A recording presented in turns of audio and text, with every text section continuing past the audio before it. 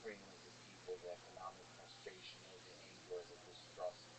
You have to model all those things. It ain't nothing, right? Sometimes, I mean, again, we could be romanticizing those things from a historical perspective, but when you look at history, when you look at the way war started, it sometimes feels like a little bit of a misunderstanding escalates, escalates, escalates, and just builds on top of itself, and all of a sudden it's all out war. It's the escalation with nobody hitting the brakes. So I mean, you're absolutely right in the sense that it's totally possible to oversimplify these things and take the theory too seriously. And some and people who study those things and write those models and people like me who use them can sometimes make that mistake. I think that's not the mistake that most people make most of the time. It's actually true. So I mean, most people we're actually really quick, whether it's the U.S. invasion of Afghanistan or Iraq, we're really quick to blame that on the humanness and the culture, and so we're really quick to say, "Oh, this was George W. Bush's either desire for revenge and vengeance, or some private agenda, or blood for oil." So we're really quick to blame it on these things, and then we tend to overlook the strategic insight to attack, which I think we're probably not. I think those things might have been true to a degree, but I don't think they were enough to ever bring those wars about. Just like I think people are very quick to sort of in this current invasion to sort of talk about Putin's grand visions of being the next capital of great, or nationalist ideals, or and mistakes and miscalculations. We're really quick to sort of say, oh, that and then kind of pause, not pause, maybe even stop there, and not see some of those strategic insights. And so I guess we have to do both. But the strategic, I guess I would say like the war is just such a big problem. It's just so costly that the strategic incentives and things that game theory has given us are like really important in understanding why there was so little room for negotiations and argument that things like a leader's mistakes start to matter, or a leader's nationalist ideals or delusions or vengeance actually matters, because those do matter, but they only matter when the capacity to find a deal is so narrow because of the circumstances. And so it's sort of like saying, like an elderly person who dies of pneumonia, right? Pneumonia killed them.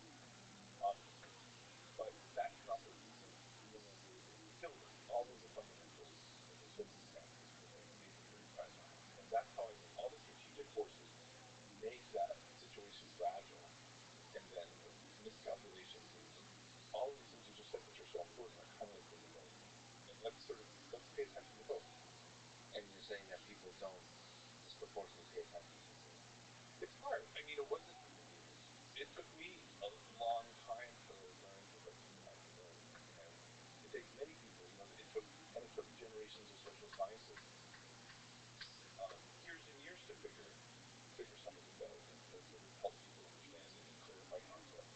So it's just not that easy. It's not hard. It was impossible to, just as I was taught a lot of stuff by writing books in graduate school and reading possible to communicate stuff, but it's still really hard. So that's kind of what I was trying to do, is like close that gap and just make it, help people recognize these things in the wild.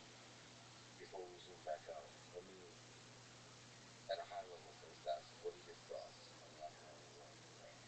How do you analyze it within your framework of that one? A Russian colleague of mine, Konstantin Zonin, tells the story about it. This is a Ukrainian professor. He was at the university, and one night he's walking down the street and talking on two cell phones at once for some reason. And a mugger stops him and demands the phones. And in sort of a deadpan way, Konstantin says, because he was Ukrainian, he decided to fight. And I think that's a little bit like what happened. Most of us in that situation would hand over our cell phones. And so in this situation, Putin's like the mother, and the Ukrainian people are being asked to hand over this thing, and they're saying, no, nothing happens over. And the fact is, people faced with a superpower, a tyrant, an autocrat, or a murderous warlord who says, hand us over the hand over. And that's why there's so many unequal imperial relationships in the world. That's what empire is. Empire is successive people saying, fine, we'll give up some degree of freedom and sovereignty because we're powerful. And the Ukrainians said, no way. This is just too precious. And so I said one of those buckets are sort of values. There's something that we value that is so valuable to us and important. Sometimes it's terrible. Sometimes it's the extermination of people. But sometimes it's something noble, like liberty or use of parapsychology. And in those circumstances, I will endure the cost. They probably, I think they knew what they were probably risking. And so to me, that's not to blame these things any more than I would blame Americans for American evolution. It's actually a very similar story. You had a tyrannical, militarily superior, um, pretty non-democratic entity come and say, you're going to have partial sovereignty. And Americans, for ideological reasons, said, no way. And that, people like Bernard Bailyn and other historians, that's like this dominant story of American evolution, is this ideological origins, this attachment to psychic liberty. And so now there's lots of other reasons, I think, why this happened. But I think, for me, it starts with Ukrainians failing to make that sensible, quote unquote, rational deal that says we should relinquish some of our sovereignty because Russia is more powerful than we are. So there's a very clinical look at the world, meaning there is a man and a country, Vladimir Putin, that makes a claim on a land, builds up troops, and invades. Yeah.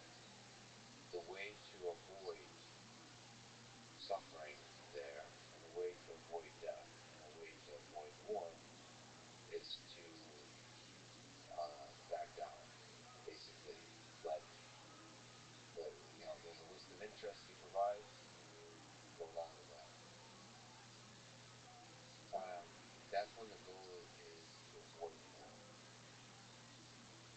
Let's do some other calculus. Let's think about Britain. So France fought Hitler, did not fight very hard.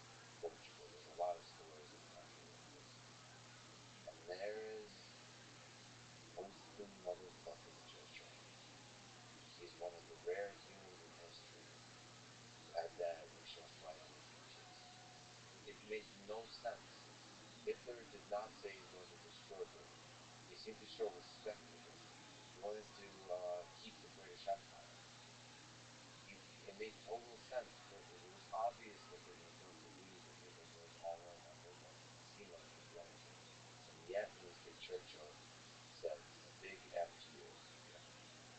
Similar thing, Zelensky and the Ukrainian people said F to you in the same kind of way. So I think we're saying the same things. I'm being more clinical about it. Well, I'm trying to understand, and we won't know this, but which path minimizes human suffering in the long run? Well, on the eve of the war, Ukraine was poorer per person terms than it was in 1990. The economy is just completely stagnated. And Russia, meanwhile, like many other parts of the region, was sort of boom. For Ukraine, certainly because of oil and gas, but also for a variety of other reasons, including consolidated political control.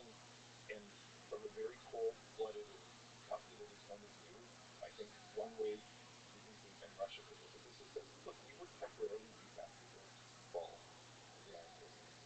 And the West basically took advantage of that, like, bravo, you pulled it off, you basically crept democracy and capitalism, all these things right up to our border. And now we have regained some footing. We've consolidated political control, we've held our people, we have a stronger economy, and we've somehow got Germany and other European nations to give up energy independence, and actually we've got an enormous amount of leverage over here. And now we want to roll back some of your success because we're powerful enough to demand it. And you've been taking advantage of the situation.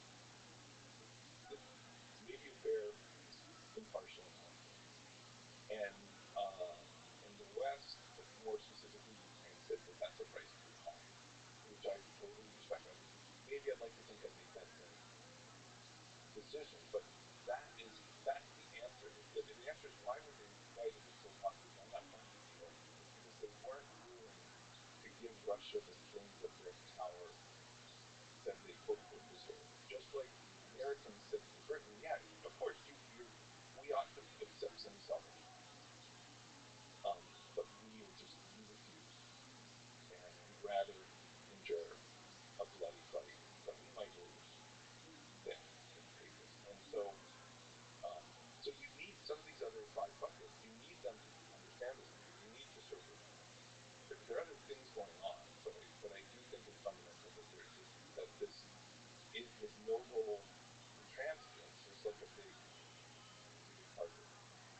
Well, let me just say a few things, if it's okay. Yeah. Because your analysis is clear and objective. My analysis is neither clear nor objective. First, I've been going through a lot. I'm a different man over the past 4 or 5 weeks than I was before. I, in general, have come to, there's anger. I've come to despise leaders in general. Because leaders wage war and the people pay the price for that war. Let me just say on this point of standing up to an invader that I am half Ukrainian, half Russian, that I'm proud of the Ukrainian people. Whatever the sacrifices, whatever the scale of pain, standing up, there's something in me that's proud. Maybe that's whatever the undead is. Maybe that blood runs in me. I love the Ukrainian people. I love the Russian people. And whatever that fight is, whatever that suffering is, the millions of refugees, whatever this war is, the dictators come to power and their power falls. I just love that spirit burns bright still. And I do, maybe I'm wrong on this, do see Ukrainian and Russian people as one people in a way that's not just cultural, geopolitical, but just given the history. I think about the same kind of fighting when Hitler, with all of his forces, chose to invade the Soviet Union, Operation Barbarossa. He went, and that Russian winter, and a lot of people, and that pisses me off. If you know your history, it's not the winter that stopped Hitler. It's the Red Army, the people that refused to back down. They fought proudly. That pride, that's something. That's the human spirit. That in war, war is hell, but it really pushes people to stand for the things they believe in. It's the William Wallace speech from Braveheart. I think about this a lot. That does not fit into the framework. No. I would disagree. I think it totally fits in, and there's nothing irrational about what we believe, especially those principles in which we hold the most dear. Right? I'm really trying to say that there's one calculus over here that says Russia's more powerful than it was 20 years ago and even 10 years ago, and Ukraine is not, and it's asking for something, and there's an incentive to give that up. That's all. There's an incentive to comply. But my understanding is many of these post-Soviet republics have appeased, right, which is what we call compromise and peace.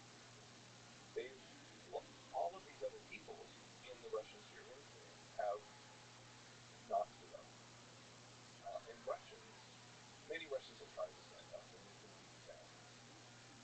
And now people have, we'll see, but people have not been standing up very much. And so lots of people are cowed, and lots of people have appeased, and lots of people hear that speech and think, I really like doing that, but don't. And so my point is that sadly we live in a world where a lot of people get stepped on by tyrants and empire and whatnot, and don't rise up. And so I think we could admire, especially when they stand up for these reasons, and I think we can admire Churchill for that reason. I think that's why we admire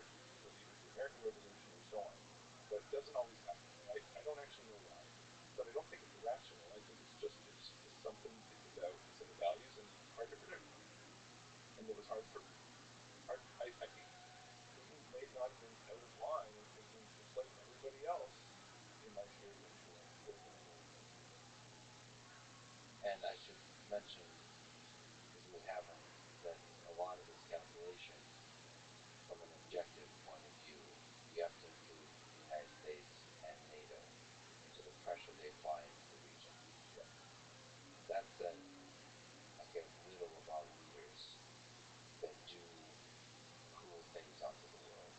They lead to a lot of suffering, but I still believe that the Russian people and the Ukrainian people are great people that stand up, and I admire people that stand up and are willing to give their life. And I think Russian people are very much that too, especially when the enemy is coming for your home over the hill. Yeah. Sometimes standing up to an authoritarian regime is difficult because you don't know. It's not a monster Yeah. that's attacking your home directly. It's kind of like the boiling of a lobster or something like that. It's slow control of the mind of the population. And our minds get controlled even in the West by the media, by the narratives. It's very difficult to wake up one day and to realize sort of what people call red pilled, to see that they're, maybe the thing I've been told all my life is not true at every level. But the thing is very difficult to do in North Korea. Very, the more authoritarian the regime, the more difficult it is to see maybe this ideal that I believed, that I was willing to die for, is actually true. It's very difficult to do for Americans, for Russians, for Ukrainians, for Chinese, for Indians, Pakistanis, for everybody. I think thinking about the Ukrainian, whether you want to call it nobility or intransigence or whatever, is key. I think the authoritarianness of Russia and who controls it all is the other thing I would really point to as what's going on here. And if you ask me like big picture, what do I think is the fundamental cause of most violence in the world? I think it's unaccountable power. I think, and in fact, for me, an unaccountable power is the source of underdevelopment. It's the source of pain and suffering. It's the source of warfare. It's basically the root source of most of our problems. And in this particular case, it's also one of our buckets in the sense that why did Russia ask these things? Well, was democracy in Ukraine a threat to an average Russian? No. Was capitalism, is NATO, is whatever, is this a threat to average Russians? No. It's a threat to the apparatus of political control and economic control that Putin and his cronies and the sort of group of people that rule, this elite in Russia, um, it was a threat to them. And so they had to ask the Ukraine to be neutral or to give up NATO or to have a puppet government or whatever they were seeking to achieve and have been trying to achieve through other means for decades, right? They've been trying to undermine these things without invasion. And they've been doing that because of what they're, and that's like one of these other logics of war. It's not just that there's something that I value so much and I'm willing to endure the cost. It's that there are people, not only does this oligarchy or whatever elite group that you want to talk about in Russia, not, first of all, they're not bearing some, they're bearing some cost of war, right? They're certainly bearing cost of sanctions. But they don't bear all the cost of war, obviously. And so there's more, they're quick users. But more importantly, like, it doesn't, I think there's a strong argument that they had a political incentive to invade, or at least to ask Ukraine this sort of impossible to give up thing, and then invade despite Ukrainian nobility and transigence because they were threatened. And so that's extremely important, I think. And so that's those two things in concert make this a very fragile situation that is, I think, why we ended up go not all the way, but a long way down this road. Now you can layer onto that these intangible incentives, these other things that are valued on Putin's side. Maybe there's a nationalist side to it. Maybe he seeks status and glory. But maybe those things are all true. And I'm sure they're true to an extent. And that'll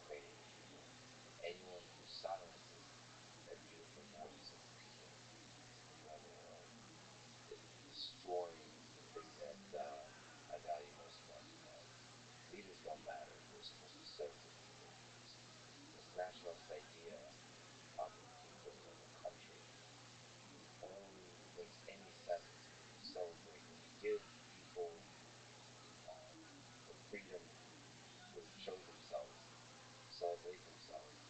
The thing I care most about is silence and the silencing of voices in the scientific community, the silencing of voices, period. Fuck any leader that silences the human spirit. Um, there's something about this. Because whenever I look at World War II, whenever I look at wars, it does seem very irrational, right? And because it seems somehow deeply human when the people stand up and fight. There's something that's if you know we talk about progress, that feels like how progress is made. The people that stand and fight. Let me read the Churchill speech. It's just I'm so proud that we humans can stand up for people when the time is right. Here's the thing. Think of what's happening in Xinjiang in China. We have appeased China. We basically said you can just do really, really, really horrible things in this region. Just you're too powerful for us to deal with you otherwise. It's not worth it. And there's nobody standing up and making a Churchill speech or a Braveheart speech about standing up for the people of Xinjiang and what's happening. In that realm of metaphor, and that's happening in a lot of places. And then when there is a willingness to stand up, people there's a lot of opposition to those. So there are a lot of reasons for the invasion of Iraq. Um, for some, it was humanitarian. Look, Saddam Hussein was one of the worst tyrants of the 20th century. He was just doing some really horrible things. He raped Kuwait. He committed attempted domestic genocide, and all sorts of repression. And it was probably a mistake to invade. Right? So it's important not just to select on the cases where he stood up, and to select on the cases where that ended up working out in the sense of victory. Right? It's important to sort of try to not judge, but just try to understand these things in the context of all the times we didn't give that speech, or when we did, and then it just went sideways. Well, that's why it's powerful when you're willing to give your life for your principles, because most of the time you get neither the principles nor the life. You die. But that's why it's powerful. We shall go on to the end. We shall fight in France. We shall fight on the seas and the oceans. We shall fight with growing confidence and growing strength in the air. We shall defend our honor, whatever the cost may be. We shall fight on the beaches. We shall fight on the landing grounds. We shall fight in the field and in the streets. We shall fight in the hills. We shall never surrender. This is before Hitler had any major loss to anybody. That was a terrifying armada coming our way. We shall never surrender. I just want to give props. I want to give my respect as a human being to Churchill, to the British people for standing up, to the Ukrainian people for standing up, and to the Russian people. These are great people that throughout history have stood up to evil. Let me ask you this, because you quote Sun Tzu in The Art of War. There's no instance of a country having benefited from prolonged warfare. This is the main thesis. Can we just linger on this? Since leaders wage war and people pay the price, when we say that there's no reason to do prolonged war, is it possible to have a reason for the leaders if they disregard the price? So like, if they have a different objective function or utility function that measures the price that's paid for war, is that one explanation of why war happens? Is the leaders just have a different calculus than others? I mean, I think this links us back to what we were talking about earlier about just war. Because in some sense, just war is saying that in spite of the fact that our enemy has done something, our opponent has refused to compromise on something that we find essential, and is demanding that we compromise in a way that's completely repugnant. And therefore, we're going to go to war despite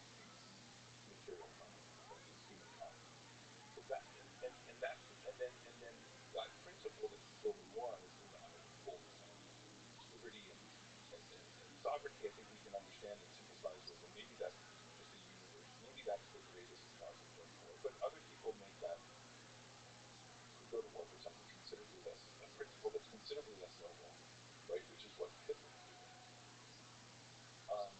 That's an explanation.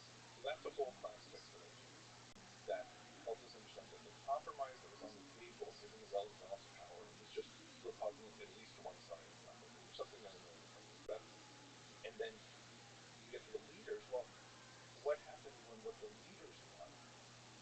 What happens when the leaders detach from the interest of their groups, which has been true for basically most of human history? There's a narrow slice of societies in the big scheme of things that have been countless of people. A lot of them exist today.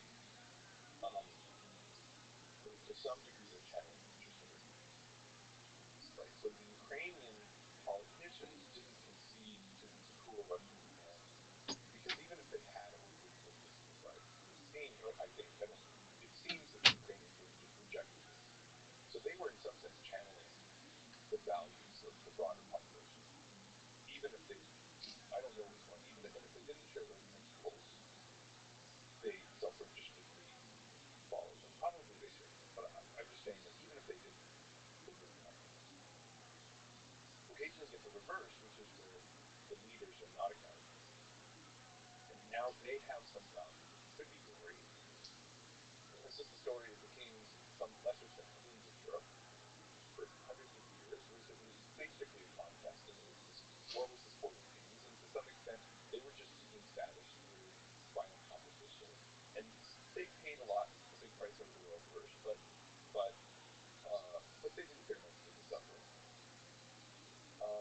And so there were two places to go to war.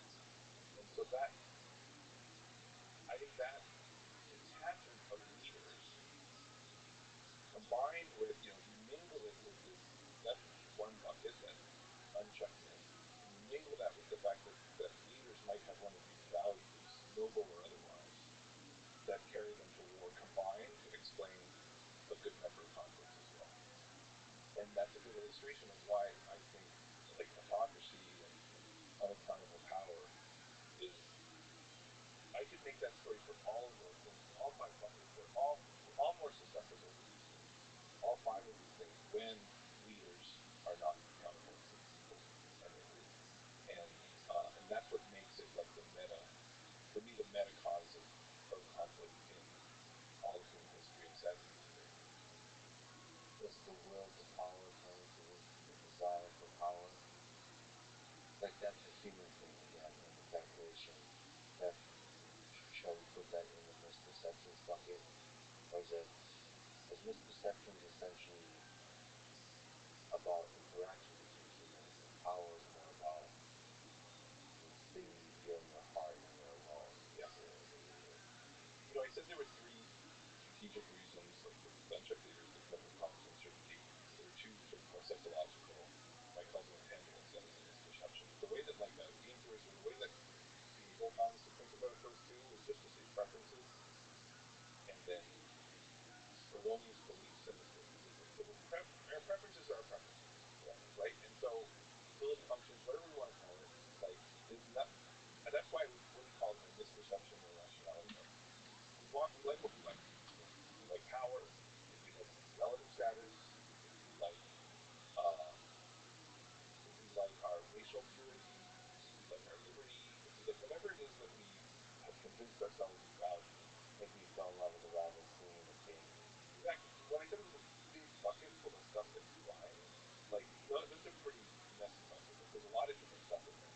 And I'm just trying to say, like, let's be clear that just with the law, the sheer logic, maybe, they're really dissimilar, but let's be clear about the sheer logic.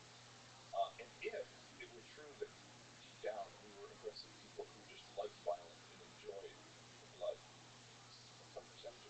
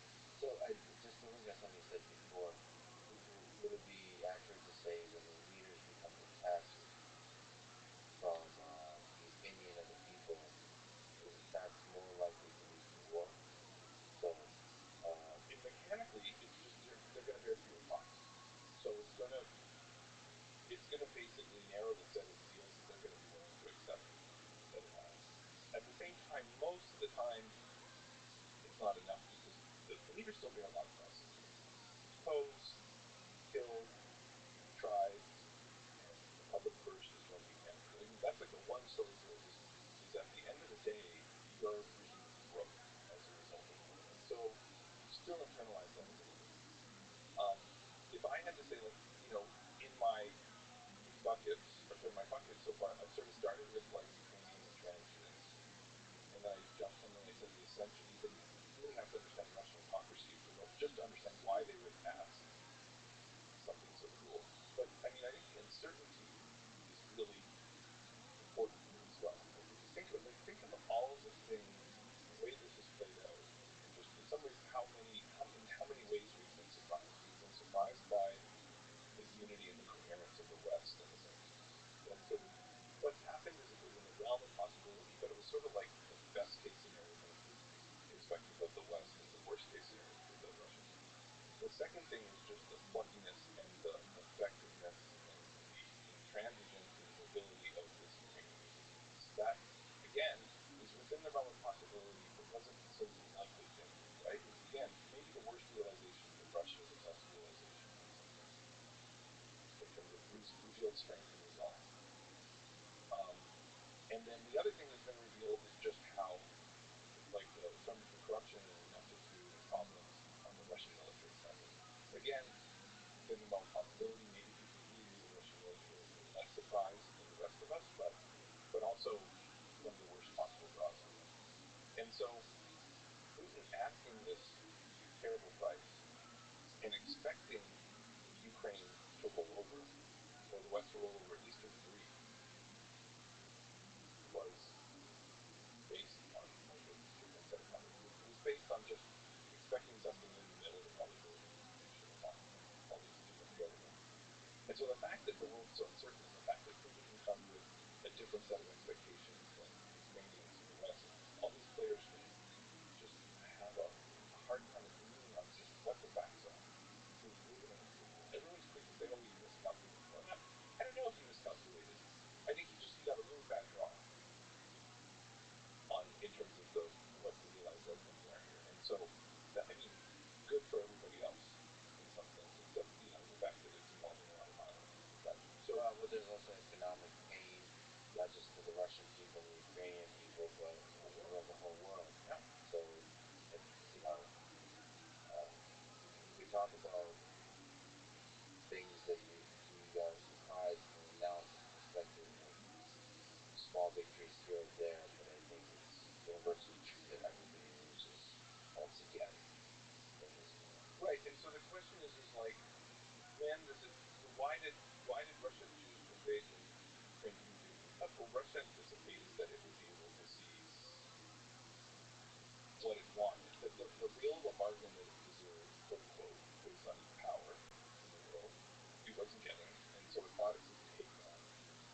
And the uncertainty around that made it potentially more likely that he would choose to do this. But in particular, one of the other things that I think probably less important in this context, but still plays a role, but less important than many wars, is the fact that it's really hard to resolve that uncertainty.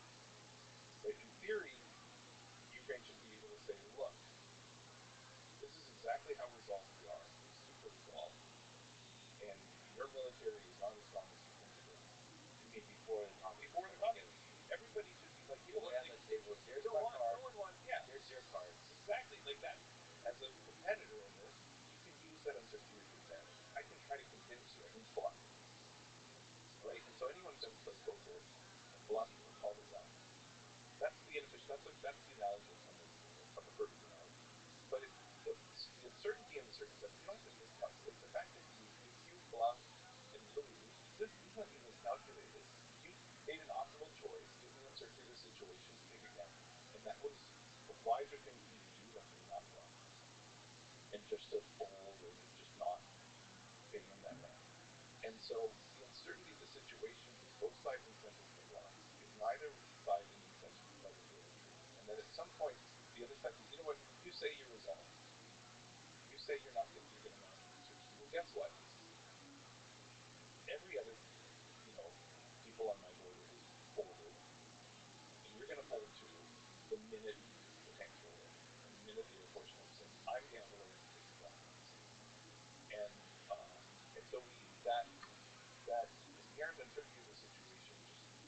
causes a lot of shortfalls actually, because it's this sort of black hole that goes on. And the thing that's worth recognizing is we might end up at a place in a few months where the thing that Ukraine concedes is not so far from what Russia demanded. Russia saw Taiwan a neutral. I mean, who knows how? It's not the ambitious thing the Russians wanted, but if we end up in a place where Ukraine is effectively neutral, never joins NATO, is not being militarily supplied by the West, and where Russia has de facto control over the East in Crimea, if not fully recognized, probably who knows if under internationally Ukrainians have sort of effectively controls. Russia will have accomplished what it asked for in the first place, and both parties had to get there through violence rather than through negotiation.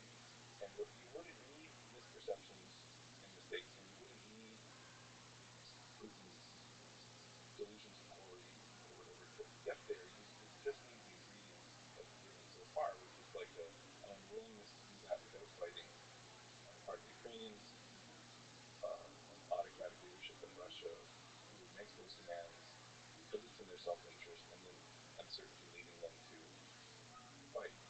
And and and that sadly is like the best case. This feels like the best case scenario right now, which is the war's just 5 months and not 5 years, given the current situation. because the suffering has already happened. They lost homes, people moving, you know, having to see their um, their home in rubble, millions of people, refugees, having to escape the country, um, and hate flourishes versus the common humanity as it does with war.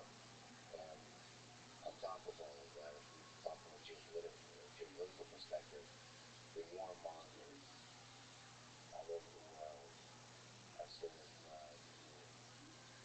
they've now got narratives, and they got whatever narratives we're shopping for the narratives. The United States has its narratives for whatever geopolitical thing it wants to do in that part of the world. Um, That's another little malevolent interaction between two of these buckets, like those unchecked leaders and those intangible incentives, those preferences, is that un- unchecked leaders spend autocrats, whatever, spend enormous amounts of time trying to manipulate the values and beliefs of their populations and groups, right? And they now sometimes they do it nobly, but that's what Winston Churchill there was trying to. It's not clear that Britons were like ready to stand up. There were a lot of Americans and a lot of Britons who were like, you know what, Hitler's not such a bad guy. His ideas not so terrible. I never liked those Jews anyways. Like many were thinking, right? We have political leaders in the U.S. who were basically not pro-Nazi, but were just not anti-Nazi. And Churchill was just trying to instill a different resolve. He was trying to create that thing. He was trying to create that value. And in the American Revolution, it was as well. The founding fathers, the leaders of the revolution, were. It's not that everybody just woke up one morning in the United States and had this ideology of liberty and freedom. Some of that was true, it was out there in the ether, but they had to manufacture and create it. In a way that I think they believed and was noble, but but there was a lot of manufacturing and creation of these values and principles that was not noble, and that is exactly what Hitler did so well. and it was something that was present throughout the world. And the more subtle thing that I feel is more generally applicable is this kind of pacifism that I think people in the United States felt like it's not my conflict. Why do I need to get involved with it? And I think Churchill was fighting that general. Uh, it's like it's the apathy of rational Morning, capitalism. Rabbi. You How you know, living, pimp? like what are we going to gain I'm by living, that? baby. Hey, you're Right? still you're not born yet. It's reasonable. Nope, I'm not born yet. What's the exact time, Ken? What? 19. 10/19. All right. Make a mental note of it. If we airmail it, shit happens when you party naked. What's good in your neck of the woods? Did you sleep well? Oh, yes, I did. It's excellent to I hear. imagine I might even more, but yeah, that was good. Absolutely. I I did that yesterday. I slept. I woke up at like 4:30 in the afternoon. Went right back to bed. Had an amazing dream, and then awoke. It's just par for the course. Yeah, it is a good time of year to sleep. Weird dog. Winter time. Word. Whenever I talk from speak with somebody from the southern hemisphere, it always fucks with me because Yeah, everything's reversed, and I'm like, just they, I have to think about like, oh wait, it's really hot there, yeah, and it's weird to me that they'd be like, yeah, December, it's hot. Like those are like December, January, February are like the hot months there. It's like, huh? yeah, That's I'm never gonna get that. That does not compute. Um, I sang a little. Australian people are all over, so it's funny. I hang out with people from the south all the time. Tons of Australian people who play for India. Right. They're interesting folks. I What were you saying? Sorry to cut you off. No, you're good. Um, I find that people from Australia are gen. I've said this before. I don't know if this is accurate, but it's just kind of accurate. Not 100%, but I refer to Canadians as basically British colonies in the northern hemisphere and Australian in the southern hemisphere, but they still have this major Yeah, connection to Britain. And even if they don't recognize it, I mean, and they can probably say the same thing about Americans, but at least we had a revolution. And yeah, um, yeah, if you ever look at the size of the British Empire, it's the largest empire ever, and it's just absolutely yeah, incredible the stranglehold on the world that it had at like around the year 1850. It's like every there's a very fascinating map I've seen. It's one of my favorite maps. Um, just one moment. Map of every country not invaded by England. There are only 22 countries that have never been invaded by Britain. Isn't that fascinating? Just 22. Like, and if just you 22 countries. 22, that's it. And if you look, uh, here's a. I don't want to see an entire video on it. I just want the map. If you look at the map here, it's it's like the whole world. It's not, but it's really, really close. I mean, like Gee, that's crazy. exactly like Mongolia, they have it. Some rand, Yeah, but like maybe Tibet no, Tibet's has it included. Tibet's, I good. mean, let's see, let's look at it. And what do you consider an invasion? But um, at least China has England ever invaded Tibet? Maybe during the Opium Wars? Yes, they did. The British military expedition of Tibet in 1903 to 1904, often referred to as the Young Husband expedition. The British invasion was largely driven by geopolitical concerns, particularly the desire to assert influence in Central Asia and counter Russian expansion in the region during the period known as the Great Game, which is just incredible. That like colonialism, expansionism, just let's just give it a name, the Great Game. British authorities were concerned that Russia might try to extend its influence over Tibet, which would potentially threaten British control over India.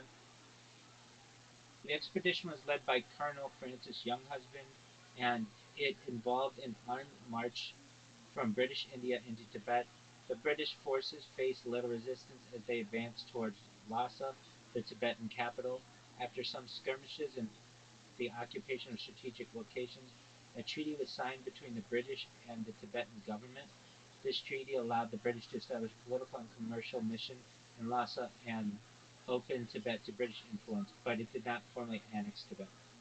The British presence in Tibet ended after the 1904 mission, but the episode left a lasting impact on the relationship between Britain, Tibet, and China. Tibet at the time was a region under Chinese suzerainty, but the British presence further complicated the situation. The invasion was not an outright annexation, but it did mark a significant moment in the history of British involvement in the region. Later, during the 1950s, China formally asserted control over Tibet, leading to ongoing tensions and disputes over Tibet's political status. So yeah, they have definitely invaded. Um, let's see. Let me just go to ChatGPT to make it easy. Like even countries that I didn't even think they would have, like Mexico. I never really thought when did yo dog when did England invade Mexico? It's known as the Pastry War, also known as the War of the French Pastry. In 1838, it wasn't a full-blown military invasion, but rather a conflict between Mexico and France, with British indirectly involved. Here's a story: a French pastry chef in Mexico had his shop looted during a riot, and the French government demanded compensation from Mexico. When Mexico refused, France blockaded Mexican ports and eventually declared war. Britain, though not directly involved, sided with with France because of trade interests, but they did not push for a peaceful resolution. In the end, the war lasted about a year and ended with Mexico agreeing to pay the claims, mostly to avoid further destruction. So while the French were the main players, Britain's involvement made the conflict a bit more international. Yo, dog, can you please list the 22 countries that England has not invaded? All right. Like, and they even include like some random ass places like Vatican City. Okay, fine. Andorra. Oh, so these are the. Yeah, I know. So they haven't invaded Andorra, Antigua and Barbuda, Armenia, Bhutan, Bolivia, Brazil, which kind of surprises me because Brazil's so large, but I guess because, well, actually, though, very interestingly, Andorra surprises me because it's right next door to them. right. Um, what's very interesting is that the oldest peace treaty or alliance in the world is between Portugal and Britain, and that's why because of the Portuguese influence over Britain, it probably has not. They basically like, hey, that's Portugal stuff. Um, Yeah. Costa Rica, they have not invaded Denmark, Ethiopia, Finland, Iceland, which is another interesting one, Japan, Liechtenstein, Luxembourg, Malta, Monaco. I mean, they're counting really small countries. North Korea, San Marino, Saudi Arabia, Seychelles, Switzerland, and Vatican City. There are 22. Everything else they have invaded at some point, and that is just Mentioning Ethiopia, I don't mean to change the subject, but it makes me wonder if the rumors of their being the Ark of the Covenant at that church, if that may have had something to do with it. Because,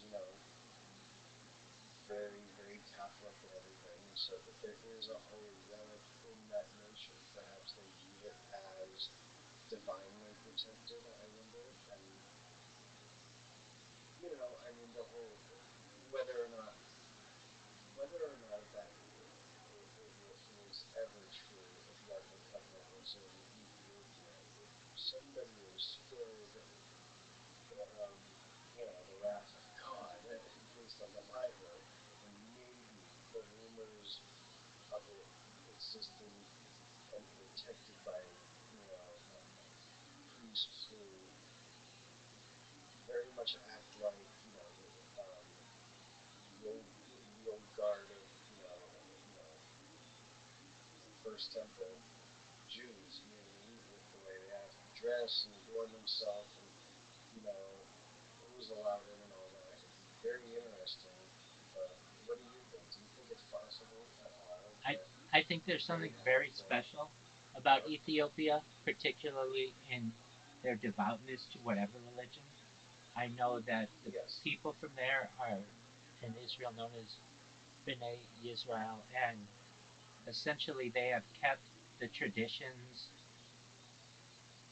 consistent since the time of the Second Temple, and yeah, it it fascinated and surprised scholars how accurate they kept Torah, and essentially their scrolls were as accurate as they had them in Israel, and it was there was some racism and the thought that hey, we don't want black people here, basically.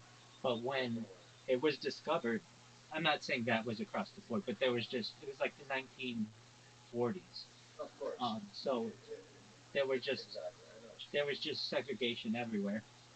But when it was discovered how accurate the Torah scrolls were and how accurate they were in their their devoutness, particularly I know that the Torah scrolls were like word for word exactly the same. Uh, many of the accoutrements, many of like their talito, their the ceremonial um, cloths that are worn, um, were all in line with how Ashkenazi or Sephardic Jews or Mizrahi Jews lived, and thus then there was um, a major push around the 1970s um, for essentially to make Aliyah for those people, for them to come back to Israel. And then there's just been um, assimilation within Jewish society. So people of all colors are able to daven or pray together without any type of segregation, which is not the same in many other with many other peoples and also many other religions.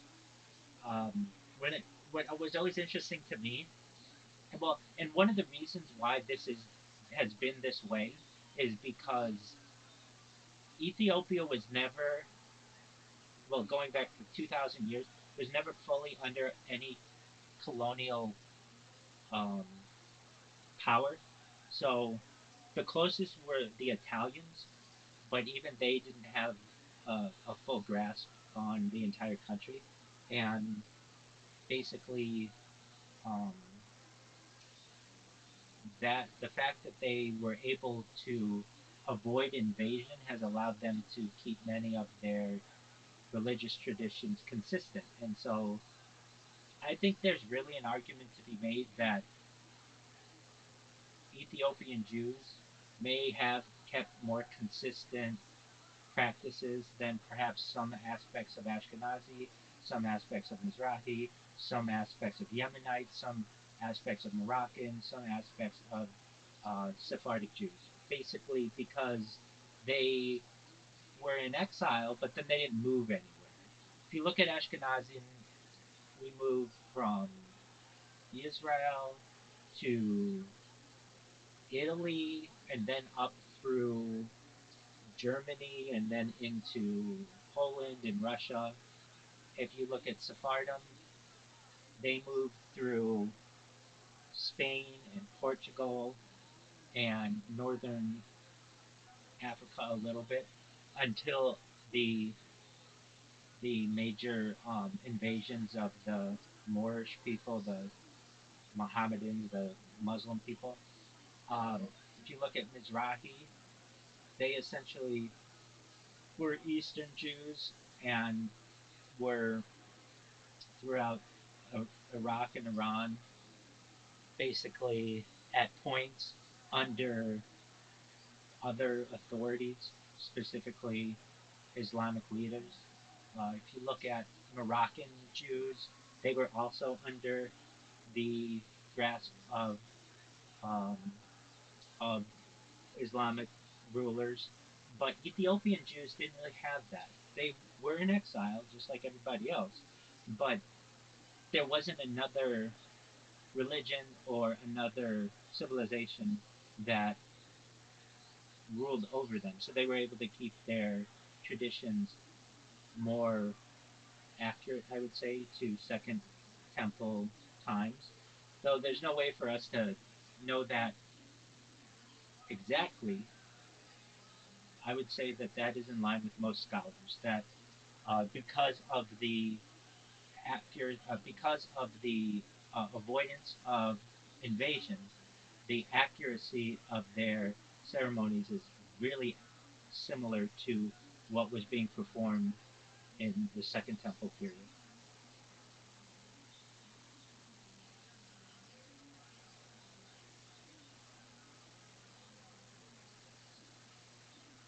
Now, when it comes to the Ark of the Covenant and that, I don't know. I don't know. But Yeah. at least I know that their religious ceremonies were very similar to what was being practiced in the Ashkenazic and Sephardic world, and including like circumcision, including a bar mitzvah, including um, the calling up to the Torah scroll, all of those things. It was almost as if there's a story I've heard of like the archaeologists or the explorers who were in that land were just absolutely shocked that it was essentially perfect Hebrew being spoken and read, and the Torah scrolls. I mean, they were like so accurate that not a single letter was incorrect. Now, could there have been? Yeah, but I mean, it was like down to the letter. It was so accurate, and at that point, it was like, well, we have to let these guys in. They're as accurate as anybody else.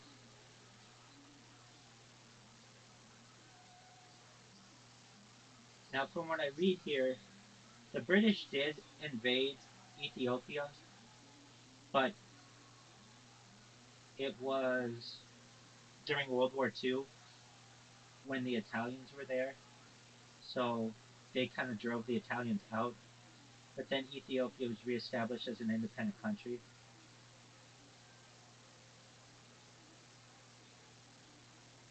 Ethiopia is very fascinating, though. It's almost like they were protected.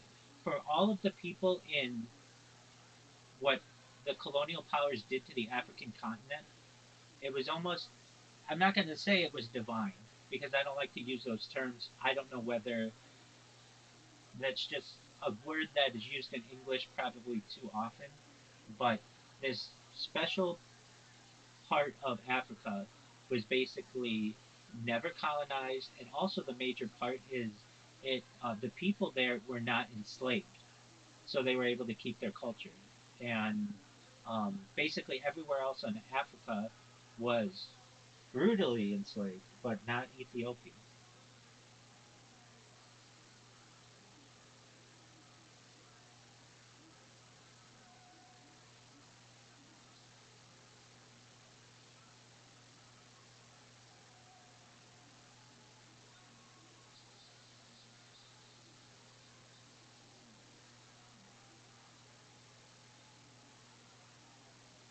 All right. I'm gonna go get my morning started really quick. I'll be back in just a little bit. You do you, Victor. Hmm. All right, brother. I'll be back in just a moment. You do what you need to do. All Saying right. it's going to stop for bombing, Happy New but Year. you're Thank still you, going man. to Absolutely, not yet, my maintain man. your We got sovereignty and 10:19. create new positions for me. Like why are we fighting again? And that's the thing that's hard to break because you have to say, well, um, you have to speak the principle, you have to speak at some greater sort of long-term vision of history. So it's to feel like, yes, now it may seem you're actually Hey, sort of look who it is, channeling Aframasha. your repetition. How are you, girl?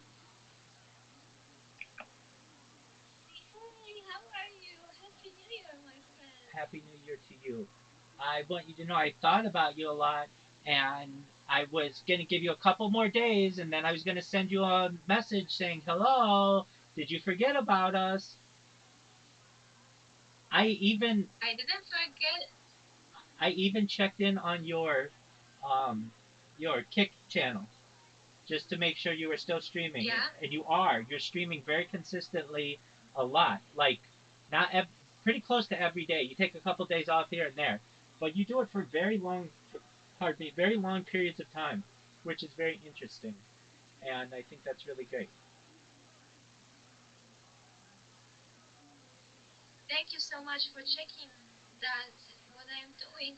I was checking too, but when I was coming on the Discord, you were sleeping, Absolutely. and I wanted to meet you in New Year to wish you the best Thank you. and the Yes, success. yes, I've been sleeping a lot, probably the same amount as usual, but my hours are reversed. I have friends in Australia, and we play games like Yes. all night, and so it's night here and it's day there, and then I'm up all night, and then I'm very very tired, and then I fall asleep. So, um, yeah, I'm trying to get my hours perhaps back to normal, but I really like to play with these guys. So, and we have a good time together, and we're up very very late. But yeah, I appreciate you checking in on me, and I want to know, how has your experience on Kick been? How experience? I got a lot of viewers, followers, and it much growing up really very fast. It growing up. I am streaming not a month, and I have so much followers and viewers. I think uh, I need 10 followers to get the cooperation with Kik. Okay, so it looks like you have 75 followers now, which is what I think you needed.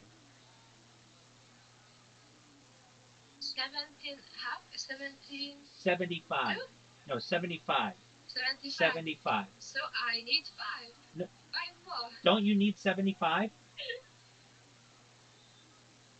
I need 18 to take a cooperation with Oh, the platform. okay. I'll get you 80 in 20 minutes. I'll get you that. I have lots of accounts, so I'll just follow you. Don't worry. Just one moment. I might get you one right now. Hold on.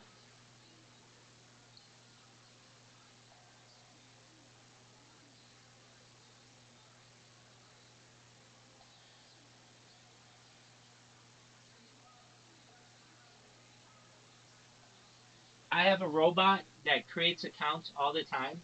So I'll keep an eye on it, and I'll get you 76, 77, 78, 79, and then 80. Um, okay. Let me. I Thank you. absolutely, don't worry. You'll have it. You'll have it within an hour. I'll say maybe less. Um, okay. One thing about Kick, and if you don't understand what I'm saying, I think you do. I know you do for most of it, but some of this might be technical. I'll try to make it not technical though. Basically, many people on Kick, especially at the very top, the people who are have like 1,000 viewers and 800 viewers, those are all paid for. Those are all bought. They're all robots. They're not real. So you should know that, like, Yeah, I thought.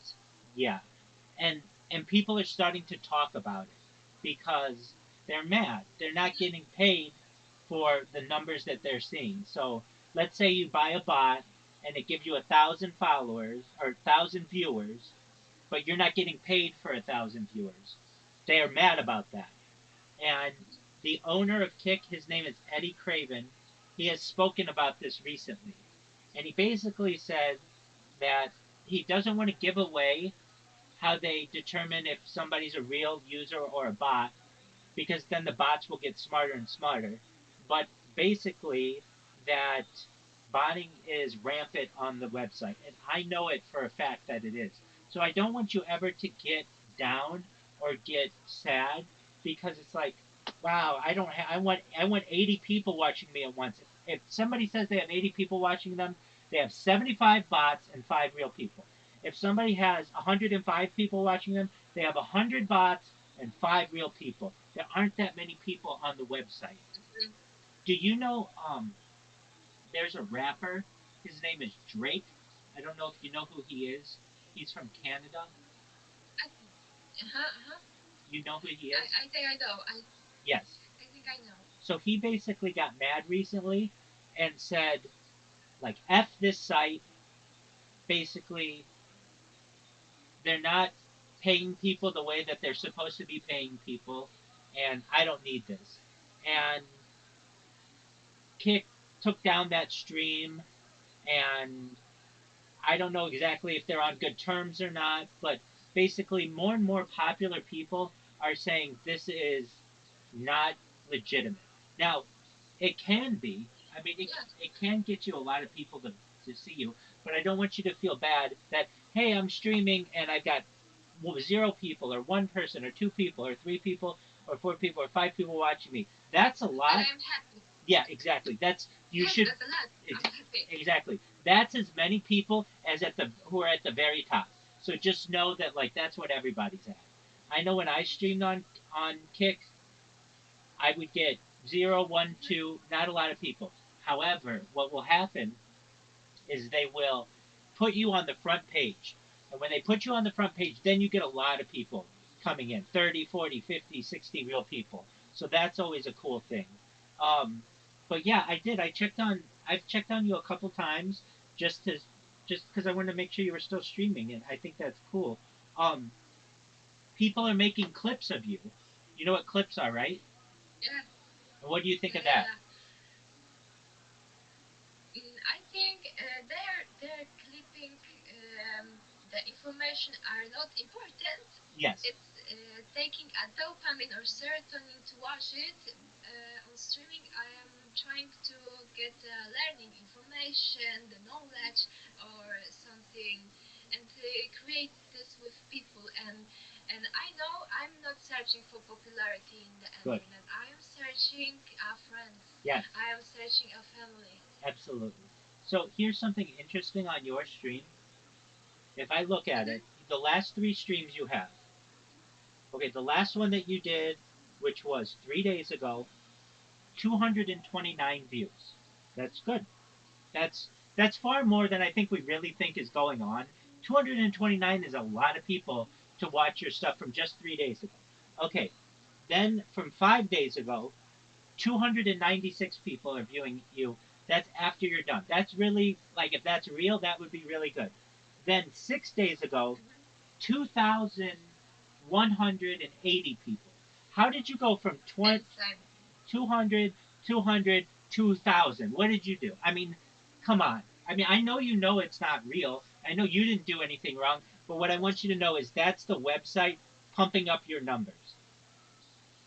Somebody is botting my streams and clips. I had 32,000 watchers on a clip, one clip, and that's I think that's a bot. That's a bot. Wow, I could see that. I'll tell you, I have a clip Hmm. bot. I have a bot that just clips people, and while it doesn't give free views, it clips a lot. And the reason why I clip is I make a clip and then I name the clip my Discord so that people come in here. It's free advertising for me. Hmm. But I can tell you, if I know how to do it, there are much more advanced, many more advanced people out there who are able to figure this out as well. And it seems to be what's happening to you, where either someone outside of Kick or someone within Kick is elevating your numbers. Because if you had 2,000 people watch your stream, you would have seen 200, 300, 400, 500 people in your stream at once, and you never did. And it's not like you did something so amazing that gave you 2,000 people after the fact. It's just, it doesn't, the numbers don't compute. And people are starting Yeah, to yeah, see yeah. that, and they're starting, I would say, to get frustrated by it. Just one moment. Rabbi, I must go to my friend. My friends comes to me to celebrate New Year. Can we talk tomorrow, please, about Absolutely. it? And Absolutely. In the meantime, I'm going to get you to okay. 80. Okay, I'm going to get you one right now. So just one moment and you're going to get one. And how about this? I will send you a message. I will send you a message on Discord when I get you to 80. Is that okay?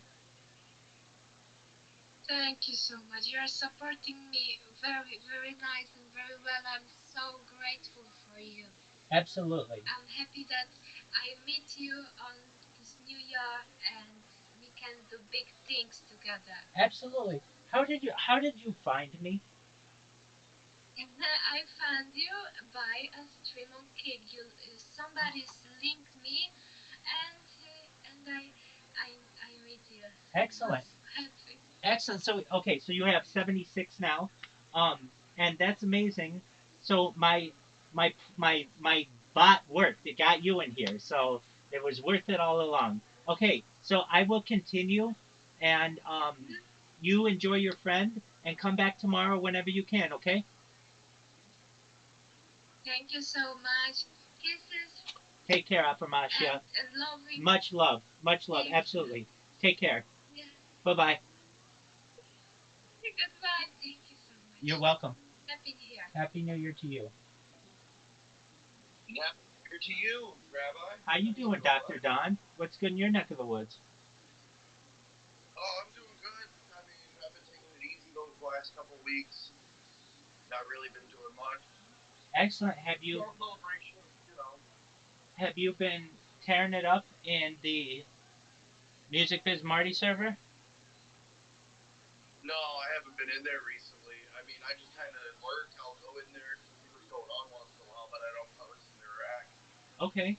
Well, I've been live streaming in there. I don't know if you ever see me in there, but I have been in there live.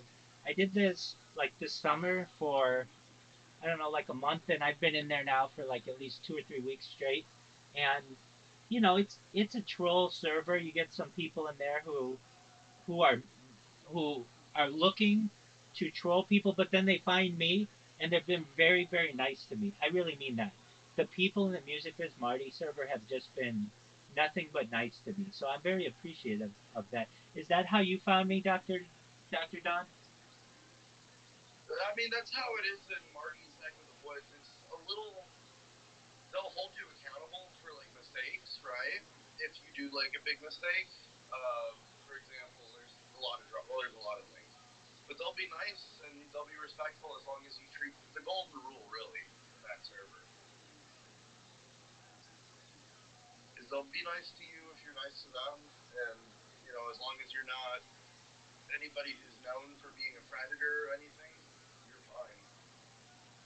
That's what I think too.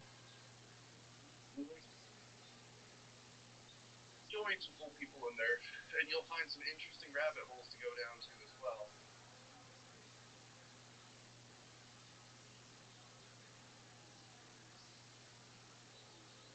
It can just get it gets a little chaotic in there sometimes, especially when there's like when you got like a whole bunch of people in a group chat ragging on like one dude. Then it's a little.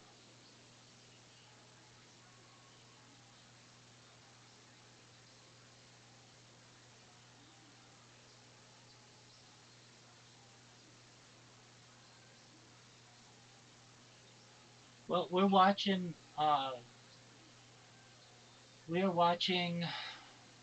Lex Friedman, so feel free to watch Mm-hmm. and enjoy. And if you need anything, I'm here for you. Oh yeah, no problem, man. I'm sorry, I'm just kind of zoning out a bit, focusing on some other shit. I just wanted to drop in and tell you Happy New Year's, man. Thank you, man. Happy New Year to you, my friend. All right, and take care. All right. Take care, my friend. Peace. All right. Peace.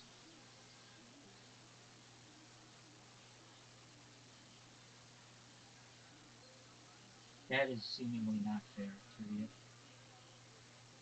The person who reviews appeals should not be the same person who banned me, period.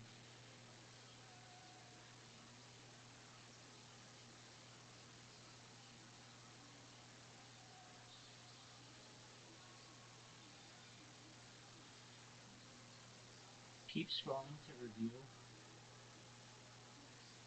my sections on orthodoxy.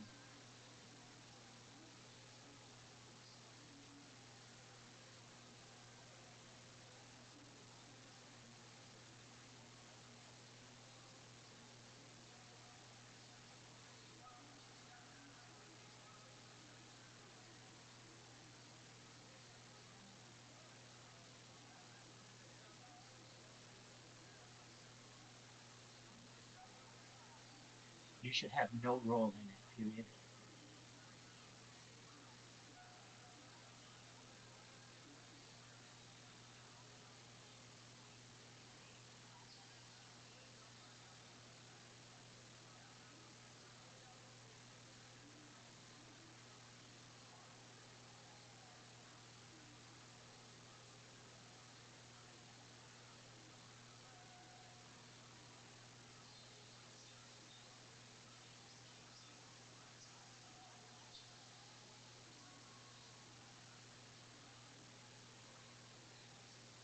Whether you want to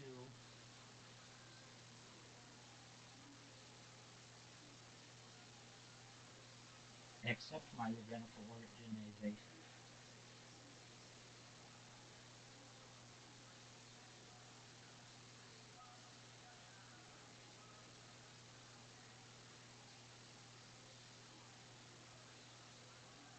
that is up to you, period. I do not have to justify myself to anyone but my community, period.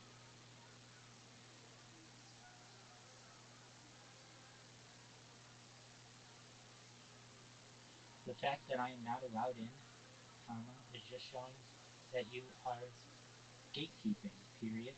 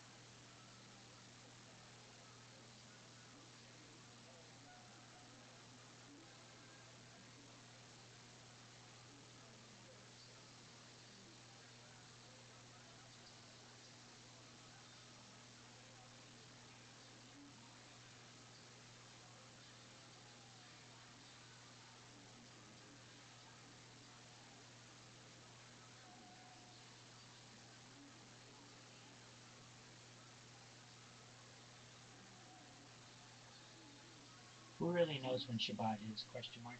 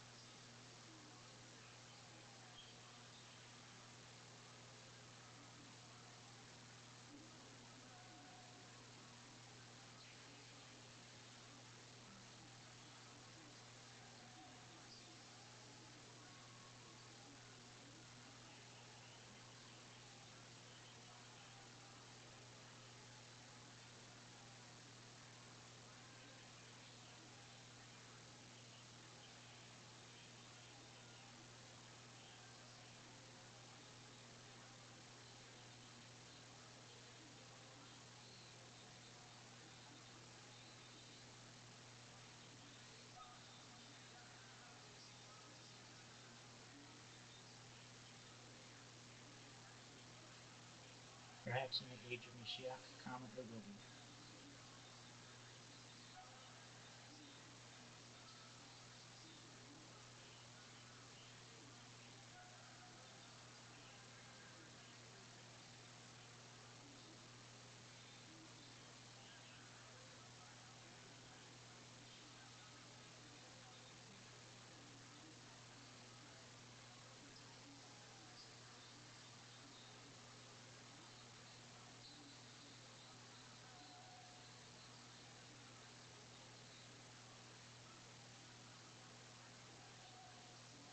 This is the absolute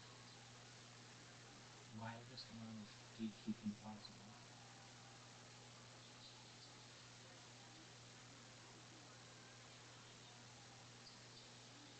I'm getting tag team.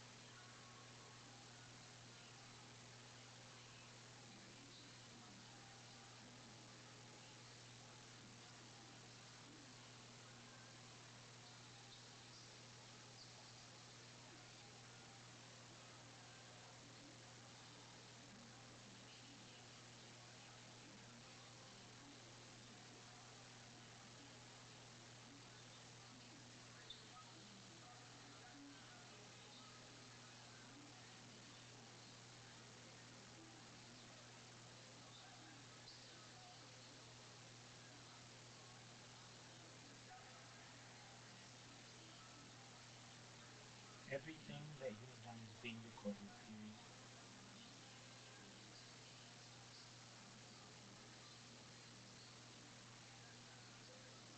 All I wanted to do is make new friends, comma, and apparently I'm not allowed to do that because of its gatekeeping guardians, period.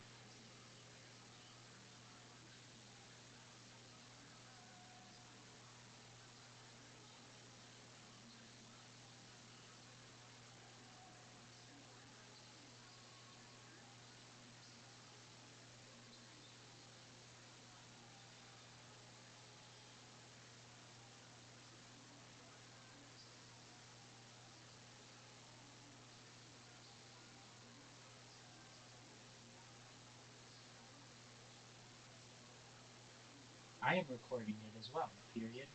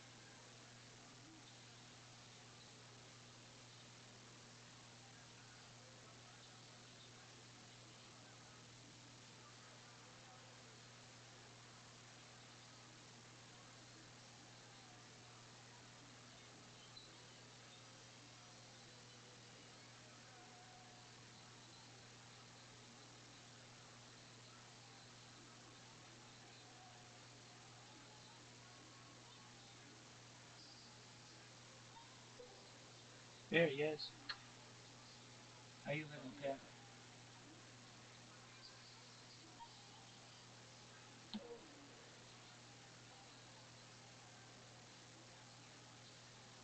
Afirmatia was in here. She's been streaming. Oh, really? Yeah, she said that she's been in here, but I've been asleep, which I completely understand. She has. She's. She knows what's up with Kick. I was explaining to her like, hey, don't let Kick get you down if it's showing that you have um, like not really great numbers, because you need to know that they use like inflated numbers there, that there are bots that are essentially helping other people. She's like, that's what I figured. I'm just there to make friends. And it's really Yeah. interesting that she's like we were going through her numbers, and like 5 days ago she had 200 people watch her stream. 6 days ago, Wow. 200 people watch her stream. 7 days ago, 2,000 people watch her stream, and it's she's just like, Nice. yeah, but those are fake numbers. It's basically what Kick is just doing so that people think, oh, well, I'm getting a lot of traction on this, and they're not really at all. I mean, there are platforms Yeah. that I use. One of them is UChat, and another one is um, what is another one? Um, like Trovo. They just whenever you start, you automatically start with 50 people watching you. And another one, Vigo, Bigo, is another one. Some people call it Bigo. Um, you just automatically start with like 50 people watching you, but absolutely nobody says anything. Well, actually, Okay. do you know what Bigo is? No. Okay, so Bigo is like it's a really nice platform that has it's like TikTok, but it's a lot easier to get into group chats, group calls on video. They basically can allow you to have 16 people at a time, and you can click on there and basically um, have your choice of um, where you who you want to talk with and everything.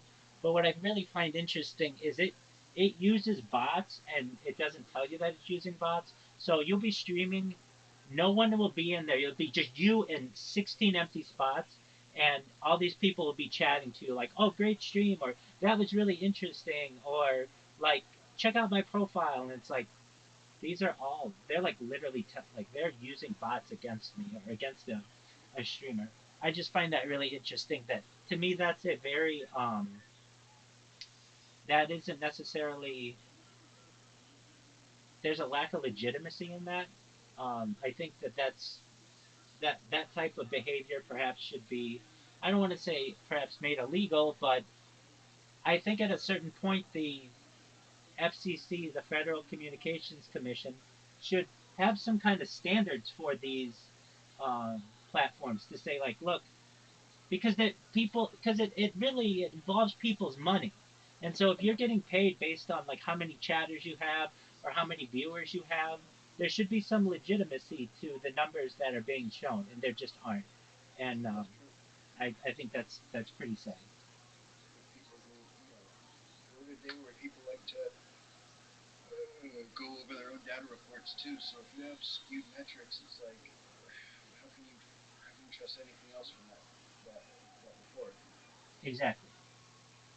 And to hear Eddie Craven say we don't pay based on bots, yet you show people as having inflated numbers because of robots is somewhat disingenuous to me.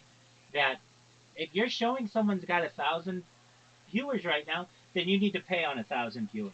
You can't say, well, we can see on the back end of what's really going on. Well, then show everybody else on the back end what's going on. And he says the reason that they don't do that is because they don't want people to know the strategies that they use to detect bots. But in my opinion, that strategy is uh, skewed because you should show what the real numbers are. And if people want to have real people watch their stream, which is basically what you say you have the ability to be able to see, then let them. If somebody wants to, look, I did this on YouTube for a month. I paid 5 Indian people to watch my stream at all times, and it's possible. If you pay people the money, they'll do it. And to me, that's at least a legitimate viewer, as opposed, and they would interact and we would talk and stuff. There's at least some legitimacy to that, as opposed to just, well, I know a guy who has a server and they can inflate numbers in any way possible. Yeah. Anyway, those are my thoughts on everything. Yeah. No, I agree. I think they're gonna have to figure out something. Let me straighten up a second. You're good.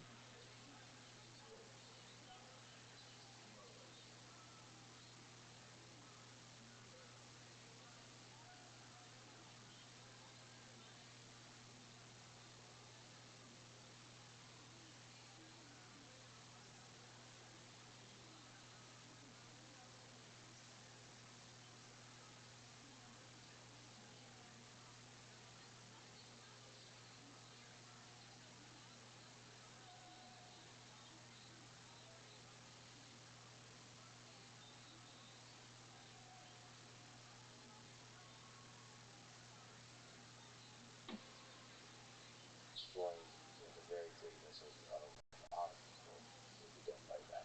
And to think of it this way, like the current case with Russia, I mean, some people look at Putin's speeches and papers he's written on Ukraine historically being a part of Russia and trying to deny the basically create all these national narratives that we think, well, Putin really believes, and he might, Putin really believes it, and that's why he's invading. And that might also be true, and that would contribute to just make a useless argument harder to find. But I suspect that the minimum true is Putin's trying to manufacture support for an invasion in the population through propaganda. And and so he's doing on some level the same thing that Winston Churchill was doing in mechanical terms, which is to try to manipulate people's preferences, and but doing it in a sinister, malevolent, evil, self-serving way because it's really in his interest. Whereas this was anything but, right? Under Churchill's example. The dark human thing is like there's moments in World War II where Hitler's propaganda he began to believe his own propaganda. It's like I think he probably always believed. I think he was a sincere believer. well no there's a lot of places in where there was uncertainty Yeah. and they decided to do propaganda and that propaganda resolved the uncertainty in his own mind. Like, so for example, he believed until very late that America, the Negroes, militarily as an economic power was the spirit of the people. And like that was part of the propaganda that he used. And because of that propaganda, when he became the head of the army, he was making military actions. He like nonchalantly started war with America, with the United States. Yeah.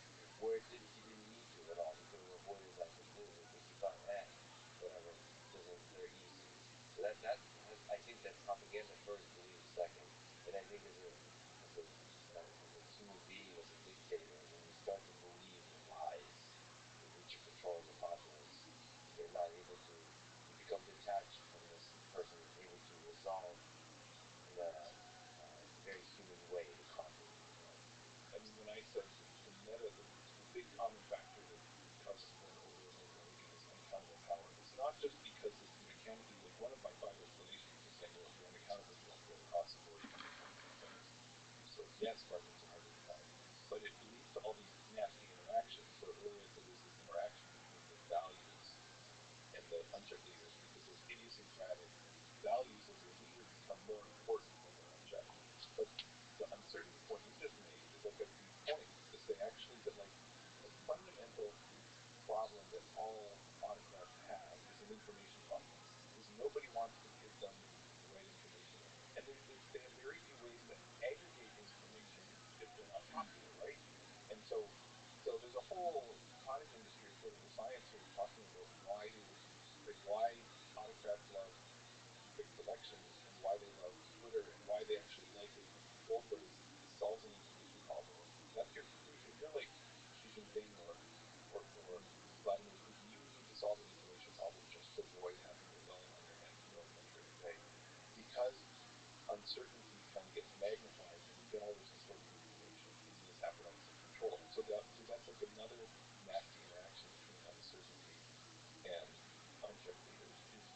up in a situation where you're getting that information. And it's not that you don't believe your own lies. It's just that you sort of believe, you're sort of averaging what you believe over the available information, and you don't realize that it's such a distorted and biased information. But one of the other things about this time that always surprised me in the fog of uncertainty, how sort of seemingly likely nuclear war became. Not likely, but how it Less unlikely than nuclear. exactly, that's a better way to say it. It started to take a random stroll away from 0% probability into this kind of land of maybe, it's hard to know, but oh wow, we're actually normally talking about this. This is part of the calculus, part of the outcome. But before we talk about nuclear war, because I want to use it, can you still be back with me? Sure, I'm with you. Back to nuclear war. What do you think about this? That people were nonchalant and speak about nuclear war as if it doesn't lead to potential annihilation of human species. Um, what are the chances that our world is heading to nuclear war? Within your framework, you wear many hats. Yeah. One is sort of analyst, right? And then one is a human. What do you think are the chances we could see nuclear war in this century? Well, you know, the doomsday, the official doomsday clock for nuclear warfare sits in the lobby of my building. The Bulletin of Atomic Scientists sort of shows it. So it's always there at the beginning. Can you describe what the doomsday clock is? The Bulletin of Atomic Scientists, it's something that a group of physicists sort of set to sort of mark just how close we are to nuclear catastrophe in the trouble decades ago. And it's a clock, and it's sort of how close are we to midnight. And midnight is nuclear Armageddon and total destruction of humanity. And it's been sitting. I mean, it's actually, it hasn't moved as close to, it hasn't moved as close to midnight in the last few weeks as it probably should have, only because it was already so close. It's actually made room for being, for a bunch of other reasons. I think there's all political things. I mean, it's really hard. It's really easy to move it closer. The spreading darkness. And it's really hard if you're the person in charge of that clock to move it away. That was very controversial. So it always sits there, but it forces you to think about it a little bit every day. Um, and I admit I was nonchalant about it cohesively in a way that many other people were. I still think the risk is very low, but um, kind of for the reasons we've talked about, just so unimaginably costly that nobody wants to go there. So it's like the extreme version of my whole argument of why we most of the time don't fight is because it's just so damn costly. And so that's the incentive not to use it. And if they do use it, that's the incentive to use it in a very restrained way. Um, but that's not a lot of. But because we do go to war and there's all these things that interfere with it, including miscalculation and all these variables, and several of the nuclear powers are not accountable leaders. I think we have to be very, many of us very recently. As you pointed out earlier, like the whole reason we're in this mess is because only people who have this private interest in like having Ukraine give up its freedom is this Russian cabal and elite that gets their power and is preserved only and is threatened by Ukrainian democracy. How far would they go to hang on to power? When push came to shove, is I think the thing that worries me the most. It plainly what worries most people in this country. Like at what point is that unchecked leadership decide that this is worth it? Especially if they can emerge from the rubble still on top. I don't know. So, and I don't know that any of us are willing to talk through all of our calculus at this point. Very recently, around the anniversary of January 6th, there were a lot of questions about, oh, is the United States going to have a nuclear nuclear war? On the one hand, I think it's almost unimaginable. Sort of like in the same way I think there could be nuclear war without almost unimaginable. But I remember something that when both of the questions got asked, I remember something I was in the audience listening to the great economist speak about the 20 years ago that the risk of an Argentine-style financial meltdown was likely great. They put total financial failure, and they said, you know what, this risk is vanishingly small, but that's terrifying because for reasons A, the answer is zero. And so the fact that it's not zero should deeply, deeply scare us all, and we should devote a lot of energy to making it zero again. And that's how I deal with the risk of a civil war in the U.S., and that's how I deal with the risk of nuclear war. Is higher than it used to be, and that should terrify us all. To me, what terrifies me is that all this kind of stuff seems to happen like overnight, like super quick, and it escalates super quick when it happens. It's not like I don't know. I don't know what I imagine. It would just happen. Like if a nuclear war happened, it would be something like a plane, like in this case with Ukraine, a NATO plane shut down over some piece of land by the Russian forces, or so the narrative would go. But it doesn't even matter whether it's true or not, and then it just sparks the first uh, moment of escalation, and then it just goes from there. So, well, I think that happens sometimes. I mean, again, it's this thing that what the social scientists call selection on independent variable. Like, there's all these times when that didn't happen, and then it stopped when it escalated one step, and then there was a pause, or it escalated two steps, and people said, whoa, whoa, whoa, whoa, whoa. Um, and so we remember the times when it went boom, boom, boom, boom, boom, boom, boom, and then the really terrible things happened. But that, fortunately, that's not. I start off the book with an example of a gang war that didn't happen in Medellin, Colombia, which is that's why my day job is actually studying conflict and gangs and violence of these other kinds, which also very sinister. And most of the time they don't quite that escalation doesn't happen. So the escalation does happen quickly sometimes, except when it doesn't, which is what do you terrible. remember the ones when it's like? It's really important to think about all that. Like, I remember talking to, I think Elon Musk on the topic. I was sort of like talking about the horrors of war and so on, and then he said, well, like most of human history, because I think I said like most of human history is like been defined by these horrible wars. He's like, no, most of human history is just peaceful, like like war. Yeah, We kind of remember the wars, but most of human history is is life. And wars yeah. don't Most of happen. the competition between nations was like I would say bloodthirsty without drinking that blood, in the sense that it was intense, it was loathsome, and so a lot of the rivalry and a lot of the competition, which is also problematic in its own ways, is nonviolent.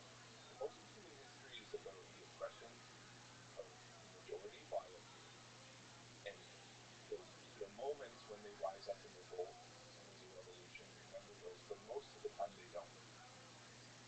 And the story of political change and transformation and freedom is there's a few revolutions that are violent, but most of it is actually revolutions without that kind of violence. So most of it is just the peaceful concession of power by elites to a wider and wider group of people in response to their increased economic bargaining powers and threats that are going to march.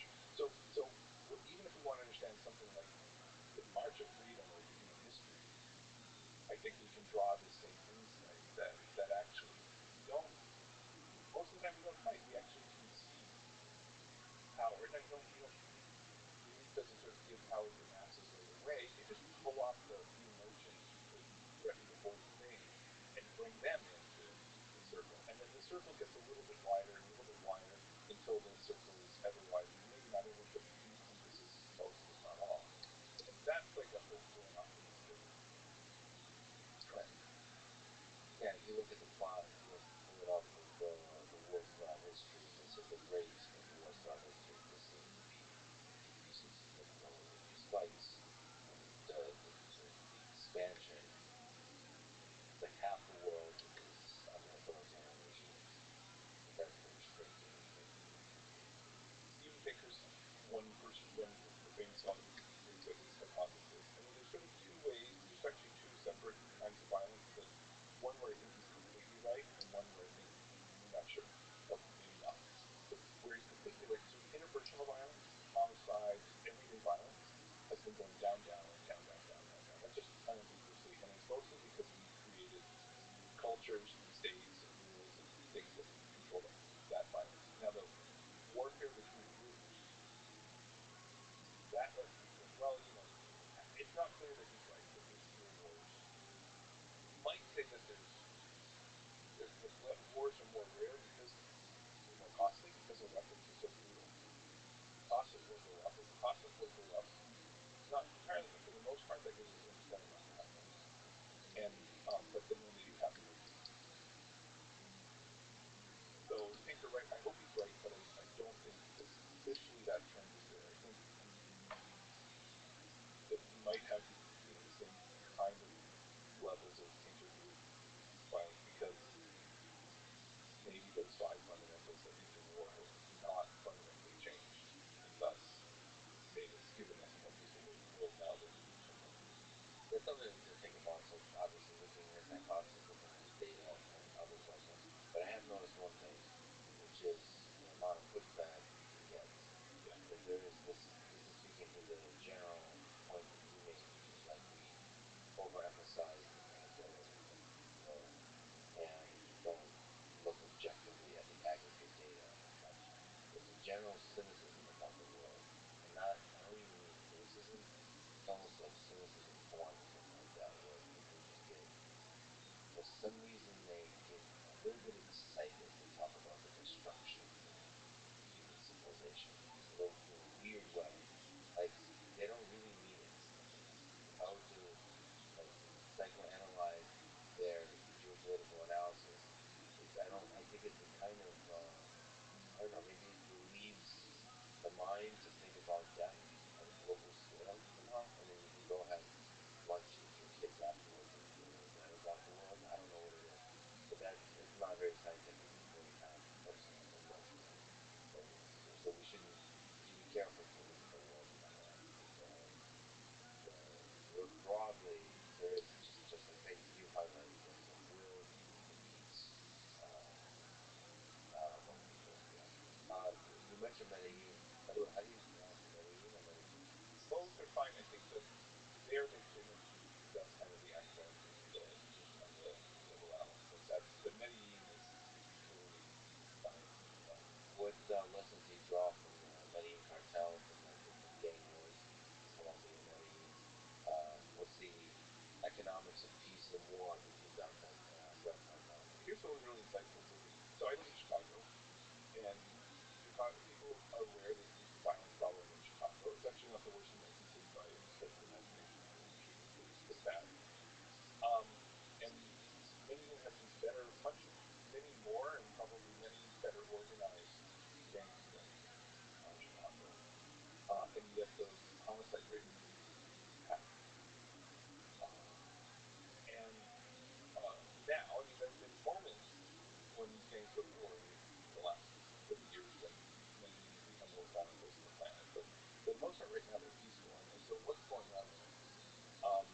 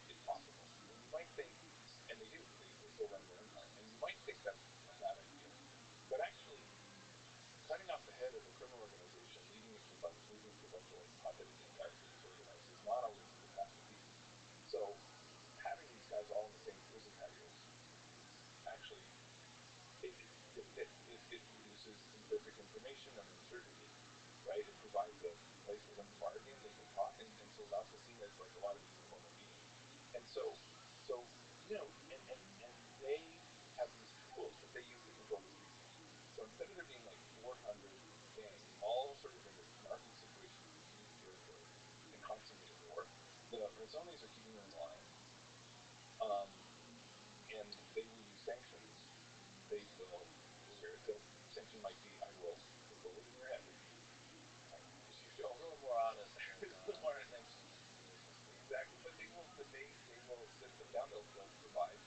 They'll help them negotiate. They will provide commitment. I said there would be things called commitment problems where like I'm saying I have some intention to like exterminate you, but that's going to be costly for everybody. So what's the solution? Well, I'm going to provide commitment. I'm going to like enforce this one. And yeah, you don't like this one enough because you could take advantage of your situation and wage war, but I'm going to give you a counter incentive. And and and so they keep the peace. And so and it's a little bit so they're a little bit like the UN Security Council and peacekeeping forces and sanctions regimes, but the same kinds of tools, the same parallels, and they're imperfect. They don't exactly parallel, and they're unequal, right? Because it's not like they're pursuing the same interests in like diplomatic blah blah blah. Um, but it kind of works until it doesn't. And 10 years ago, in the 1990s, there were wars, and it just breaks down. And it kind of gave me this perspective on the international institutions and all the tools we've built. That we do the same things, right? Sanctions are designed to uh, make unchecked leaders face the consequences.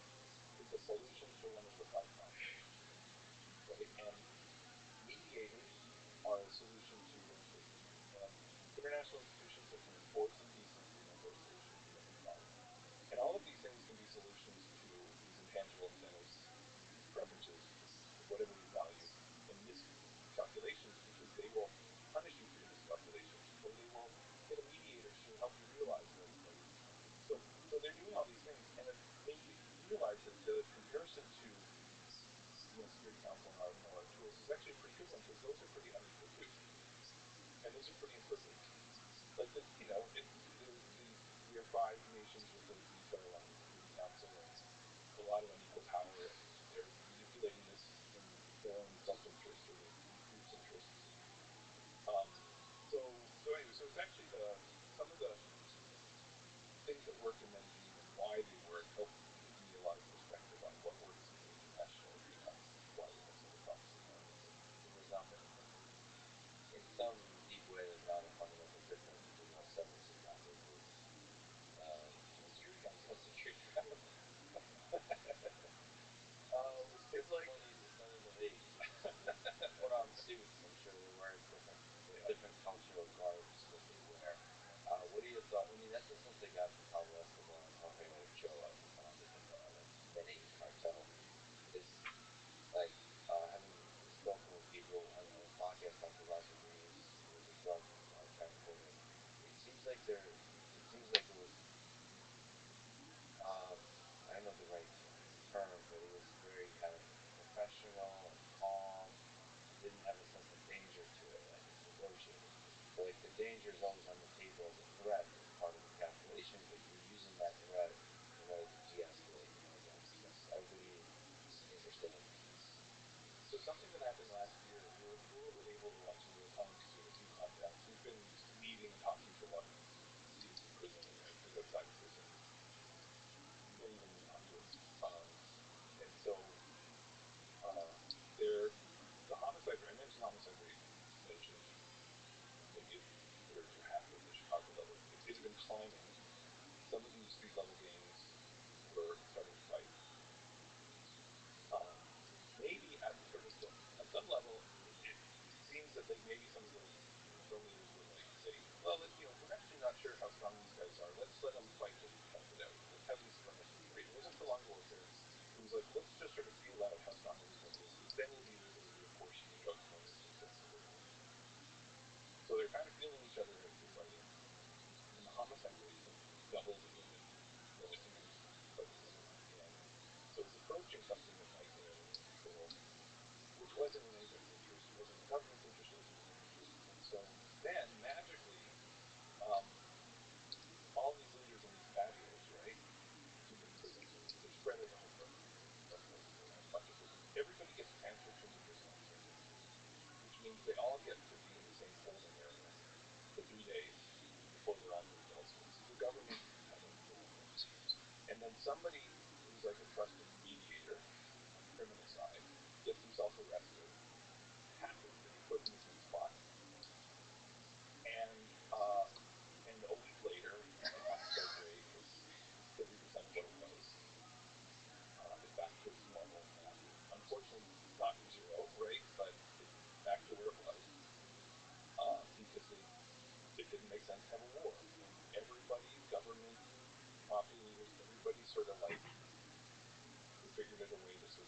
bargain related fees.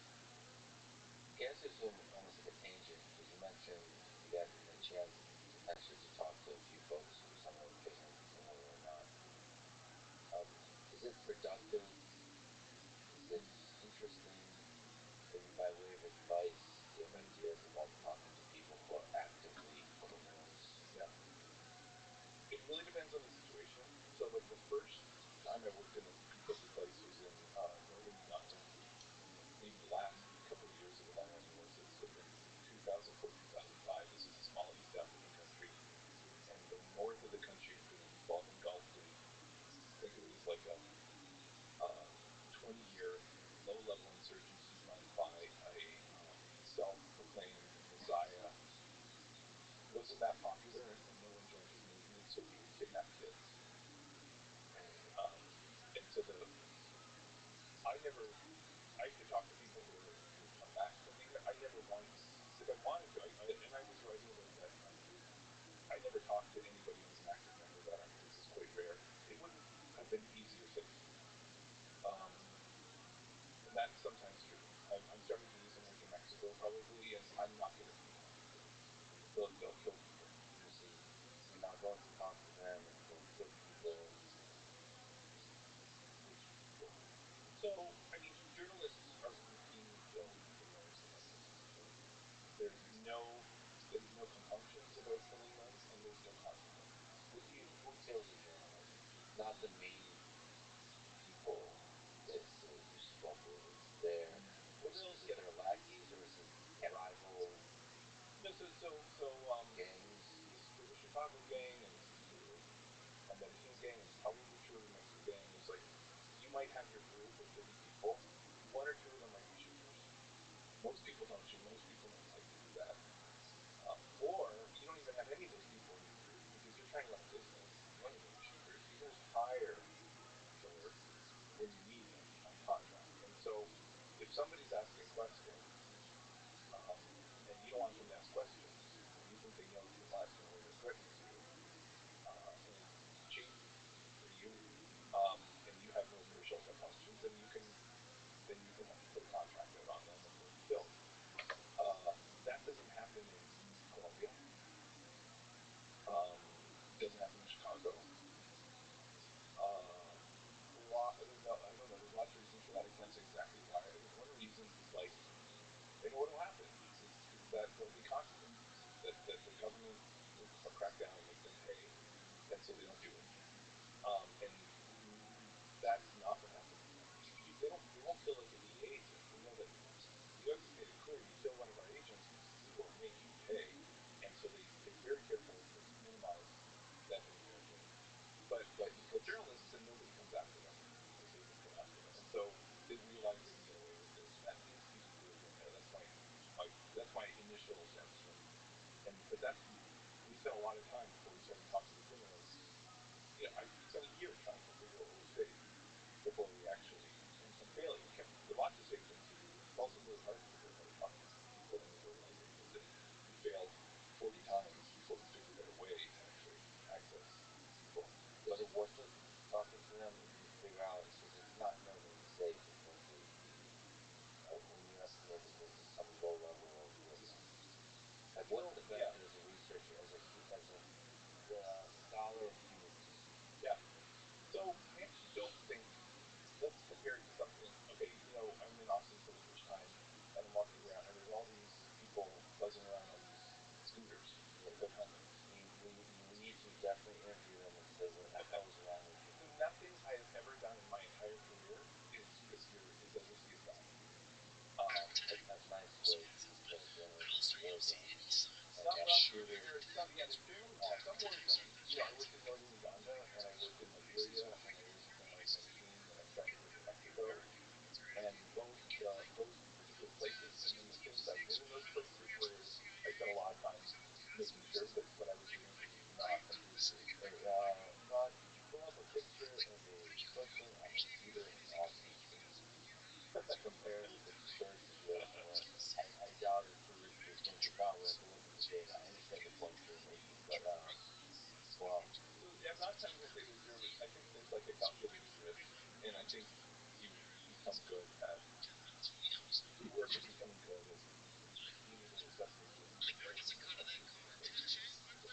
I think there's another aspect to it too. When you're writing a computer, you're once you're done with the computer, the work disappears. There's something lingering over your shoulder. It's as if for the rest of your life you're going to have the issues of what Mr. Dollar says. Yeah, I've chosen, but I've also sympathized my students, and I wouldn't go and do this with someone who think I knew too much and therefore some people do that. Some parents I think are very good educators that do that, and good for them, and I'm happy to see that. I don't I don't personally I don't personally do that. So these guys are very, and another thing is the business. Listen, they're selling illegal drugs, and they are laundering money for big cartels, and they are um, shaking down businesses for money and selling services, essentially, and they make a lot of money. It's a business, and they're in prison. So they've been talked about most of what they want to talk about because there's no double jeopardy. They've been incarcerated for it. And they're just talking shop, and they're just so it's worth it for them to keep the whiskers as low because you actually want to lead in these organizations because they're extremely powerful, extremely big, massive, multiple model cities in America in particular, including some of the that we mentioned here. If you want to understand how to weaken these groups over time, you have to understand how their business works. And we're like, imagine we were made like whatever the oil cigars of the United States, or maybe you're in charge of the financial system, right? You're the regulator for oil and energy, finance, and you get to the job and someone says, and you're like, well, how many firms are there? What do they sell? What are the prices? And everyone's like, well, we don't really know. You would not be very good regulator, right? And if you're a policeman or you're someone who's in charge of some kind of organized crime, you're just a regulator. You're kind of regulating an industry. You're regulating an industry that happens to be known to make money. And so that's kind of what we do is figure out how this is taken. And what are the economic incentives and education incentives and engineers and conversations helping that. They help a lot. Yeah. We do that. We have. I mean, I don't do. I do some of those, but I'm on the side. My Spanish is okay. It's not great, and I was translating usually if you ever go directly. Well, don't fool me because I can't understand any Spanish. Like I'm just totally hopeless. Nor can many people in this country. I'm totally feel for you talk to these guys who are speaking in the local dialect. It's tough. But more importantly, like I just don't need to be there. That's not my. I'm a quantitative scholar. I'm just the guy who collects the data. So we have people. We have people on our team, colleagues in cities who are doing full-time interviews, and then I just sometimes come in. So well, you mentioned it down ago. Yeah. Yeah, Church is telling me he's not any longer with us. The CRT kidnapped 591 children in 3 years. Oh, probably they must have kidnapped. I haven't, but they probably kidnapped for just a short time, like a few hours to a day, more than 50,000 kids. As a terror tactic? A little bit. I mean, most of those people they just let go after they held on. They tried to hold on to thousands. The short story. Listen, if you're not popular, if you're running around rumor and you need troops, um, you can, and nobody wants to fight for you. You can either give up, or you can have a small clandestine terror organization that tries to put the same tactics. But if you want a conventional army and you don't want to give up, then you have to conscript. And if you want to conscript and you don't, here we conscript, and then if you run away, we'll shoot you, and we control the whole territory until it's a federal province. Um, if you're a small insurgency organization, people can run away, and then you can't promise to shoot them very easily because you don't control all the territory. And so what these movements do is they try to break that. And I think what they figured out after years of abducting children, even a couple of people, um, they figured out that we have to maybe like I don't know, say like maybe 1 in 100 will like buy the right. So we just have to conscript or justify membership, and then some small number of them will not run away, and those will be our committed population. And those will simply come from us.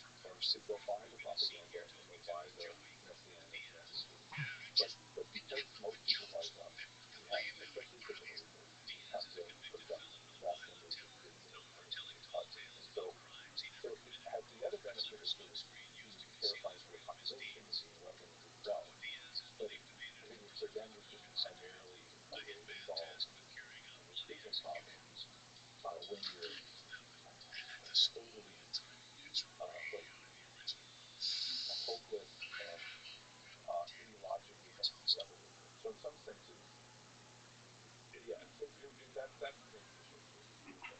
I heard one interview of a dictator where the journalist was basically telling him like, how could you be doing this?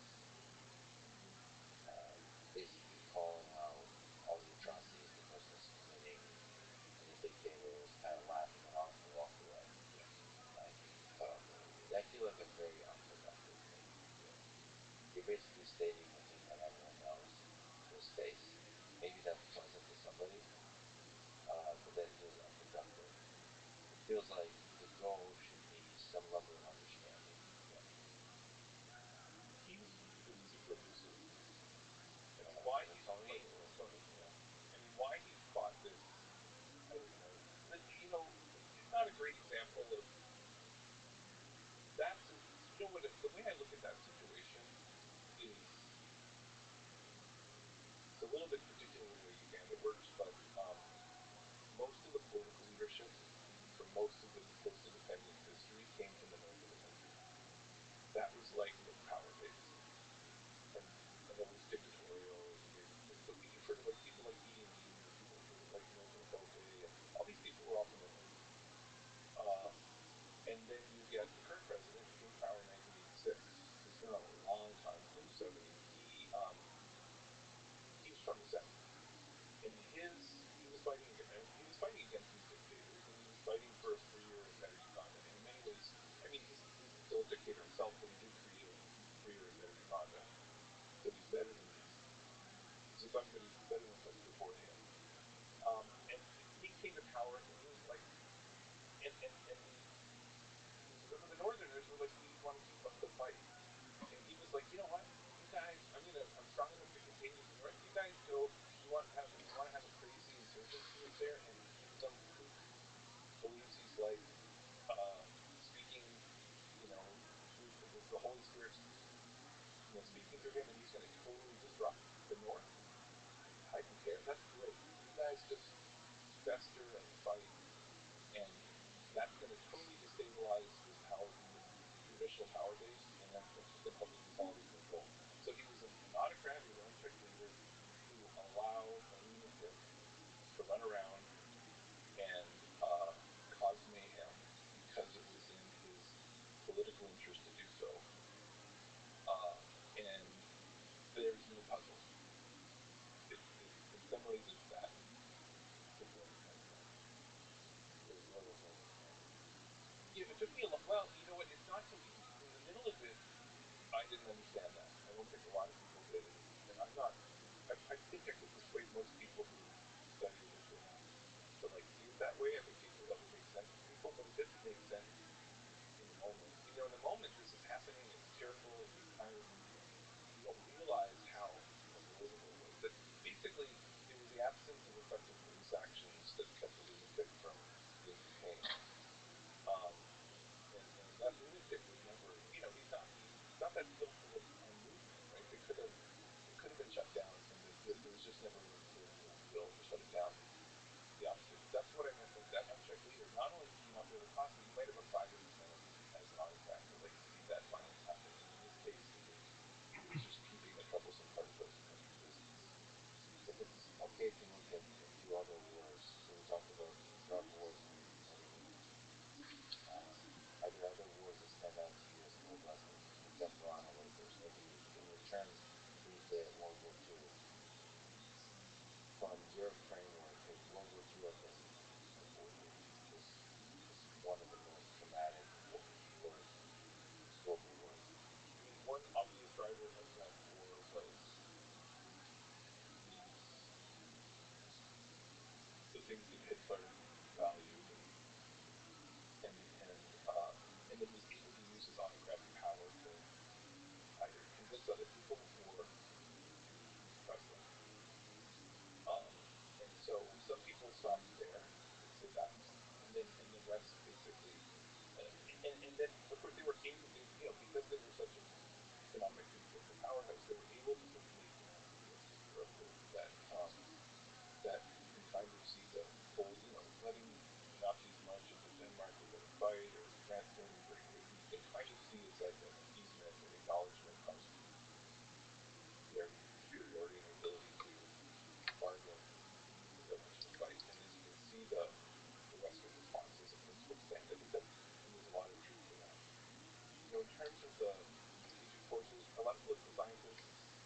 version of a commitment problem, basically where the family says, you know what, we're strong now, we're temporarily strong, we're not going to be as strong forever. If we can get this terrible bargain and get everyone to capitulate through violence, if we strike now and then solidify our power and keep these in World War One, prevent the rise of Russia um, and prevent the strengthening of Russian empire. Um, and we have an incentive to strike now, and there's a window of opportunity that's closing that was not closing since 1917 in World War One. I don't know that that story is as persuasive in World War Two. I think there was an element of a closing window. Well, they kept talking about a closing window. You have to really thought there's a closing window. I think the nature of that window is different in that there's kind of pacifism. It seems like if um, war broke out, most nations in the vicinity would not be ready. You could buy the people, the leaders were in power, they weren't ready, so the timing is really right now. I wonder how often that is the case with leaders in war. They feel that the timing is now.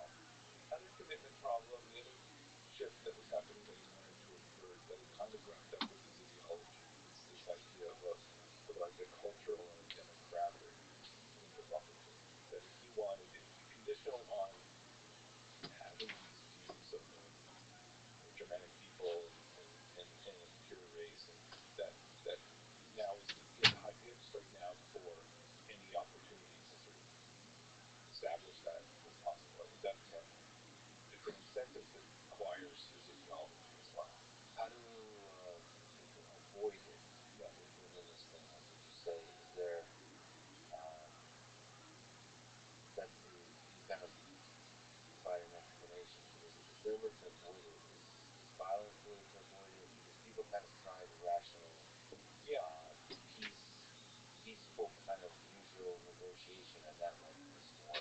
Is that unique to this particular, let's say World War One or World War Two?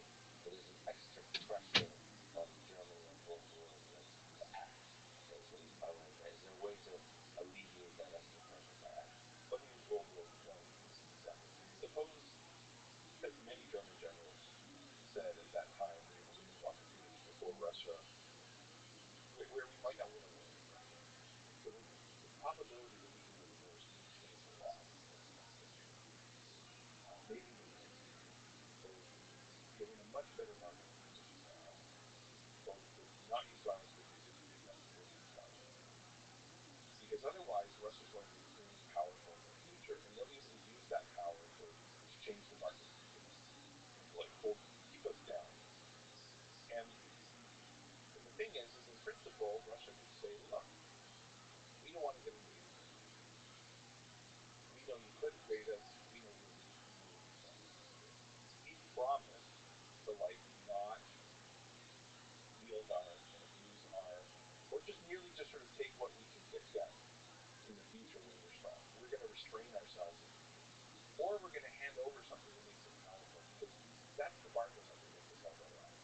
And the reason political economists call it a commitment problem is because that's a commitment that would solve the problem, and they can't make that commitment because there's nobody who will hold them accountable. So anything, any international legal architecture, any set of enforceable agreements, any UN Security Council, any world government, anything that would help you make that commitment is a solution. All right, if that's the problem. And so that's why, in the regime, you know, the La Cocina can do that. They can say, listen, yes, Congo that's strong today is going to be weak tomorrow. Give an incentive to them to invade Congo and to give money because they're going to be strong. But guess what? We're not going to do that, and we're going to make sure, we're going to promise that when these guys do get strong, we're going to restrain what they can do. Right? Most of our constitutions in most stable countries have done precisely that, right? There's a lot of complaining right now in the United States about the way that the Constitution is apportioning power between states. Um, that was a deal. That was a commitment. The Constitution was in the United States was a deal made to a bunch of states who knew they were going to be weak in the future because of economic events around the edge, or yes, they might be. And it said, listen, you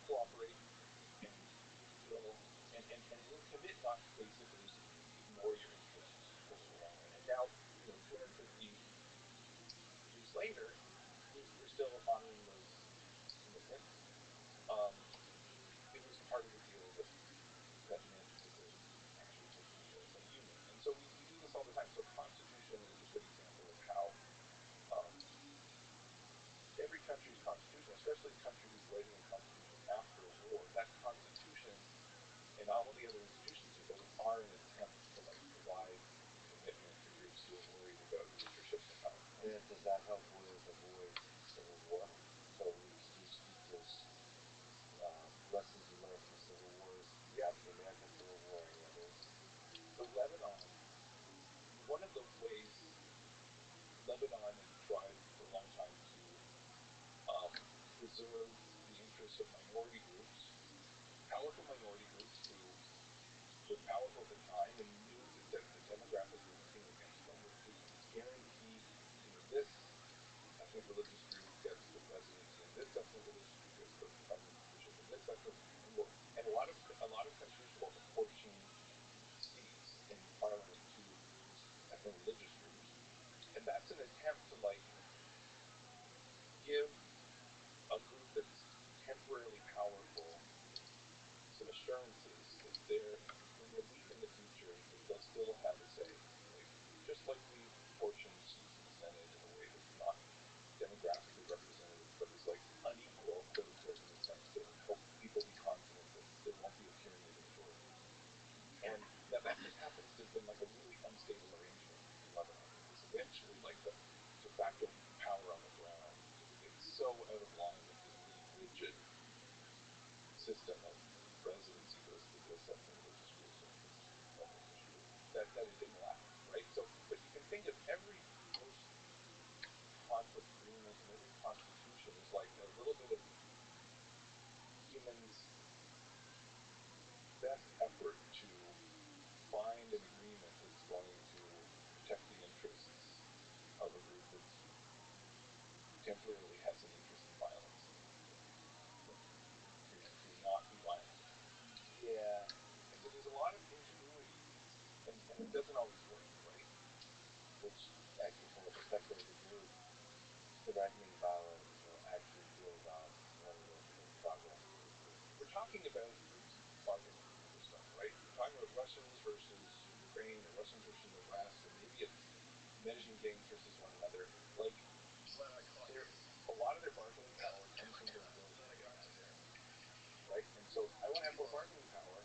I can just arm a lot, and I can threaten violence. And so the strategically wise thing to do, and it's a terrible equilibrium for us to be forced into, but the strategically wise thing to do is to build up lots of arms and threaten credibly threaten people, but then trust or hope that like your enemy is going to see reason and and avoid this really terrible inefficient thing, which is fighting. But the thing that's going on the whole time, because both of you arming and spending like 20% of GDP or whatever on arms, that's pretty inefficient. Right? That's the tragedy. We don't have war, that's good, but we have really limited abilities to like incentivize our enemies not to arm and to keep ourselves from arming. We love to bleed, we'll just like kill them in silence, but we can't. And so the masses that we have to arm and then we have to threaten all the time. Yeah, so the threat of violence is costly nonetheless. You actually pulled up, I'll disappear the paper where you said the big title for it, Civil War in English. What's that about? Well, that was, I mean, when I finished in graduate school, and this is a big move for my advisor at McGill at Berkeley. Most nations, this paper opens, have experienced an internal armed conflict since 1950s. Yet while they were you were last school on this or not? Maybe last year or just graduated. Yeah. I wish I was in this discipline at page 150 just to get that out. Yet while civil war is central to many nations' development, it has stood trajectory of economic research and teaching, so on and so forth. And this is looking at civil wars broadly throughout history, or is it just particular civil wars?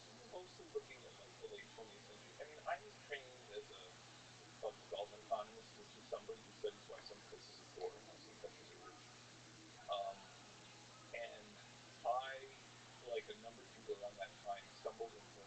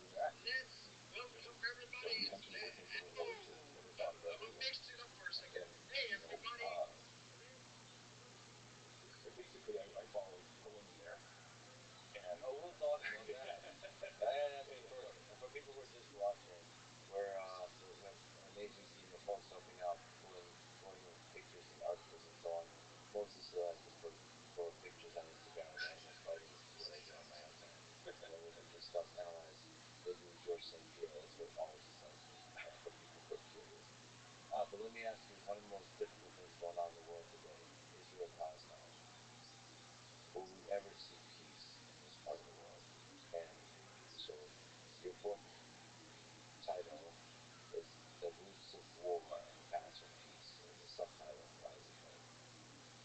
Um, what's the path from peace? Will we ever see peace? Yeah, I mean, if we think about this uh, conflict in the sense of like this feud, this sort of contest, this contest that's been going on between Israelis and Palestinians, which is going on for a century, and there are really just 10 or 15 years of pretty serious violence in that span of time, most of it from 2000, 2009, stretching into like 2014.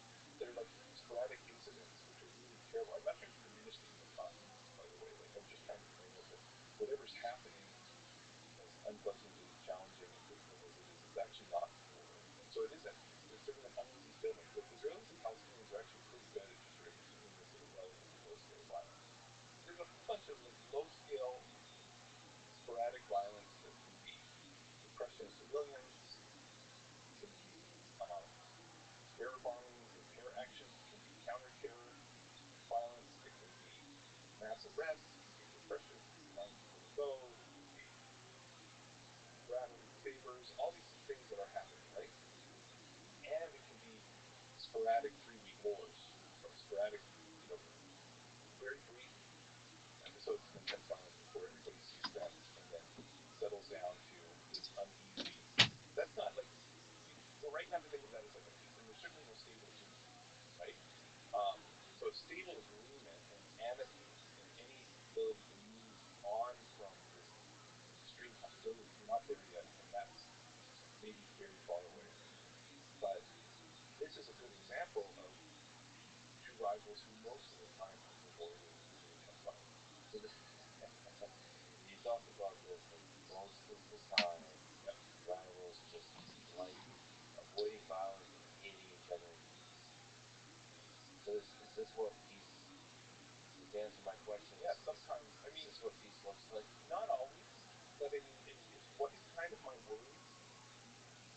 To go back to like the Russia Ukraine example, like I kind of it's really hard. It's going to be really hard to find an agreement that both sides can feel they can honor, that they can be explicit about, that they'll hold Yo, what's to, going that on, they'll big dog? How are you, move pimp? on. Again, feels like the first step in What? a long journey Happy towards New Year to you, my greatness, friend. civilization, I hope to it is peaceful a very times, good New Year zero for you, filled change, with many that kind of blessings thing. I mean, and if you lots of think about Harry Potter Obama Sonic what's 10 going Enu on growth. in Israel Palestine, it's a stalemate. Both I am spending it with my both of them are Discord. Nothing exhausted too from the special, violence that has but occurred. Neither one of them in is my own quite way, it is special. I love the prepared people to with who I am. create this sort of stable agreement. There's a lot of really How difficult about issues you? involved, What's in and your agenda? maybe the sad thing No is we'll way. end up Where are in you a similar bowling? position as Is it in the like Middle East, night where bowling or is it's it like like they regular stop bowling? fighting one another, but Russia holds the keys to the Oh, country, and no way. nobody really acknowledges their right to that. That's amazing. That But kind you of can't. continues. You're not going to There's be a lot of bowling all the way tension to midnight, are you? and violence that never really progresses to war Amazing. for years. That would be a sad That's but great. All right. What's possible your favorite bowling movie? outcome. Um, so that's kind of where Excellent. You know Israel what's an Palestine interesting is. fact about the And Big so Lebowski? if we're going to talk about They like never show the the Big question we have to Lebowski ask is like bowling. The why Duke. They never show the Duke bowling, is the second interesting aside. Like that was the most isn't it? violent All episode. right. What's your Why did second that favorite happen? bowling Not movie? enough. And why did that last several years? Yes, That was those are the the one. only two. Like that Amazing. was a I'm movie sure there are others, but those are the big ones. that The James Kaminsky involved gets them. intense violence. Amazing. That was another What do you movie that average when really you bowl? and partly don't talk about that in the book. Yeah, so do I. What do I you try to average? avoid really contemporary conflict for two reasons. One is Okay, I have you think you broken can't go too 100? quickly. I didn't want the book to be. I All wanted it to right, be a all book right. Well, for like my kids. I think that would be That a heck hasn't of a been done showdown then. for over 10 years. I've got to say that it's been a So I while, think but that's one. you know, But Looking okay, forward to it. still one of my that favorite the hobbies. circumstances And have changed a little bit. So yeah, I didn't well, mean to. Are you going to And the play next part is bowl against avoiding friends or different conclusions family or from what? things that are controversial. But like, of course, I think about things. So like a lot of my Oh, time, I excellent. Are decided you gonna after last year are you gonna in let her class win? where I take all these contemporary conflict that wasn't Excellent. Take no prisoners, man. something That's that what I'm was really talking about. controversial, like Excellent. Pakistan, China, Does she use Taiwan, a pink ball?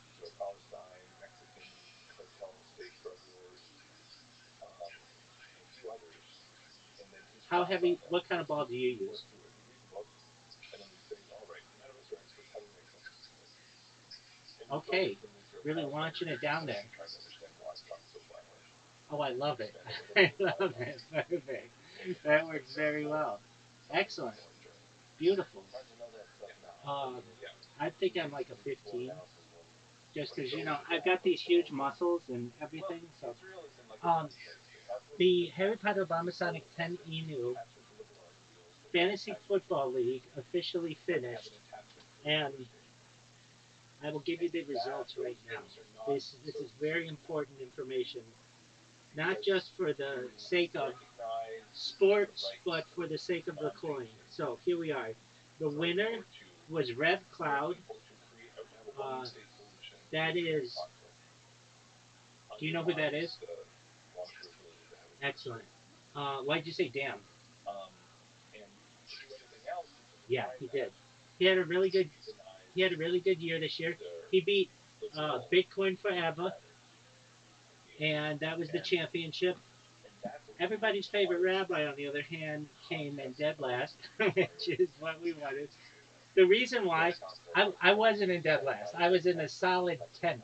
But then I mentality. just Yeah, decided, you know what, I'm going to pick All up the some same things that really we good just players like yeah. Tom Well, Brady, who hasn't played in I years, and find some other guys, and I just started but them so unfortunately that we're I could having lock up had the enough toilet bowl for conversations myself.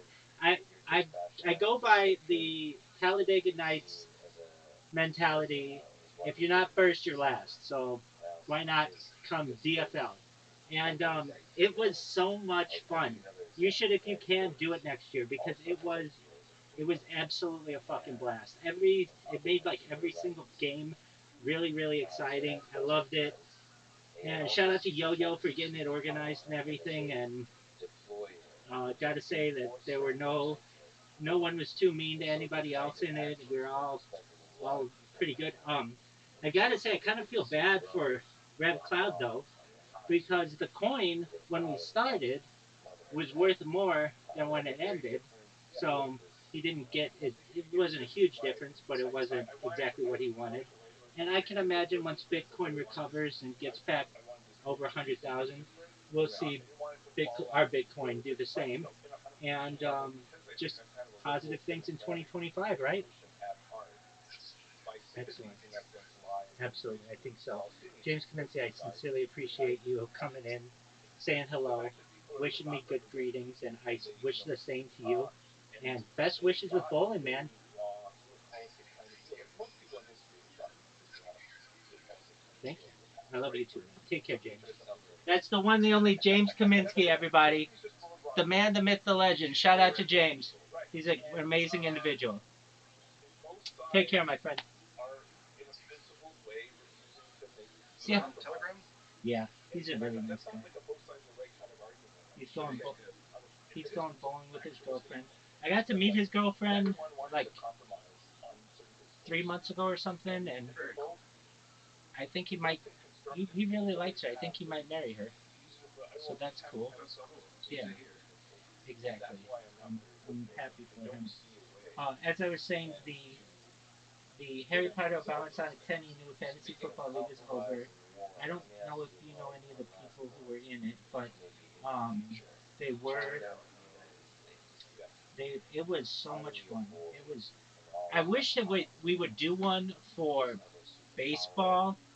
Basketball is kind of that over already, but feels baseball we undefeated could do. But because baseball is a lot of work. sometimes There are they try to 162 think games, like and it's that means you the have to really longest, be on the ball with it. With toughest sport football, there are only like You know, the sad part is 18 what they're weeks, talking about, 16 games or so, so it's much easier to manage. You just have to do it like once a week. But baseball is wild. I played baseball one more time checks and balances on with. power I was working at a because they're bank, both they're and moved from one of central the because I think both other people with whom I was with, do uh, tend to he work. invited me to One was play, and when we were talking about this, it it was a book was game where it was the person interesting. saying, I didn't know that. I mean, I know a lot "How about would you baseball, run but I this? didn't know that much about all I the want players at more that power time.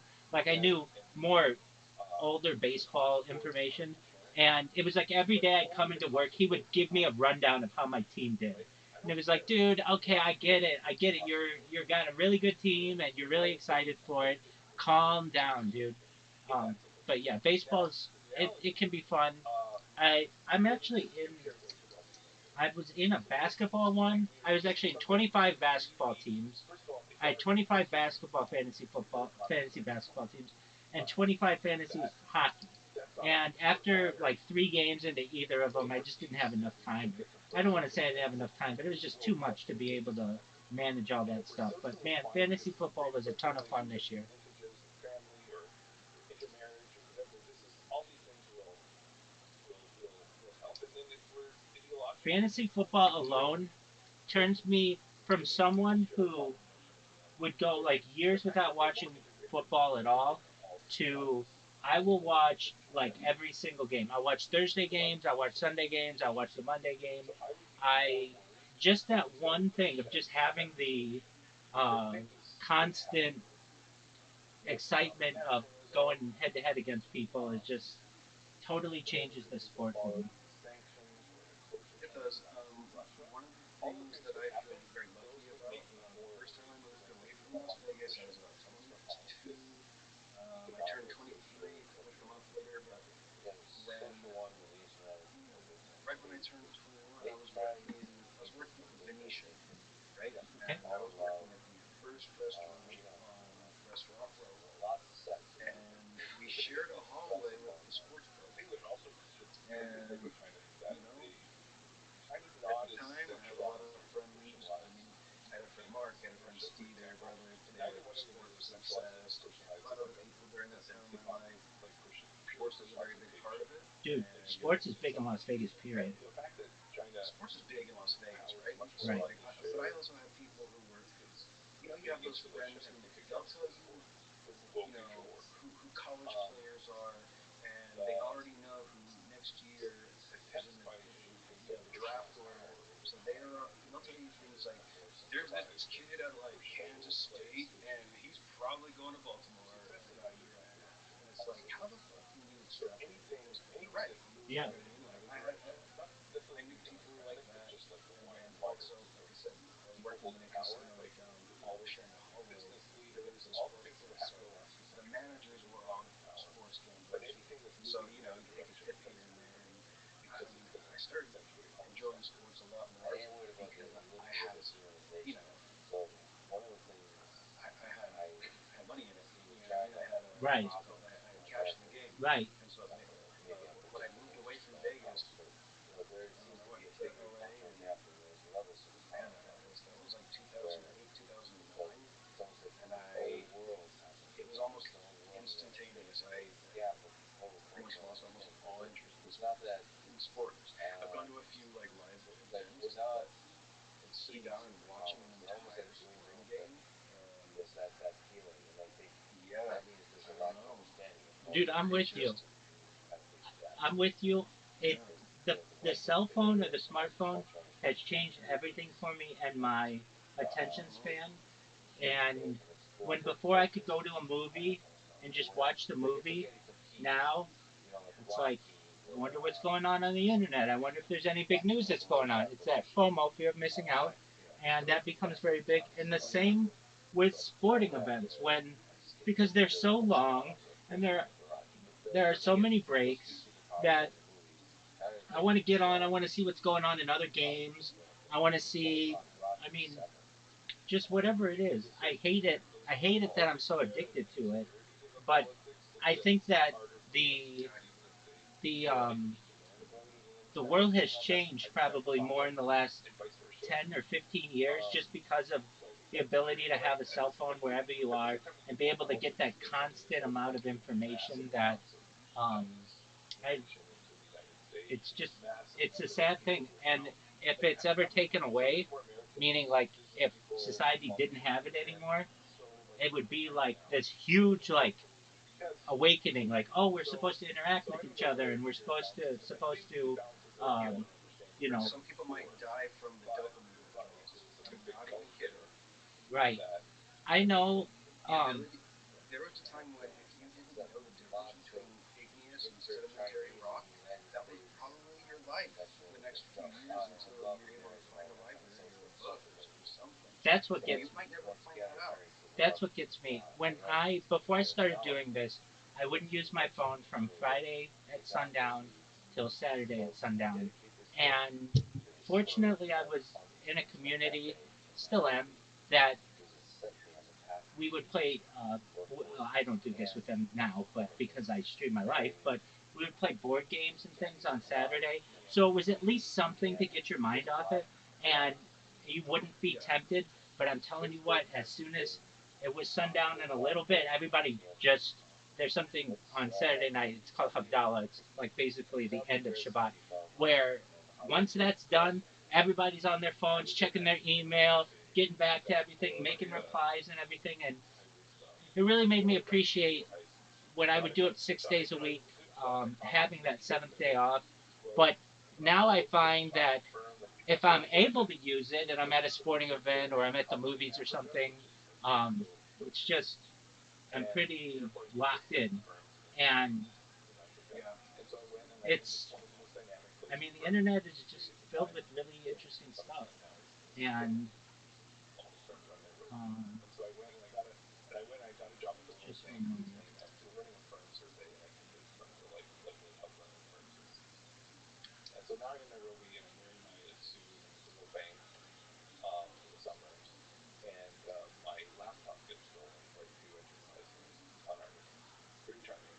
These guys in this Harry or in this Bitcoin, not Bitcoin, Wall Street Bet server, they no longer make fun of me constantly, which is like a huge win for me.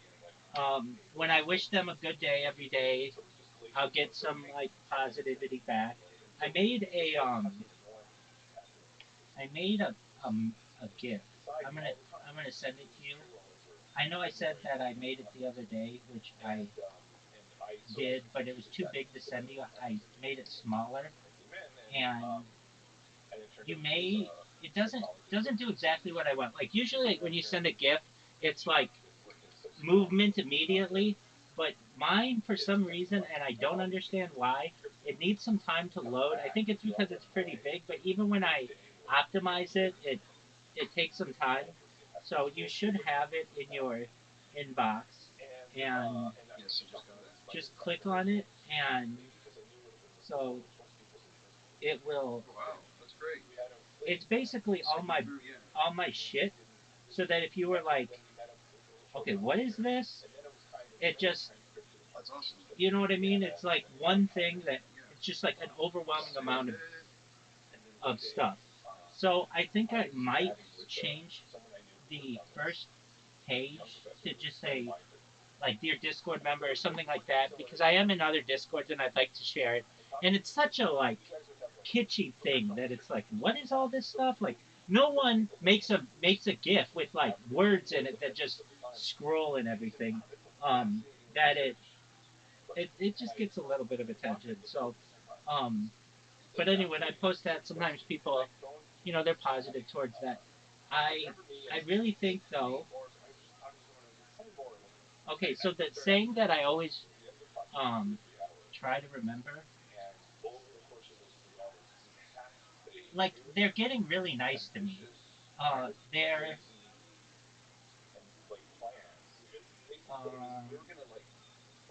just one moment.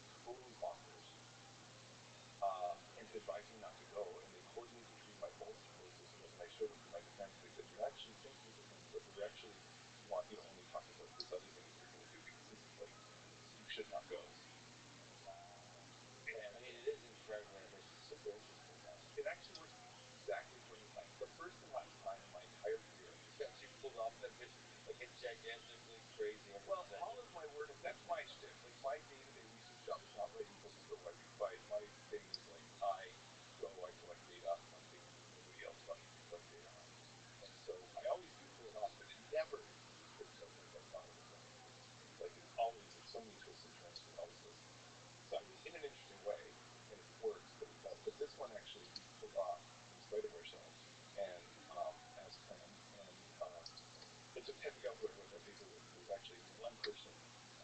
Why? They're Well, they're asking me you for know, like these daily things Bible that verses, right. Yeah, which mine just goes we've to gone check we've come a check it long out way. and come back If to they it. were just making fun of me for all That's kinds of shit, anthology. and now they're asking me for a verse of the day, so And I don't know. I think that's I pretty always cool, and remember I'll take using that. speed but can't seem to use them.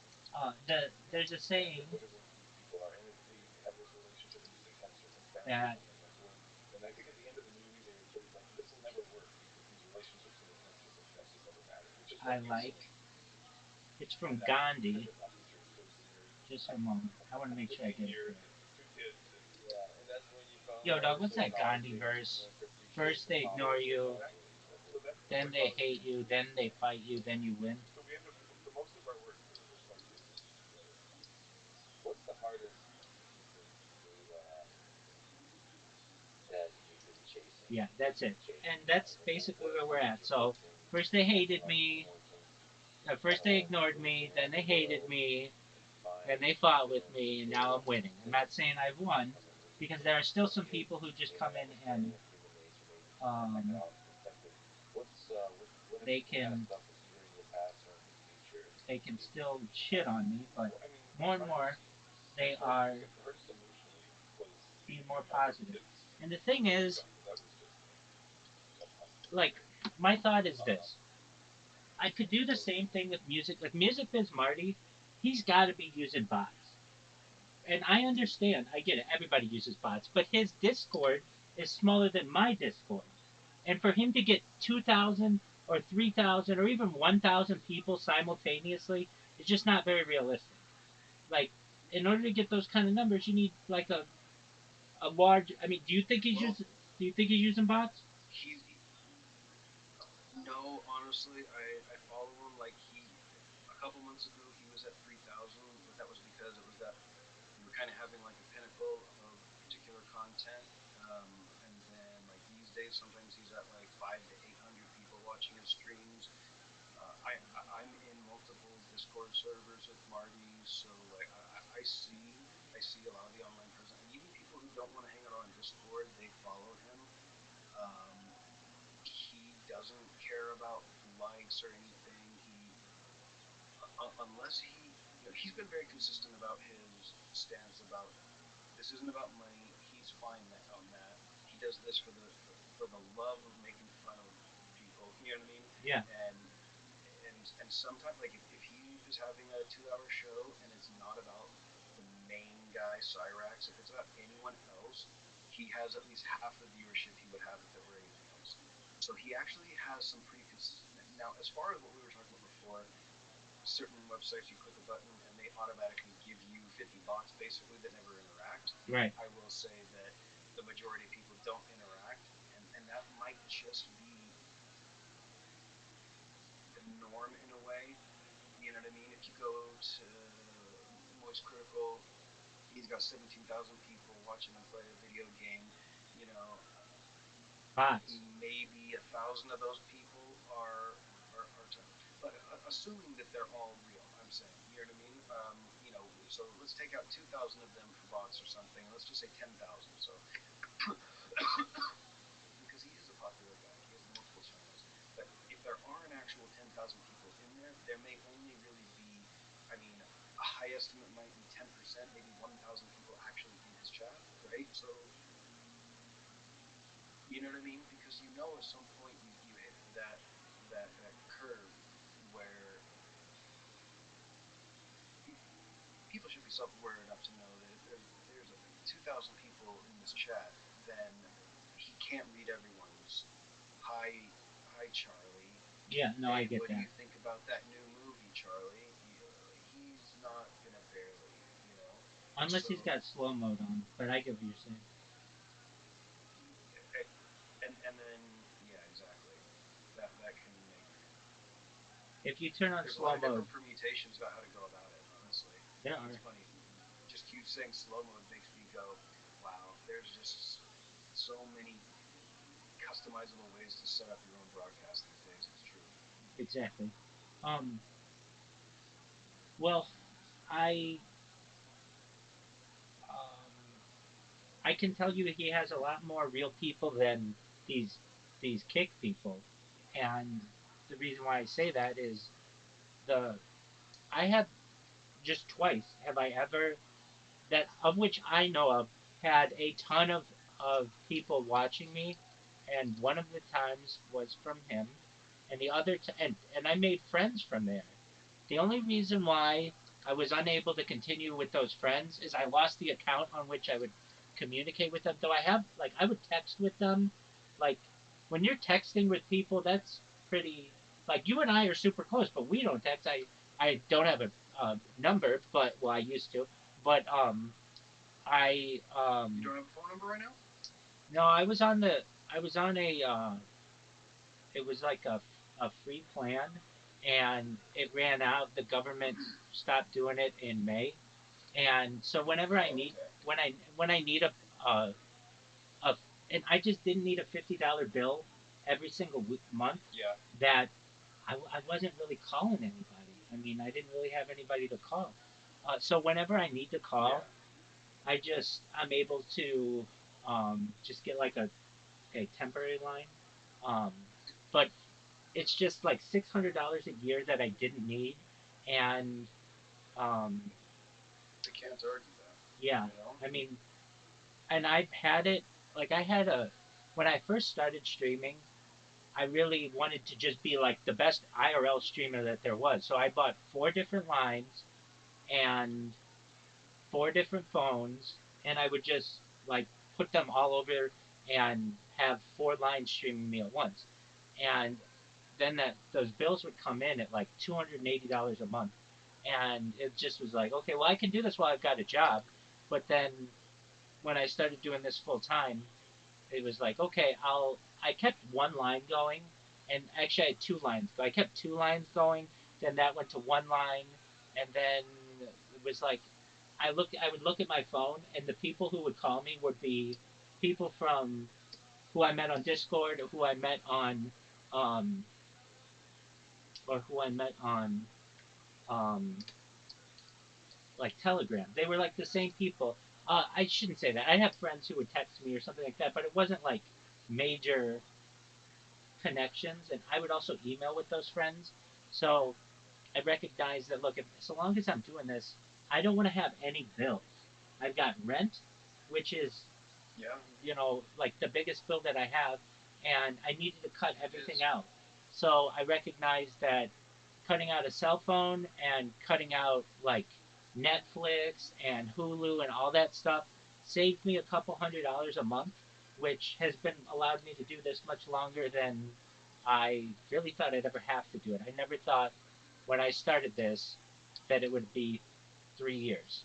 I thought it would be 1 year maximum. I figured, oh, if they find out, people find out I've done this for a year, that'll be. But my internet, especially then, wasn't that strong. And then, my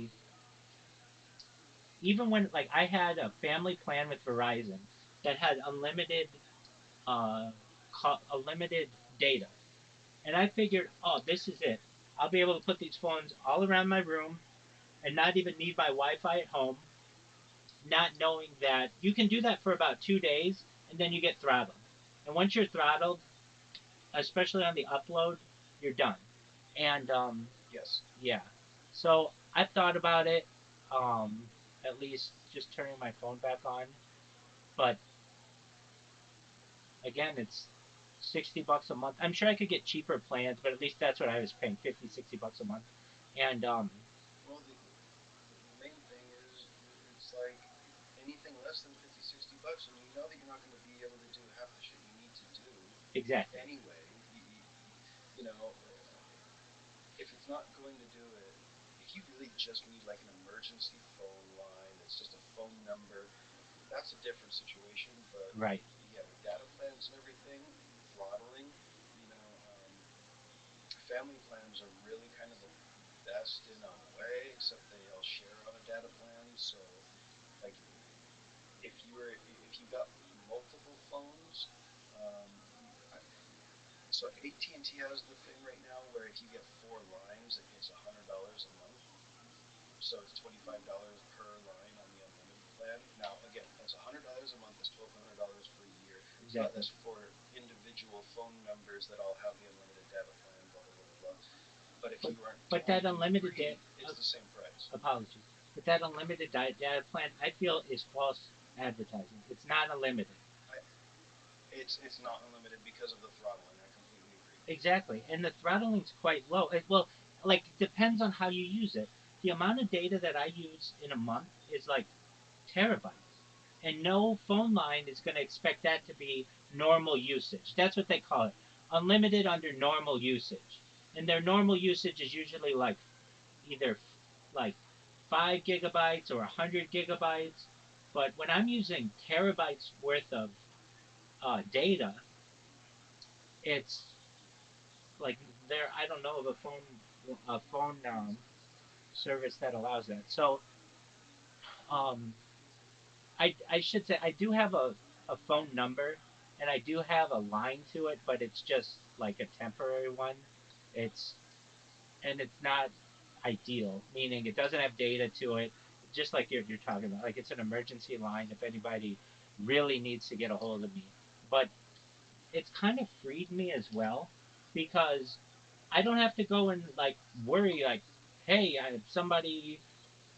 I don't have to like. It's like one less thing I have to check. When I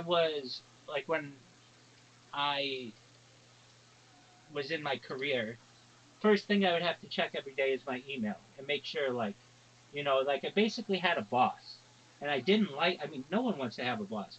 Now I'm kind of much more free, and I like that. Um, It and it is good. yeah, It is. It's enviable, enviable beyond words. Honestly, in our group chat, I actually pinned a message. It's in case you get a phone, in case, put phone number and email and stuff. You know, oh, beautiful. Um, excellent. I mean, I've got enough phones. if you need to say that anywhere else as well. I I appreciate that. Um, I you know what? Hold on a second. When you sent me your contact information at one other time, and I believe I put it in at that time. If you still have the physical phone, the number's probably still in it. Yeah, it's just up there. It's like that one. Yeah, So I figured, just because you don't have a line anymore, I figured you still probably had the actual device. yeah, I do. But just in case, now it's on Discord and everything, and I just pinned it Thank you. What just happened? in case. What happened? Of Well, course, man. so I had like a normal line that you could use to pay, or like I would pay with, but when I started doing this 24/7, I was eligible for like a free phone. Like I forget what it's called. It's called like a Lifeline or something. And so I used that. But then the government stopped the Lifeline program in like June of this year. And when they did that, it was like, okay, let's see how long I can go without a phone. I'm sure it won't be that long. But then it was like a relief that I didn't have somebody to have to like keep up with. And if anybody needs me, they go to email me. And I have friends who email me and they're like, "Hey, I see you're still streaming. When you coming back?" And you're like, "Well, once I go viral, and it'll be a very big deal, or you might just see me show up randomly at shul, or randomly at some Shabbat or something." But um, then I started doing jobs like this summer where I could make a little bit of money, and then just to be able to pay my rent. But I recognize that if I just continue to pick up jobs whenever I need money, and I keep my bills really to an absolute minimum. I could do this. I don't want to say indefinitely. Everything will come to an end, perhaps, but I've got at least another. Like internally, I want to do it for the rest of my life. So that part of me doesn't seem like it's going to come to an end. Um, I always worry that the people who own the house one day are going to say you've used too much internet, and we're going to take that part out of your lease. And if they do that, then I have to work on getting a different internet um, service provider. But in the meantime, the worst that they've ever done, the internet used to go down all the time, and so the person who owns the house is actually in Iran. I've met them. I used to live with them. They used to live in the house, but they, Oh, they were able to go back to Iran? yeah, That's really cool. Because I remember you told me that they came to America because Zoroastrianism and the Ayatollah, but I didn't know that things have. yeah. So Which is it's really funny because Iran is actually pretty cool people, honestly. Every Iranian I've ever met, phenomenal people. I would say the And same thing. it seems like a much cooler. One of the unfortunately not great, but next door is Iraq, and you know that that place is not. If you had to pick one of the two to live in, it'd be Iran. You know what I mean? Yeah, yeah. So the he he owns or he helped to start like an IT company, and his dad is the person who like does most of the management of the house, but he's getting older. The guy, his real name is I write checks to this guy. It's like Corso something. It's like a very long name. Even every year, I write him 12 checks for each month, and I do it all at one time. And I have to have them write down the name for me because I can never remember, never get it right. But he goes by Jay. Anyway, he was living here. So we lived together for like 1 or 2 years, and then he moved out, and other people moved into his room, and that was no big deal. And I always just worked through his dad, but his dad doesn't know English very well, and so whenever I'm like, the internet went down, he'd be like, huh? And I'd be like, dude, can you please, like, let me. I used to have to go in his room and unplug the router, and it was just a huge pain in the ass. So I finally was like to Jay, I'm like, Jay, is there any way you can work on the guy who owns the house? His name's Jay. Is it or he goes by Jay? Is there any way you can improve the connectivity? And he's so he did an audit and he looked, and I mean, just the amount of data that I was using caused me to be the bad guy. So he's like, "What are you uploading so much?" And it's kind of hard for me to be like, "Hey, I'm streaming my life on your dime," basically. But I explained to him that I'm a YouTuber, and he's like, "All right, well, just don't stream anybody else in the house, I guess, but you need to watch it with as much as you stream." And since I'm on just a month to month lease, at any time they could just be like, "Yeah, we're just gonna remove internet from it." When I first moved in, this was in like 2018. Um, I remember as I was sitting to sign the paperwork, I said to them, I remember the listing said Wi-Fi included. It's the only reason why I started, well, two reasons. Was its proximity to my synagogue, but also because it had internet. And I said, "So you have internet, right?" They're like, "Oh yeah, it's unlimited, so you don't need to worry about it." I'm like, "Oh, okay." Little did they know that I would be the person who probably uses the most amount of internet, aside from a business, than any individual ever. And yeah, so my biggest worry is that they would take that out, and if they did, then it might mean, because then it's going to be like at least like for good internet, it's going to be like $200 $300 a month, perhaps, if I want like unlimited uploading and all that other shit. And so it just consider going back to work, and not that I'm against it, but because I do enjoy being a project manager, and I have never had a problem getting a job in the past, but I feel like then I can't focus on this. Then when people come in the Discord, they have to be muted the whole time for 8 hours and all this other shit, and that's it's not ideal. So I recognize that if I keep my food costs down, I keep my bills to nothing, and just have to pay rent. I sold my car. I mean, I've given everything for this, but because like why did I sell my car? I wasn't going anywhere.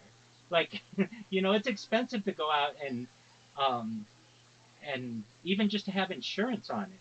So, um, that was like last year I did that. So I had some money from that, and while not ideal, I just say to myself, there's a light at the end of the tunnel. With each day, I get more and more influence. With each day, more and more people find out about me, and it's just a matter of time until the right group of people sees what I'm doing and endorses it, and I go viral. Now, I actually brought this up because of the Music Biz Marty Discord. He is someone who can somewhat make that happen, though I'm not using his Discord for that. His Discord is just really for nice people. He had Dr. Don come in today. Some really nice people from there. This Wall Street Bets one, I'm telling you, these are the people who are going to do it, and it's just a matter of time. I I think that I'm starting to grow on them, at least on some of them, and that's what happened in Harry Potter Obama Sonic 10 Inu. They didn't like me at first. Yeah. They used to kick me out, and then all of a sudden, years go by, and you're just a a regular, or you're like a pillar of the community. And I just think that the same thing's going to happen in here. Um, I really think that it could have happened in the Aiden Ross Discord, but Aiden Ross stopped allowing just anyone to be able to be in his VCs. So I'm basically just been grandfathered in. In the other ones, like Socialize or whatever ones I'm in, because they're so large, no one really pays attention to me because they're like hundreds of thousands of people. I have found a sweet spot with like people who know who I am. There aren't a lot of people streaming at the same time, so they are able to recognize who I am, and I'm just kind of like a consistent individual. And I think if one of these days somebody's going to see that GIF that I keep posting, I mean, I don't spam it, but every once in, like twice a day, I do it, and they're going to say, you know what? It's so crazy, this just might work. What do you want us to do? And they would just be like, hey, make a post on Reddit and we'll get the community to upvote it and see if it gets any momentum. And if it does, it's game over. Yeah. Yeah. I mean, like I said, remember I told you there was all this drama going on and everything, and in all these servers, and um, just a second ago, I even said, you know, people were saying, "Oh, this guy, da da da, he's like, he's just on the internet and he does this all the time," and then I chime in and I said, look, everybody knows I hang out with Rabbi Rothschild all the time, and he's probably a bit eccentric. I was like, but it was like he he doesn't react like these other people, and immediately it's just like, yeah, but Rabbi's different. I was like, That's man, this is sweet. great. Like people know. Do you see what I mean? Like this is Yeah, the other reason absolutely. why when someone comes in here and they want to say to you like, oh, you're like so and so, and I'm just immediately like, homie, first of all, that is not even the most fun person to troll these days. That is like there's kind of like an unspoken rule now with both people. It's like nobody should really be messing with him. He's Yeah. gone too far, and anyone who breaks that rule is kind of like ignored, I think. Well, and And that's really so sweet of the it's community like, and but sweet. all of these people, we know of hundreds. We know of maybe 1,000 different people who are terminally online, and they are perfect examples of bad behavior and can't take a joke, and and and and if and when Rabbi gets brought up, people are like, but that's not what it just isn't. This is It's not the not what I same, do. It's not what I do. and it, I it's refreshing because my biggest worry is that some people won't recognize. Like you hope me see that no matter what, people do recognize what's going on, right? It's not just a well, he streams 24 hours a day, so that means we're never gonna give up bugging him, go for it. which is what my thought was, Yeah, and we've and they and gave up. I have exactly. It's been it's been invited because come on, it's the internet. And my baptisms are fire. Come make fun of me. See how long you can hang, and you wait them out every time. I do. It's You important. know, It's important to maintain consistency. I think when people see that you're consistent, they see that you are rational. It's not like this is erratic behavior, and it's just You also don't have skeletons in your closet, or if you do, they're not the kind that are ammo for the sort of people who will never let you forget it. You know what I mean? Whatever you've done, it's not. You've just probably had a regular life. At least I'm sure someone has tried to get all your info. You've put all your docs out there. If anyone wants to look up criminal history and throw it in your face, do you know what I mean? Like, Absolutely. you must have no skeletons in your closet, or else they'd have found them, and I they'd be bugging you about it right now. I invite people to do as much research on me as they can because then that just means that I'm growing in my influence. I'm basically living in their heads rent free.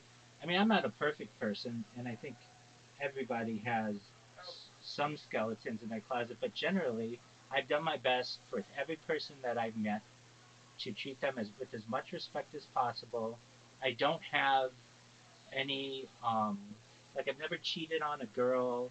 I don't have like a mean ex-girlfriend who's out to get me or a baby mama or yeah. I've never cheated anybody.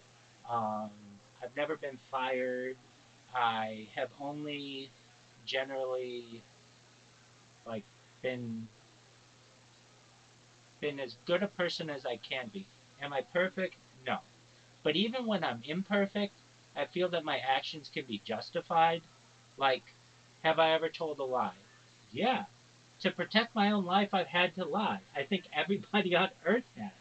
Or have I ever had to, um, have I ever gotten mad at somebody? Sure, I've gotten mad at people, but I do my best to not let it necessarily, I've never, There's a difference between getting mad and the kind of anger that they're looking for is once you start getting mad, you ramp up, you escalate, you get more mad, you become belligerent, you start can't keep you're out yeah, of breath, you're there's nothing mad. like that.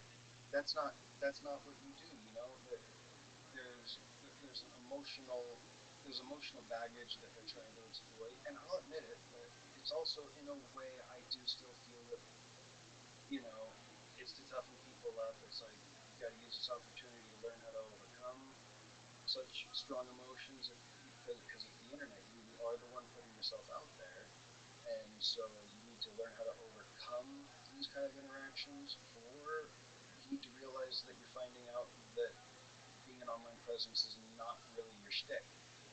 Right. And I mean that really is. I unfortunately, the only way to sharpen a knife, you end up scraping off the rough edges, right? Right. You got to hone the blade, and some of our rough edges, and it's very abrasive.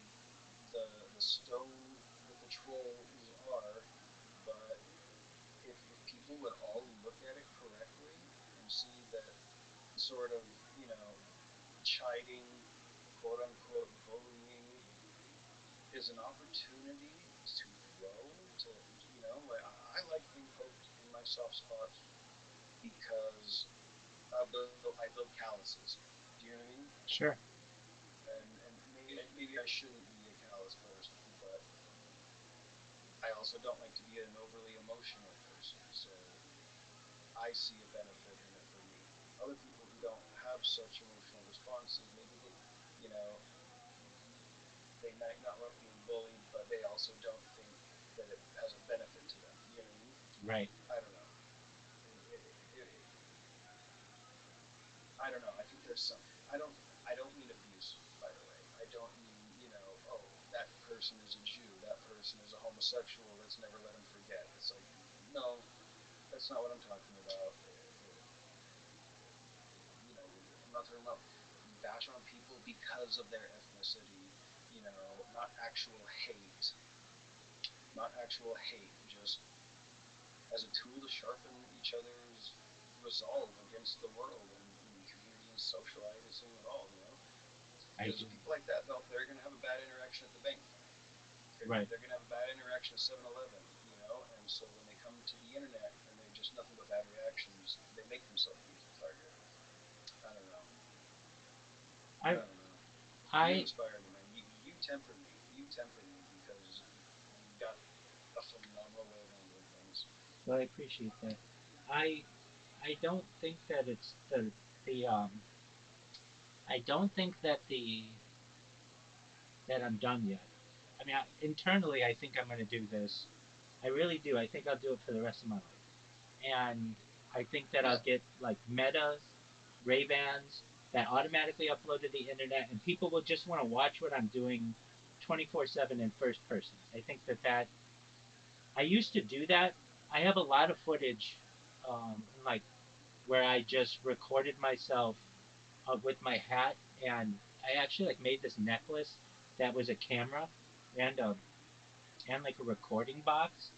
They make these things um, that's just like a box that looks like a little black box, and it has one button on it, and when you turn it on, it records all the sound going on around you, and a large it has a large um,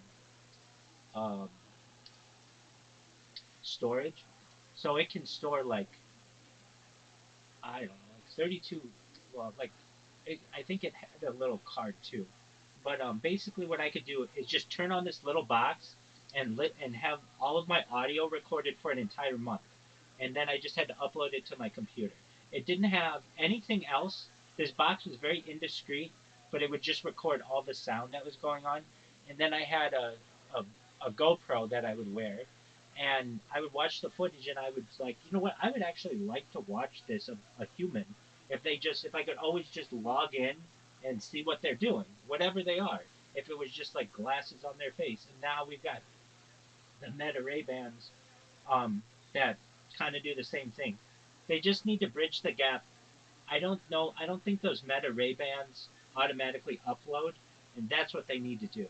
It just needs to be a constant uploading thing, so that you can live out someone's life.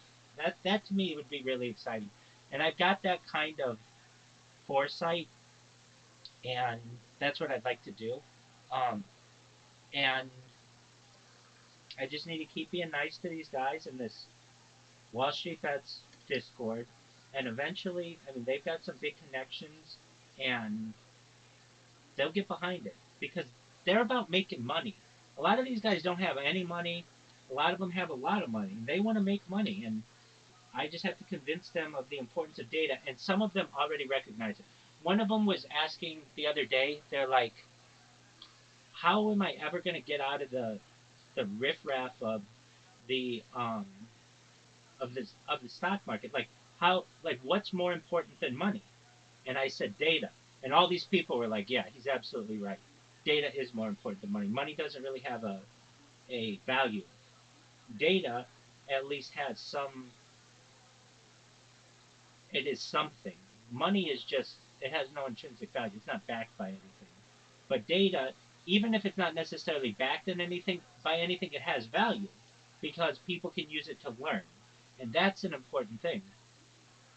So I'm slowly convincing them of this.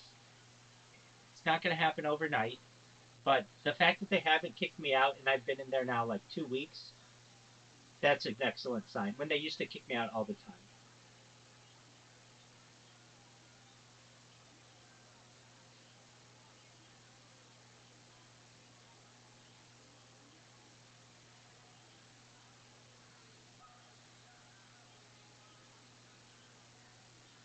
That was the hardest, but it was Yeah, hard because definitely. the kids were everywhere and everybody was You talking grow about on it. people.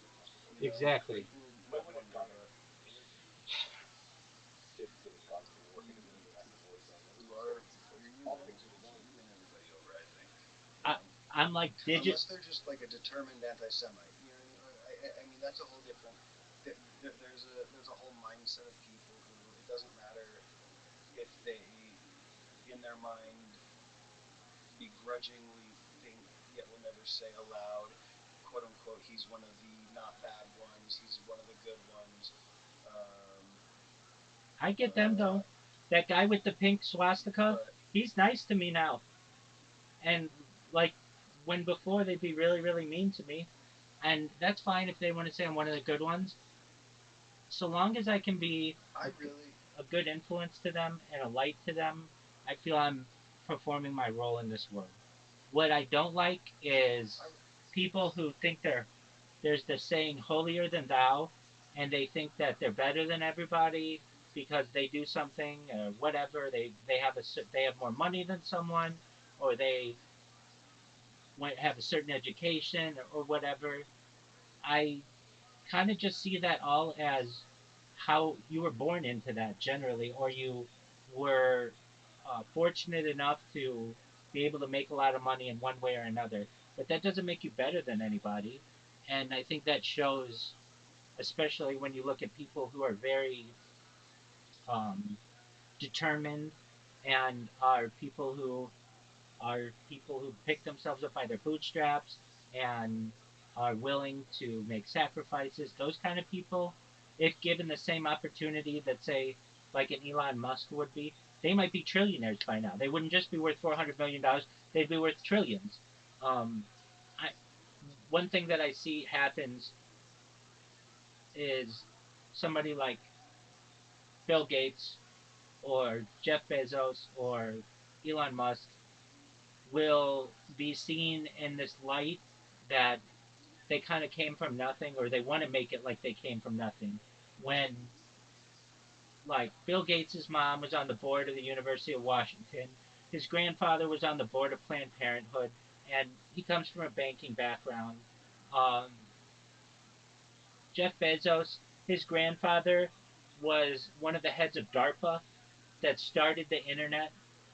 So, of course, you're going to expect his grandson to be a very successful person. Wow.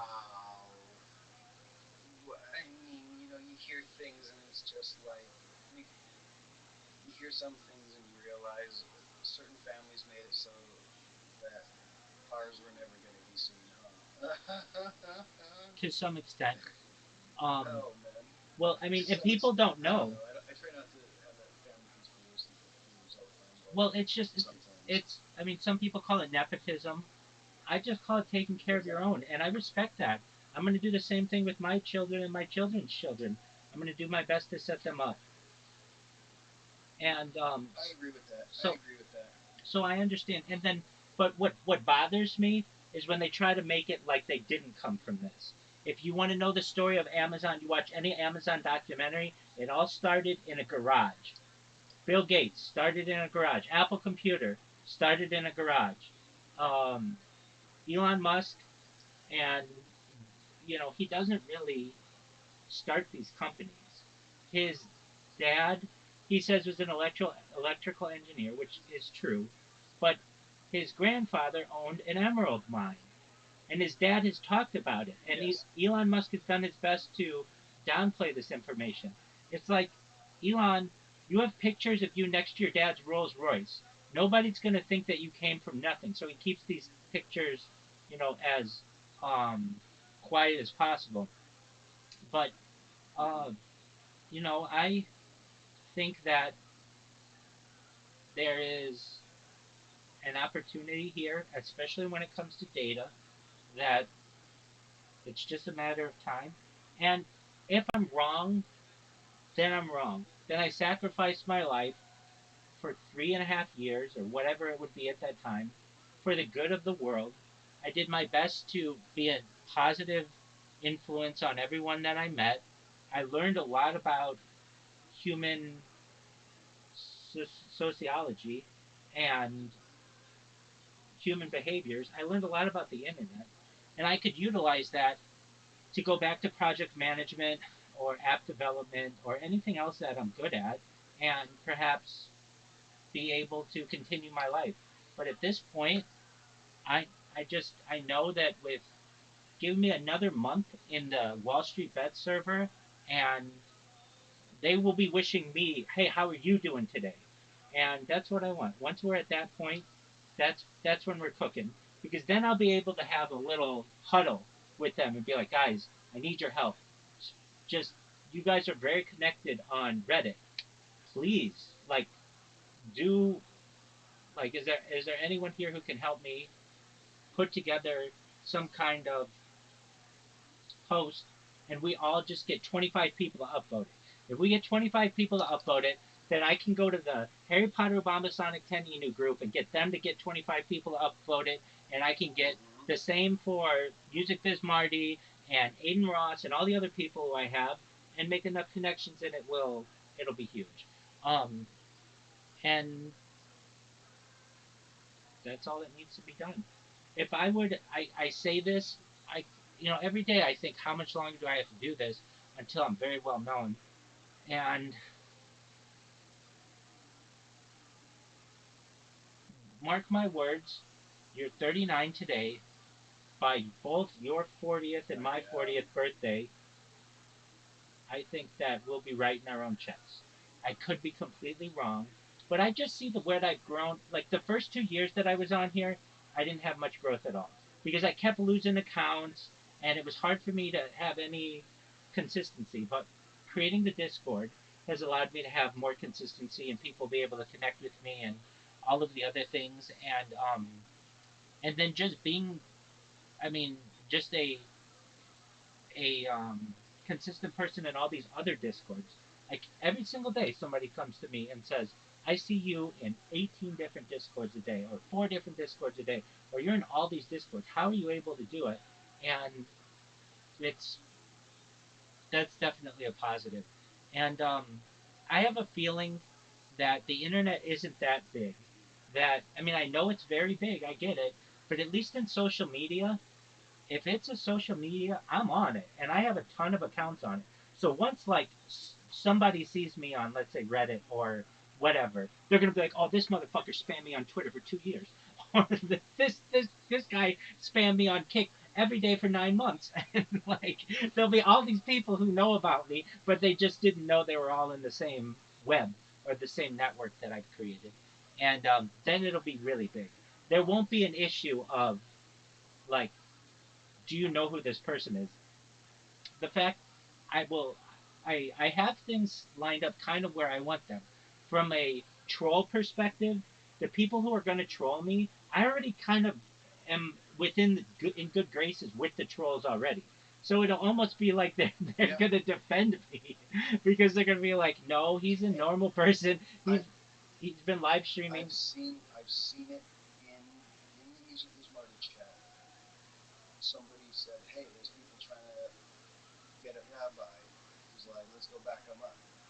I've Perfect. seen that in the Music is Marty thread where we have you have channels that talk about music, current events, this, that, the other topic.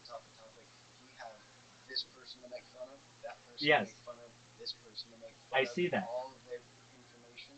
And you don't have a channel like that. No, I don't. You show up in general chat with everyone else. You're not someone who's talked about. You're, you know, And I don't know. I've got a couple other It's servers different. that I'm like that in. There's one called Tequila, and people will come in and be really mean to me. Well, they used to, I should say. I haven't been in a long time. And they will come in and people will back me up and they'll be like, "Hey, don't bother him." Like he's just doing his thing. Don't bother him. So Yeah. long as he doesn't break any Discord rules, don't bother him. Um, and I'm in this other one. You've been in it, Maya's Playhouse. Those people are like I've just become like a staple in there. They know exactly who I am. They know exactly what I'm doing. They can watch me at any time, and it's just a matter of time. This thing is gonna blow up. When it blows up, it's gonna be like anything the world has ever seen before, and I think that's when it becomes very exciting. That's the first thing that I want to do. Is I mean, of course, world peace is very important to me. And I'd love to say the first thing that I'm going to be able to do is stop all the wars, but I just don't think that that's realistic. But what I do think is realistic is me showing the struggles that I've had with technology and calling out the CEOs and the quality assurance teams and the um, the the what would you call it? Like the people who ban you, and I'll be able to say like, here's a perfect example. We have two devices, exact same thing that they're showing. Why is it that this one got banned but this one didn't? Why? And if you can't give me a good reason, then you need to go back to the drawing board and overhaul everything and make sure that it becomes consistent because it's not fair. And another thing that I would say, I would call on, well, there are some things that I would really call on at least the United States government to do. Not anything that I feel is very controversial. I don't think that it's right for people to be able to hit children, and I'm very serious about this. And I think I could get every person in Congress to pass a piece of legislation to protect children against getting hit, especially by other people. Paris Hilton just passed one recently. I don't know if you saw this, but basically, she passed a piece of legislation or helped to pass it to protect children about like if you're in a like some kind of like development home that they shouldn't be able to hit you.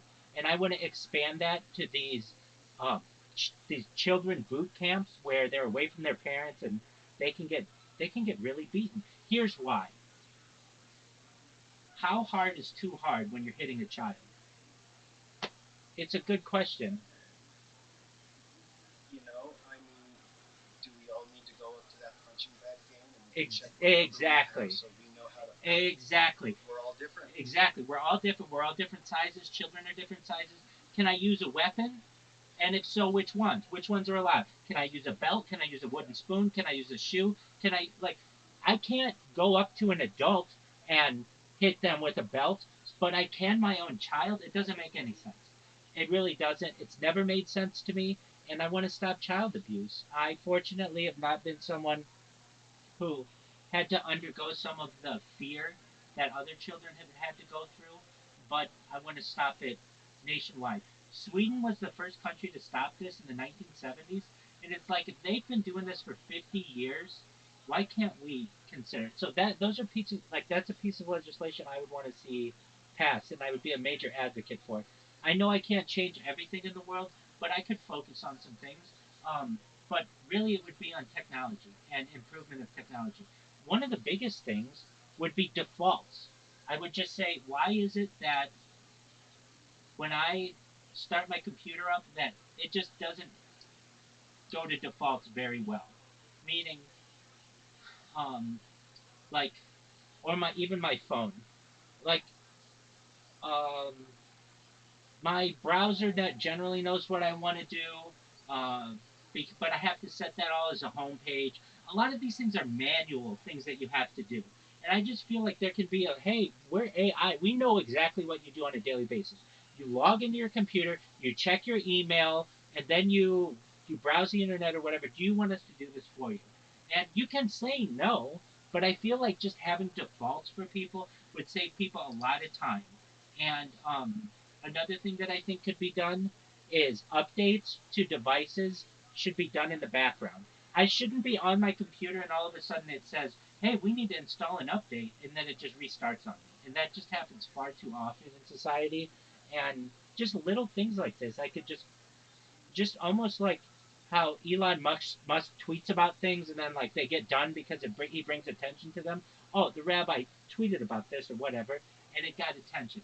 Another thing that I don't think is fair, like so for instance, um, if you want to hire someone in the United States, there are all kinds of legalities that you have to essentially adhere to, especially when it comes to discrimination. Like, you can't discriminate on people over age 40.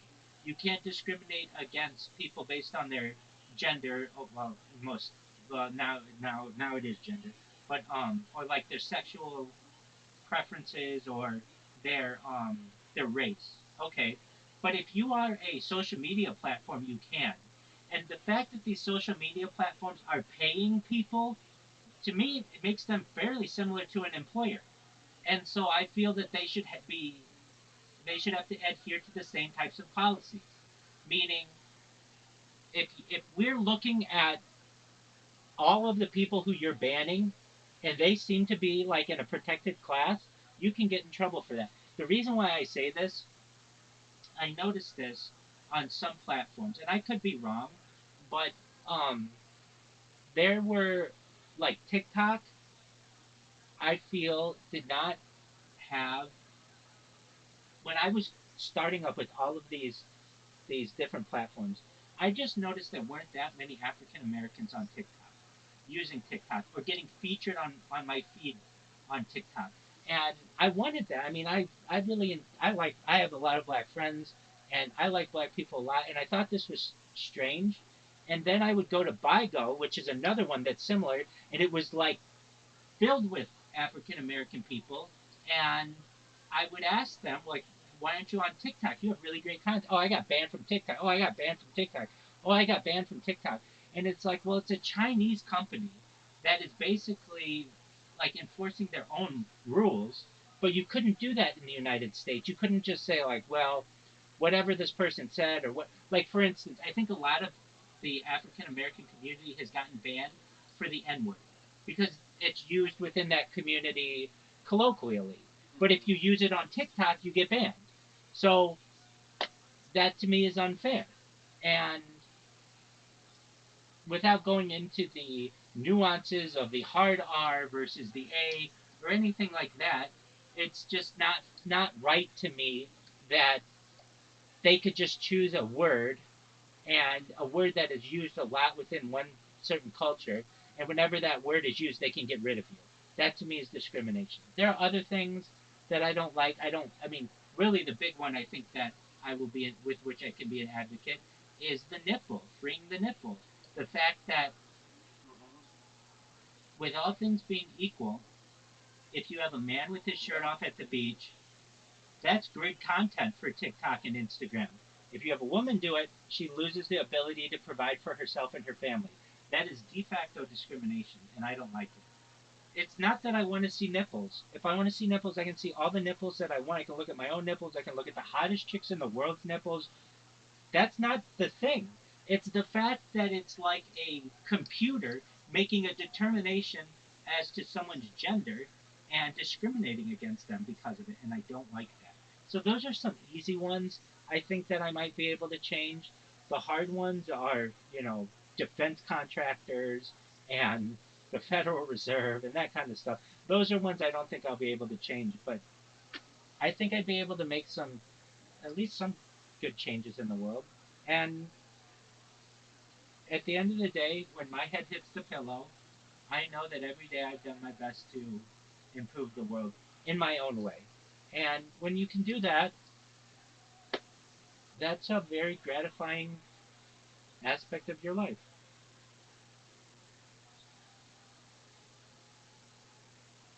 Hey, someone else remembered my birthday. Right? Who's that? My friend Mark. Shout out to Mark. I'll be right back. I'm gonna grab some water. I'm gonna use I've the done that restroom, before. so I'll be back So too. now lots of people do it. Could you actually repeat those stories? What's like the shape of this? What were common themes? How did those stories change you?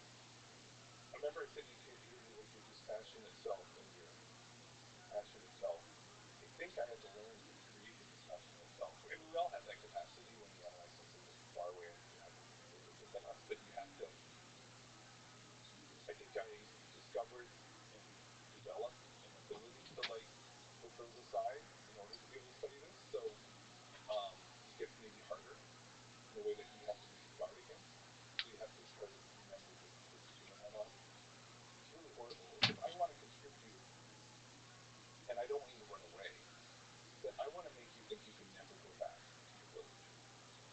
And the best way for me to do that is to make you, force you to do something really feeling really, really horrible that you almost incredibly believe you can never really go back. And it might be like feeling blood. And so, but just hearing people tell you that story in all of the different shapes and forms, to the point, what was horrible about it is they did this so routinely. That you'd be sitting there in an interview with somebody and they'd be telling you the story, and it's like the most horrible things that could happen to you or anyone else. But there's some voice in the back of your mind saying, okay, you really need to get the other thing. And we know, I know how this goes. Like at first, there's this thing like, okay, I'm not learning anything new here. Like there's some part, evil, terrible part of you that says, yeah. Like, but let's get on to the other thing. But I know I have to. But every day you have to just do that to get to the, because you're trying to actually understand how to help people. You're trying to understand how that trauma has manifested, how they have it. Some people get stronger as a result of that. Some people get weaker. And if you want to know how to help people, and you need to get to that, I wasn't trying to get to something for my selfish purposes, but I was trying to figure out, okay, we need to know what the symptoms are now. It's the Yeah. thing about us. If you're surrounded by trauma, that So voice for in the me, back of your head that you just go, yeah, I know exactly how this conversation goes, and you skip ahead to the solutions, to the diagnosis. And if so that was yeah. So that was because you then have to deal with this. So it's very helpful if you like come home every night to someone who's A, gone through the same thing, and B, is a professional and very, very, very, very good counselor psychologist. I know you keep saying this. Period. Is this true? Question mark. The hardest thing, I mean, the organized crime stuff has been the hardest. Just figuring out how to get that information took us years of just trial and error, mostly error. Like just how to get people to talk to us, or how to collect data in a way that's safe for me and safe for my team and safe for people to answer a survey. Like how do you get the information on what gangs are doing in the community or how it's hurting or helping people? Like you've got to run surveys and you've got to talk to them and all these things. Nobody knows how to do that, and so we had to sort of really slowly. Not nobody. There's a few of them. There's other academics like me who are doing this, but there's a pretty small group that's trying to like collect systematic data, and then there's a slightly bigger and much more experienced group that's been talking to these different actors. But every time you go to a new city, and there weren't that many people working on this in Malaysia, there were a few, you have to like discover anew. Okay, who are going to be for that city or place?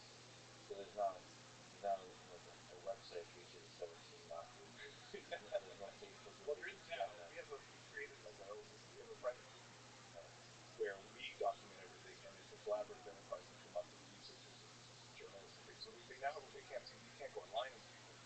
But that's individual researchers. It's not. I mean, they're hiding by design. Some of them have Facebook pages and things of this nature, so they do have public profiles a little bit, but not so explicitly. So there's kind of stuff. Here's an example. So one of the things that's really intense in Malaysia, it's true in a lot of cities, it's true in American prisons, is gangs govern everybody everyday life. So if you have in an American prison, particularly Illinois, California, Texas is another big one, but also in a city in Medellin, if you have a problem, debt to collect or dispute with a neighbor, some things, you could go to the government, and they do, and they have to solve it, and go to the police, or you can go to the gang. And that's like a really everyday phenomenon. But then there's a question of like how do you actually figure out what services they're offering and how much they pay for them, and do you actually like those services, and how do you comparison shop between the police and the gang, and what would get you to go from the gangs to the police, and then how's the gang strategically going to respond to that, and what was the impact of previous policies to like make state companies better, and how did the gangs react, and so we had to sort of figure that out, and that was interesting. So that was just hard in a different way. But I don't do the emotionally punishing stuff. I just do empathy. So that's much easier in that sense. By the way, on Jorge Ochoa, some of these folks are out of prison. Yeah. Have you had a chance to talk to those?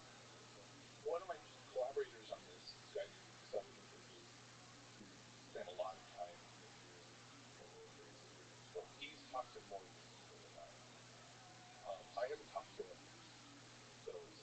He hasn't been talking to them specific, but also they were there in a different era.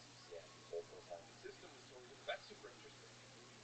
Almost like trying to, centuries. yeah, that was 30 years ago, and the system. I mean, Rafasina, Pablo Escobar created the Mafia system. He integrated when all these 17 Razones and all these street gangs sort of fragmented to form the remnants of this more unified empire, which he gave the name Mafia.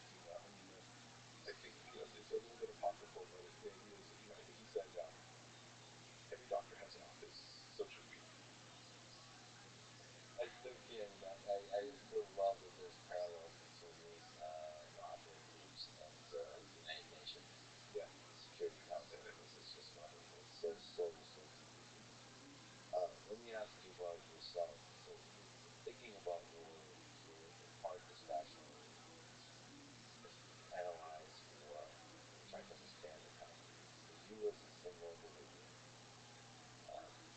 the dialogue that you're talking to the people that you're suffering. What do you think about jail mortality? how has your view of your own finances changed after you got involved in it? Maybe the reason I can do this work is because I don't think about it a lot. Your own mortality or even like mortality? Yeah, Death. well, I have to think about death a lot. So, But there's a way to think about death, like numbers in a calculation when you're doing geopolitical negotiations, and then there's like a dying child or a dying mother. yeah, I guess I know I'm in a place where there's risk, and so I think a lot about minimizing any risk.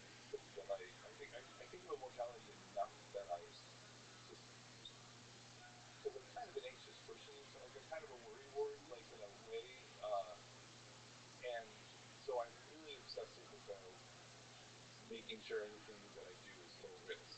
You know, that gives you something to focus on, a number. The risk is hard to minimize it. yeah, Again, there's still the existential dread. Is there risk? Minimization doesn't matter. I've never been in a life-threatening situation. Yeah, And that's somebody who, you know what you sound like with Alex Honnold that does the free climbing. He doesn't see that as well, that's like. fine. Well, that's but you know, but I well He that sounds exactly the same because you just said I've never done anything as dangerous as those people riding right. scooters. So I've actually been a rock climber for like 25 years with a long break in between. But I'm the same way. You know, actually, rock climbing is an extremely safe sport if you're very careful. But free climbing is the opposite of that. But I mean, like if you're like you've got a rope that's attached to you that goes up is like attached to 18 trees and comes back down. You're fine. Like this, you know, and you wear a helmet. You're good. You're totally fine. Yeah, but this is super safe too because you don't free climbing. No, free no, no. We're Free watching climbing is free climbing totally. last summer. I mean, because you're only going to put your hands and feet on sturdy rock, and then you know the path. And, No, no, no. no, Totally. I know some people. I've been friends with college. I've known people who do some totally wacky sports and have stayed alive. Uh, so I think it's totally a thing. I think so even in that, by the way, this I is can't even watch those movies because those freak me out too much because it's just too risky. Like I can't. I don't even. Yeah. So those things I've never watched like Free Solo or anything. They're just too much. Still not as dangerous as riding a scooter. Yeah, totally. I'm not gonna admit that. Uh, So, but even in that, this risk minimization in the work that you do versus the sort of philosophical existentialist view of your own mortality. You know, there's like this thing just ends. Like, what the hell's that about? yeah, I have this amazing capacity not to think about it. It might just be a self-defense mechanism. You know, my father-in-law, Gene's father, was an evangelical pastor. He's now retired, but and we would talk about when we were getting married. They were thrilled that she was marrying a Gnostic atheist or something. We love each other very much. It's fine now, but I only started discussing this in some of the because that was one of his questions for me. He goes, "Well, how can you possibly believe that there's nothing after this? Because that's just like too horrible to imagine." And we literally never saw eye to eye on this. And my view was like, listen, like I can't convince myself. I believe what I believe. I can't convince myself otherwise. Anything else seems completely impossible to me. And for some reason I can't understand, I'm at peace with that. Like it's never bothered me that one day it's over. And I and the fact that people have angst about that and that they seek answers make total sense to me. And I can't explain why that doesn't concern me or doesn't bother me. Um, But and yet, you don't have a clue. yeah, maybe if I was worried, but if I was more worried about it, maybe I wouldn't be able to. I don't know. But then again, I don't take the risk. I'm still living in. I don't know. But I minimize all sorts of risk. I'm like a. Yeah, I minimize. You know, I try to optimize like groceries in the fridge too. Like I mean, so Very economist way to live, I would say. That's probably why you're good at that might be true. That might be there's some selection in economics of these cold calculations. chicken or the egg. You never know. Do you have advice for young people that want to do as ambitious, as crazy, as amazing of work as you have done in life? So somebody who's in high school and in college, either career advice on what to choose, how to execute on it, or just life advice, how to meet some random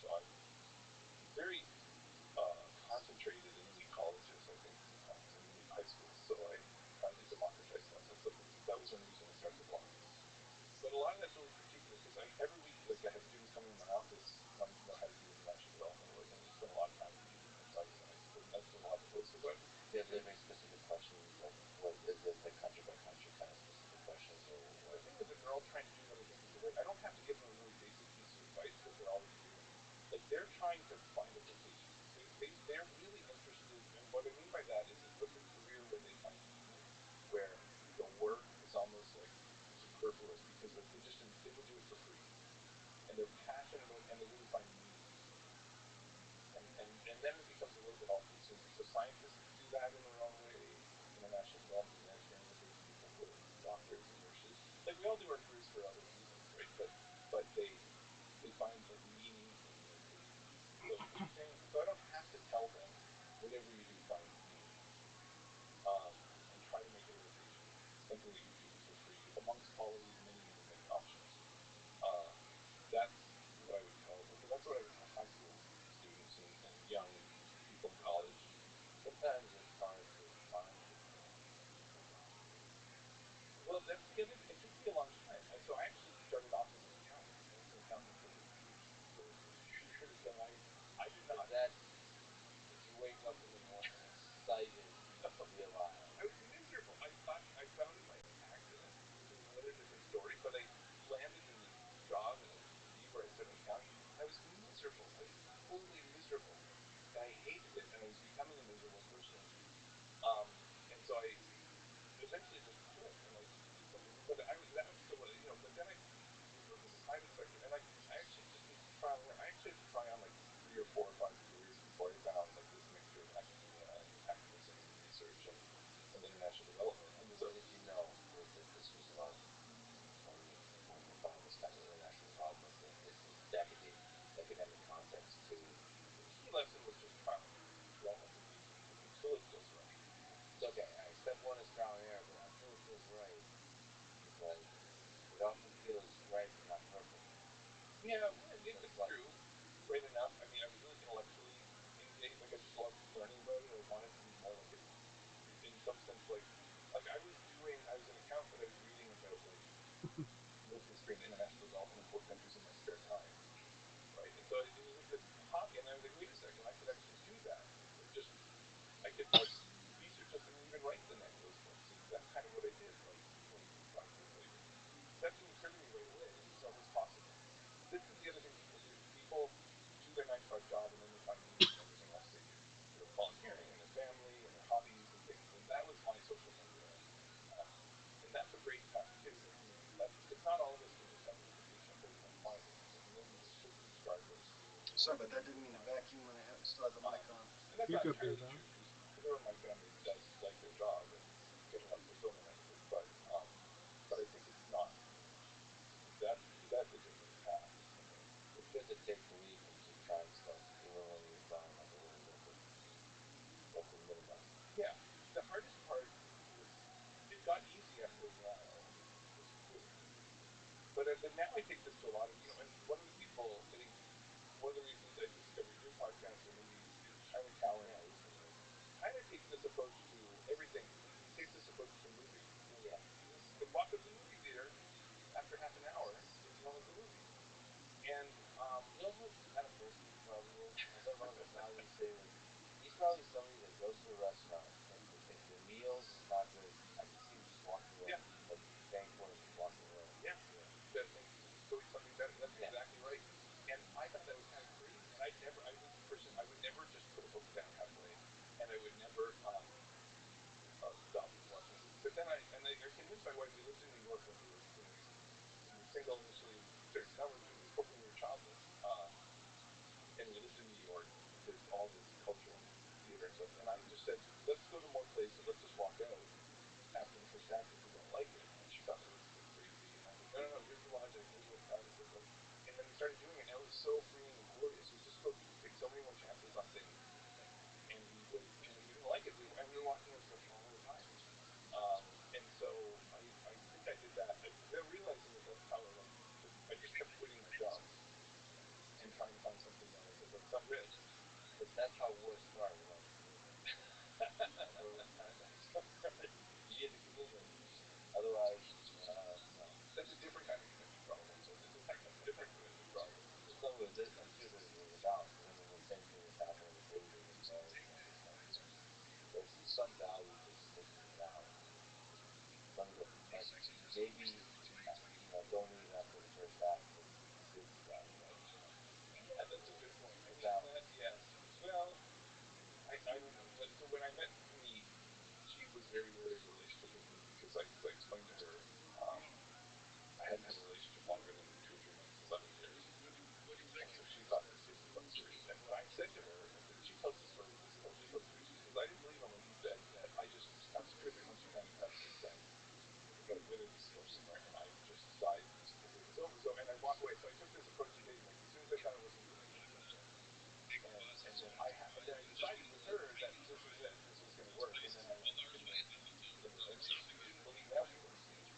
Finally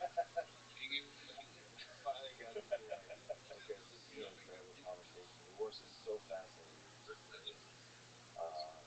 Big picture way of looking at human conflict especially in this time of increasing war. I really, really, really appreciate you calmly speaking to me about some of these difficult ideas and explain them.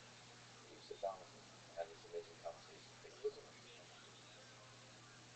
Thanks for listening to these conversations with this guy. To support this podcast, please check out our sponsors in the description. And now, let me leave you with the well-known triple words of Albert Einstein. I know enough to avoid World War III will be fought, but World War IV will be fought with sticks and stones. Thank you for listening. Hope to see you in the streets now.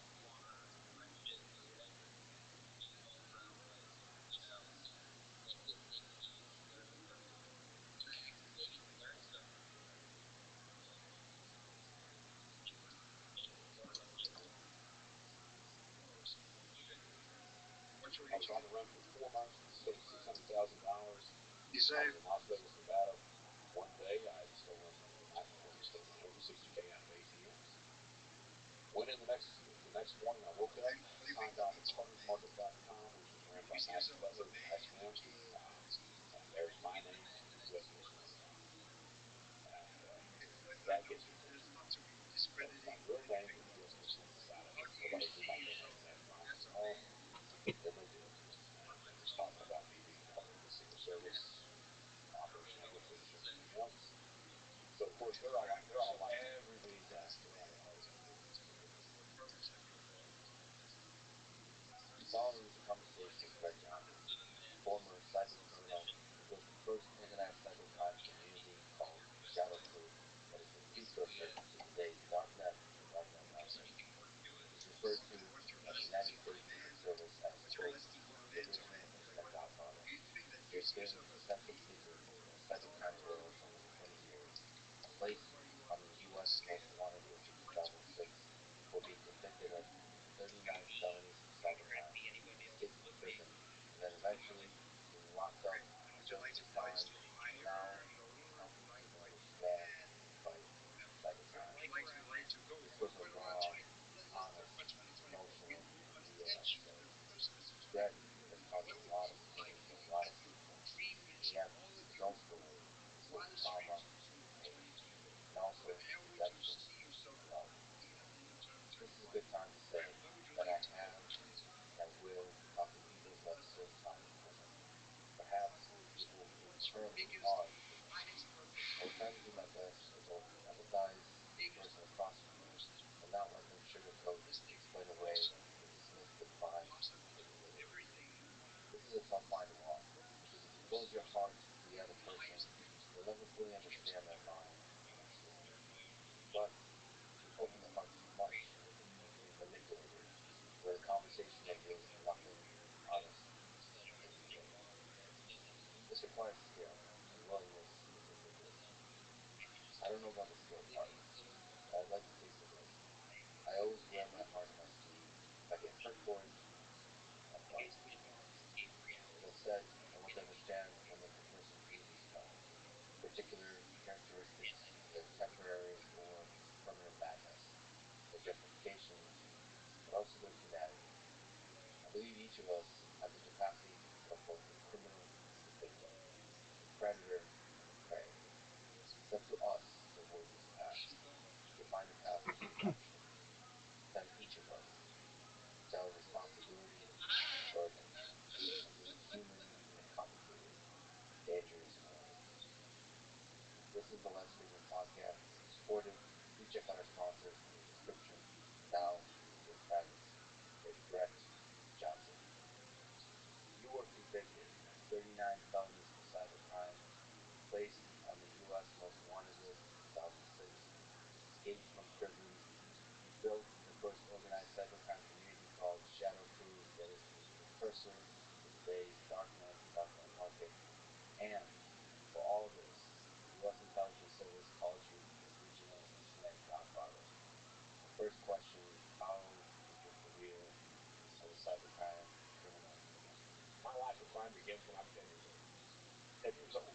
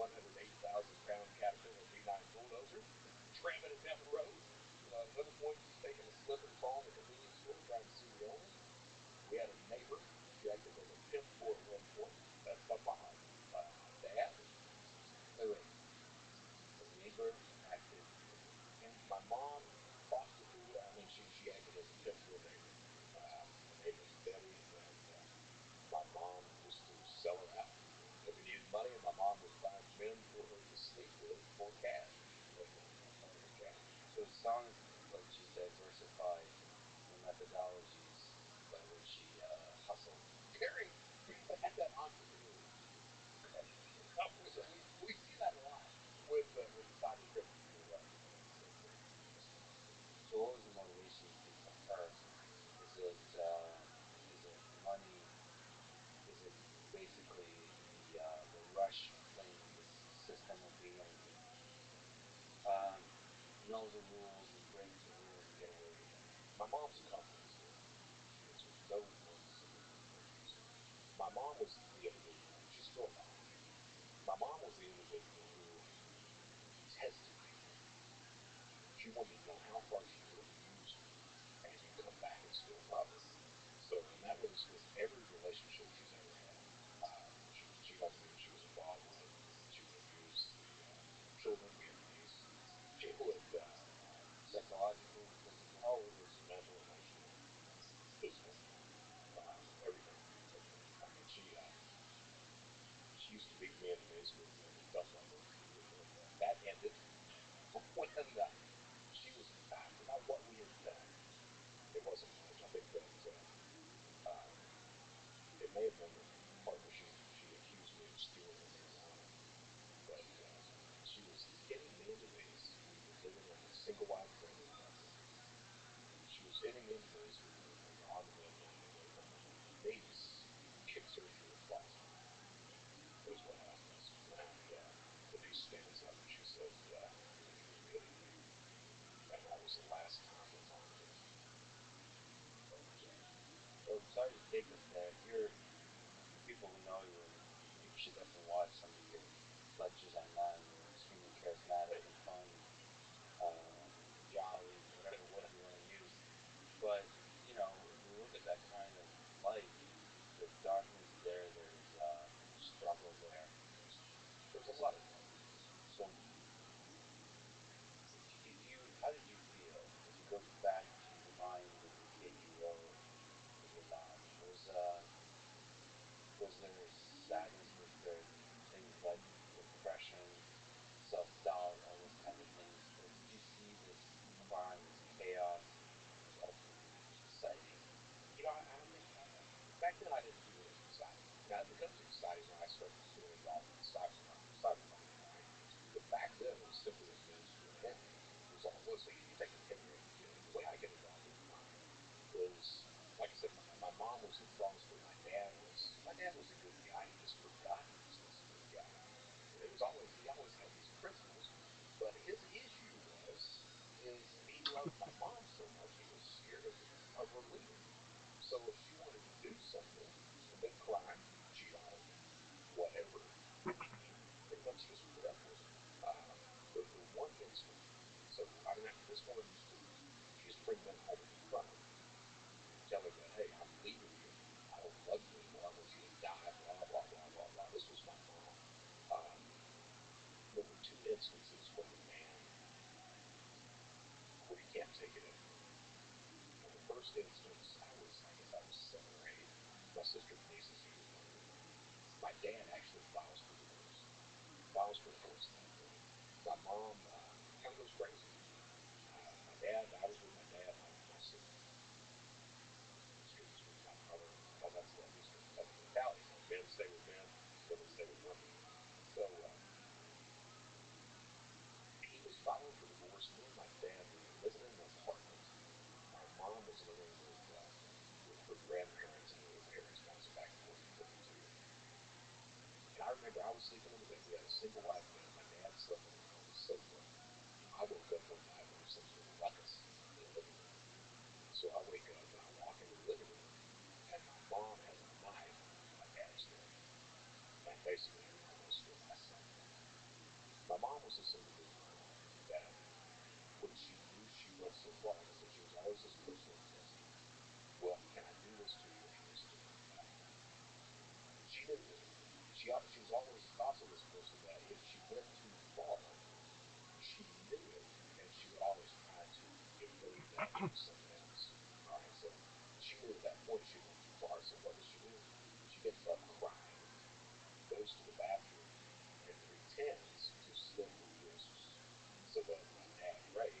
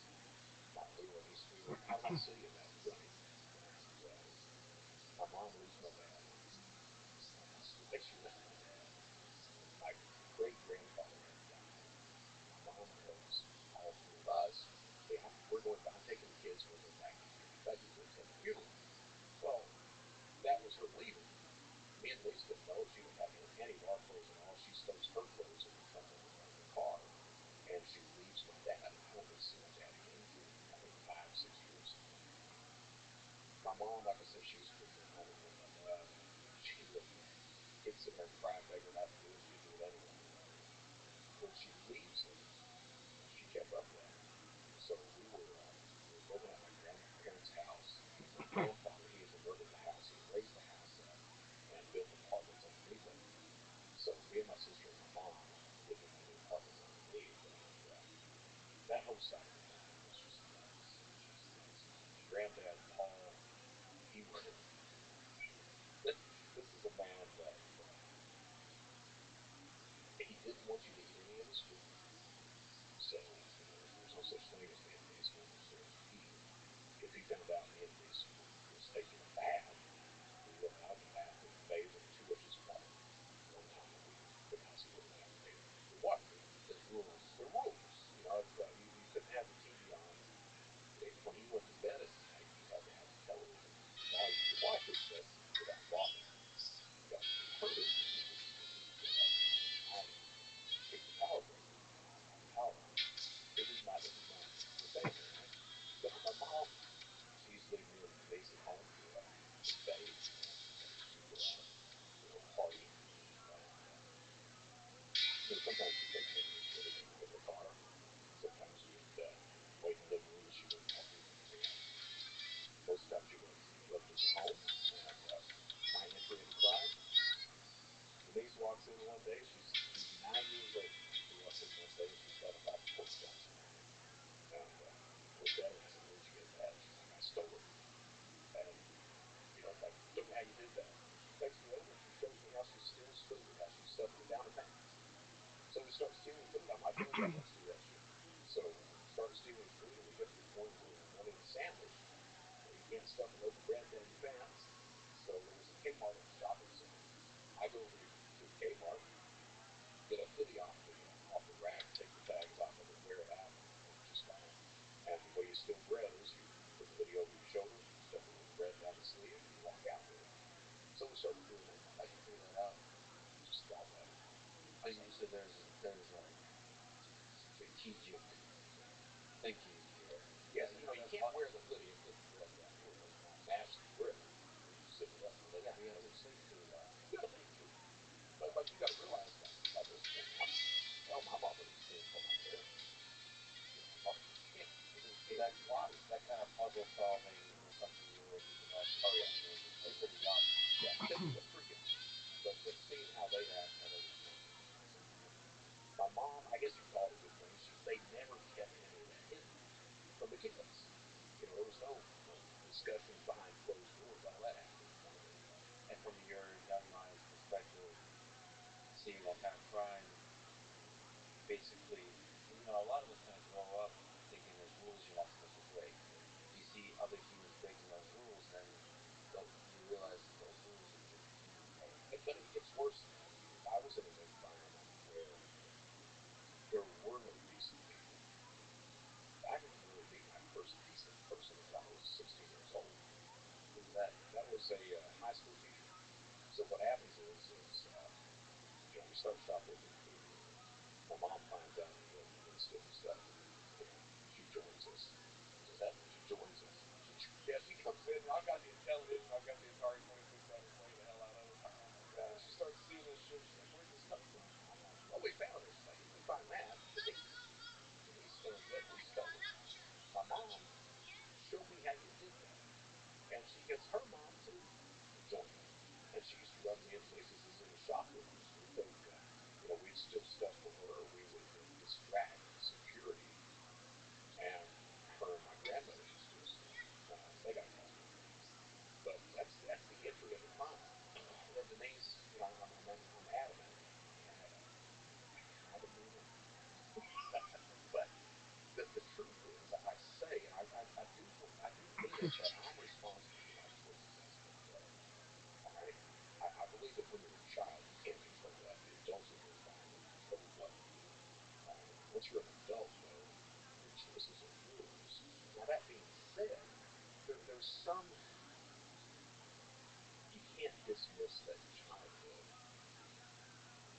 influence or drive in us that can't do that. I mean, it was kind of written on a slate that, hey, this guy's going to be this guy when he grows up.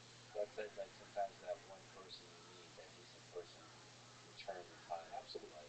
absolutely. So what happens is the abuse, everything continues on. When I'm 15, my dad was in Panama City, Florida. My mom was we were in Asheville, Kentucky. She she was dating this guy. My mom was a scheduler's woman, and the abuse would it was crazy. It was crazy stuff. She would tell me and my sister, that she gave up her life for us, that she was going to leave one day and never come back, that when we were dead and introduced, and she'd go out and date these men, and she'd come back and she'd talk about how these men were abusing her.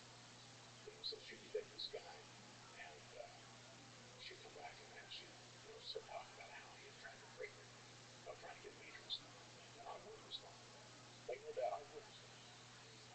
Well, what happens is, and I knew that, I don't know if I knew it was abuse at that age, all right, but I knew things were fucked up. And I was talking to my dad in Panama City, and I really had it in my head that I was going to go down the road with dad. And I called my dad because I was set to go to me and my cousins were going to see Return of the Jedi. So I'm not going to do it. So I called my dad. It was a Sunday. I called my dad, and he told me his wife had gotten married, and he was about to leave. And basically, Brett Johnson was going to be back for about 4 straight hours. I had to call my dad trying to pay for him, but the result of that was I drove to a hospital, got rid of that event, and the woman got over all of at the same time, and I smacked her and beat the hell out of her. Tried to. And I was 15. Didn't really know what to think back then. But I was being raised as kind of a kid. And that later beat the hell out of this lady. Turned out she wasn't shit just like my mom. But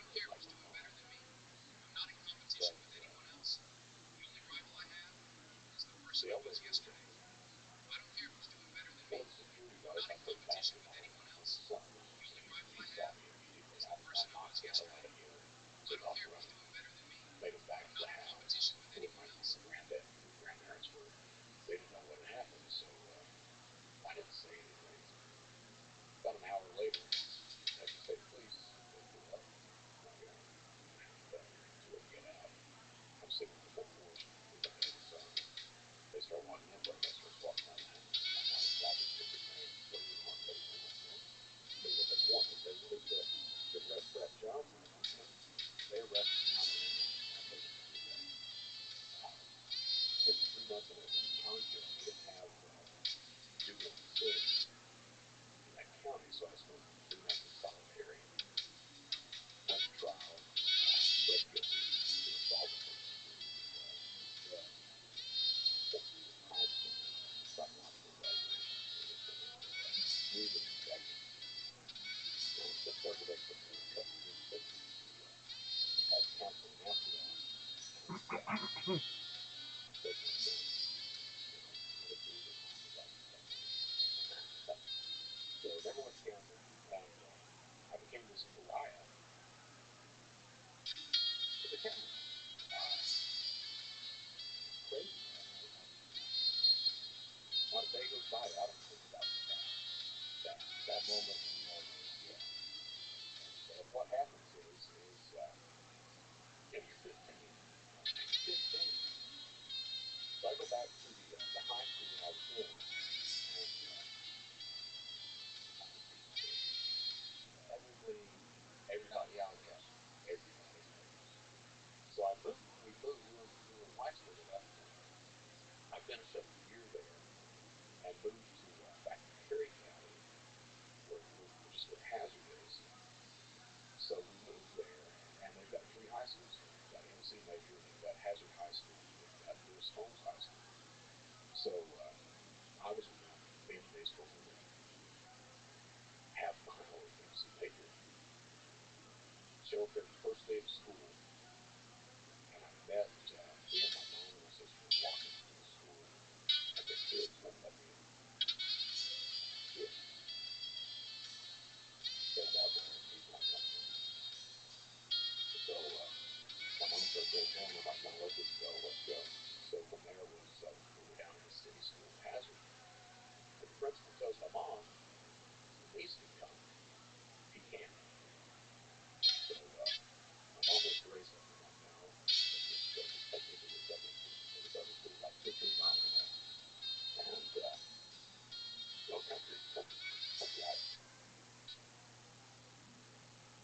So I go there and they accept me. And I walked in the first day, and the English teacher named Carol Cox. I walked in and handed her the paper out. She was home routine. She heard this voice, and this is the way she explains it to me. She heard this voice, and she looked up. She's like, "Son, have you ever done any drama before?"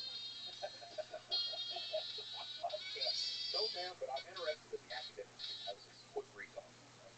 And she's like, no. She's like, drama. Like, no, I'm not interested in theater. I'm interested in the academics. Well, she was the head of the drama department and head of the academics department. So the deal was, tell you what, you can get on with academics if you start with theater too. And I was like, okay. So what happened was she was the first decent person I met. She became this kind of surrogate mother to me. So under her tutelage, I become the one of the top academics team guys and stuff. I was captain of the team. I was this girdle across all the campuses. We had a meeting. It was like Jesus Christ was dead time. It was like she used to tell people it was the high school that I came from was Whitesburg.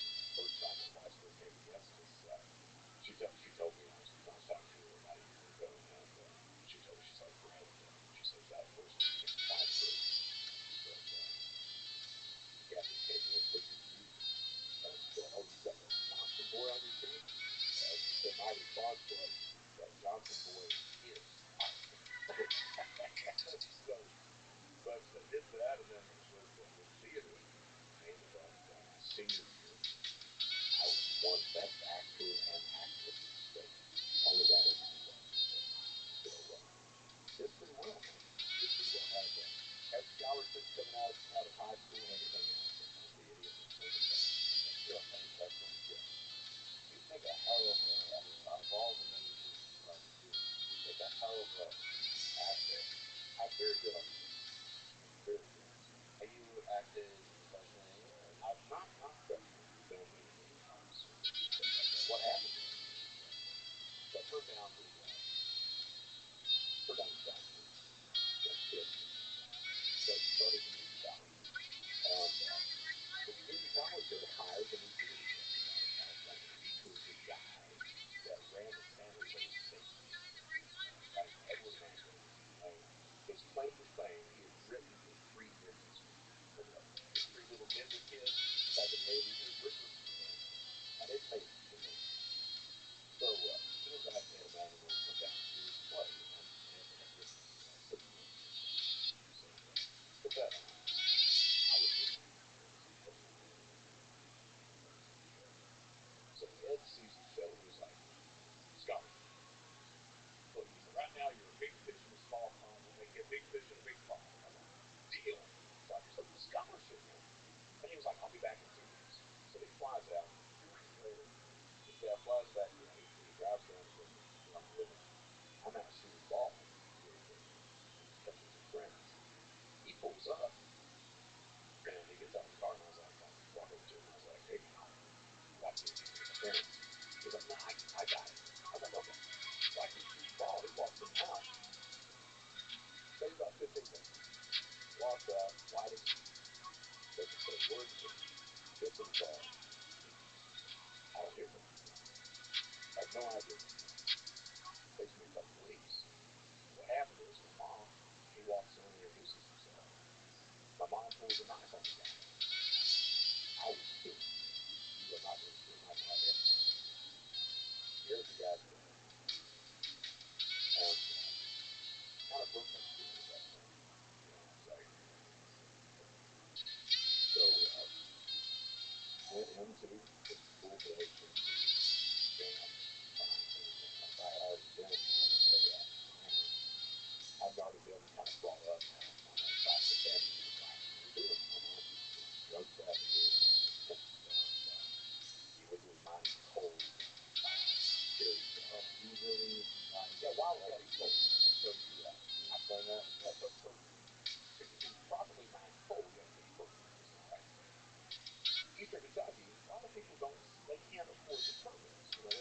getting a piece of equipment, so you get a notion on what it is, and cost and things like that. So you start mining, but you don't get the permit, so you don't have to find it. You don't have to pay. Back then it was like $3,500 for a 2 acre permit, or $5,000 for a 2 acre permit that you can still mine the coal on that, but you have to pay for the reclamation on top of that. So once you uncover the pit and take the coal out, you have to cover back up the pit, sow grass, make sure everything isn't thinly done, silt pine, everything else there. So the whole idea is you buy an acre of land or some area of land, and then you can. The whole process is just real The quick. entire process. How many people are involved in the mining? The smallest number of people required for a mining operation. Usually 2 or 4 people. Okay. So you've got your loader operators, you've got the dozer operator. You can farm out the trucking to someone, and that would be our trucking company that would do that. And that's whoever owns the business as well. So very few people can run an operation and profit fairly well, as long as you don't have to do the reclamation and all that stuff on top of it. The reclamation is pretty expensive. So if you're uncovering a pit of coal, a pit, so a ton of coal is basically about 36 cubic. It's like 2,000 pounds of coal weight. That's the weight of by doing it coal. The fact that you know this is awesome. The fact that you know exactly the volume of a ton of coal. I mean, yeah, you learn this shit. I rather with shit off. So you uncover the pit, and then you got to sell the pit. Well, the thing is that before you go sell coal, when you sell it to one of these other coal pickers that knows that they're mining the pit illegally. So back then, a ton of coal was maybe like $36 for the ton. And you'd have to go out and you'd test the BTUs. So you take samples from the lab, test the BTUs, and bring a thermal unit.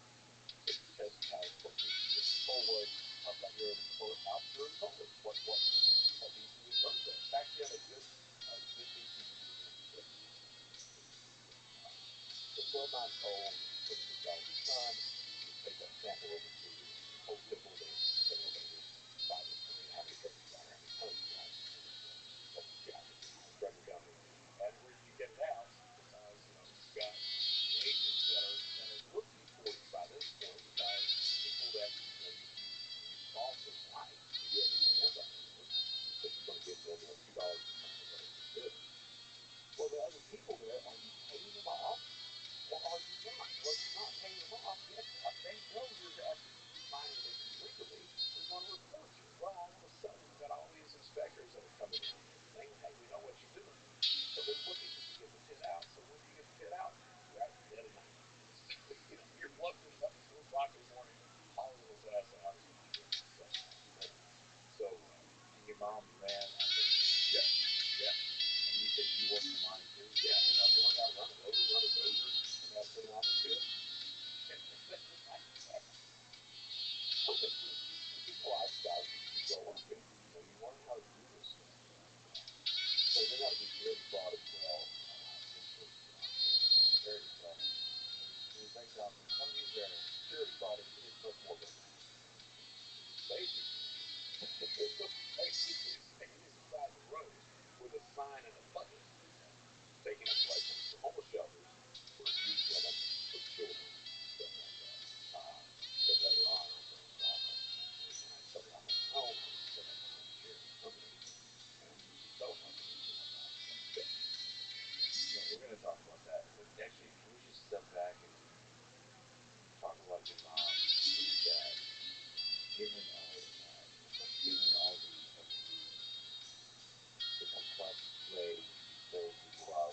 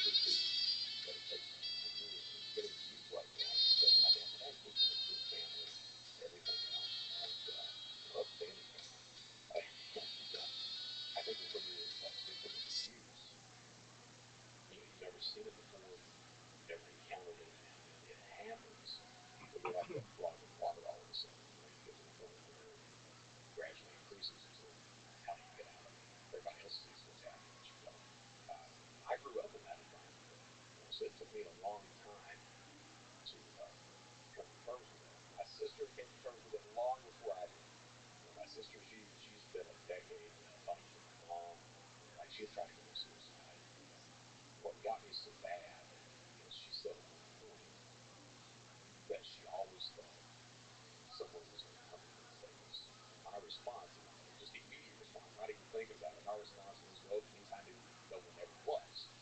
And looking at things now, I think that's where our paths diverged. Me, it was you want to do it. Everybody's going to take care of you. You got to take care of yourself. You're on your own. You're on your own. It's up to you. And Denise has always been that child that has expected someone to come in and save them. Well, and also, it's all going to be okay. Somebody, Although it wasn't. No, no. You're gonna unless you, unless you make it okay, it ain't gonna be okay. Oh, I don't know. are you able to forgive your mom? My boundary with my mom is clear. Over 2 years ago, I started this legal career of mine. I've been the guy who has I spent a lot of time thinking about my past and those choices I make, walking right those choices around. So I'm big about taking responsibility for my actions. I think it's really important that we do that. Well, my mom, not so much. So I was talking to her, and I would start saying, she would start the conversation talking about she didn't understand why Denise wouldn't speak to her. That was one of her tropes. So, and my response started to become, well, because you were the abuser, and you spent your life doing that to her, so it's more healthy for her not to talk to you. So she's still not able to see the flaws in No, her ways of the past. no, not at all. So my ultimatum to my mom was, well, if you're able to admit that you told a lie, accept that responsibility, and be able to discuss it with me, that was wonderful. Other than that, I don't want to talk to you. So for the first year, it was calling, cussing my wife out, cussing me out.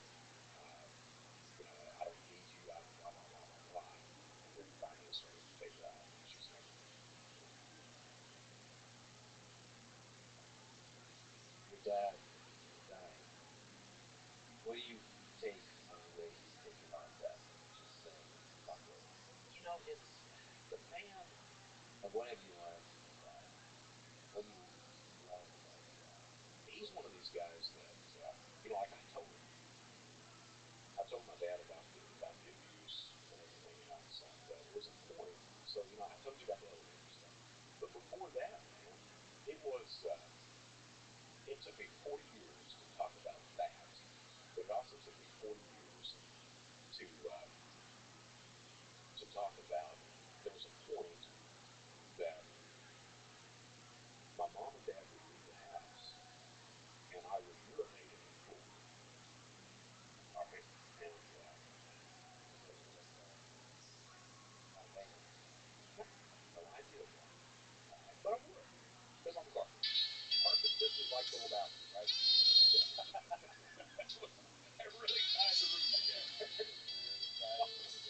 I've talked about that. This lady comes up to me after the presentation, and she had a career previously to that where she dealt with abuse, and she told me, she's like, Brett, she's like, it's control mechanisms. The only control you had was that. She's like, kids do that. And I was like, so I'm not unique. She's like, no, you're not unique in that.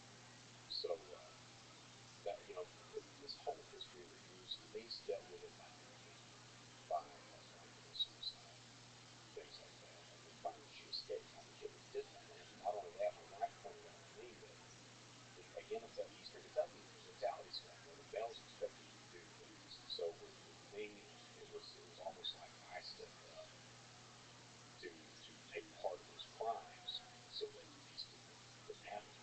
And she was able to avoid all that. Other than that one shoplifting stuff, Denise doesn't get involved anymore.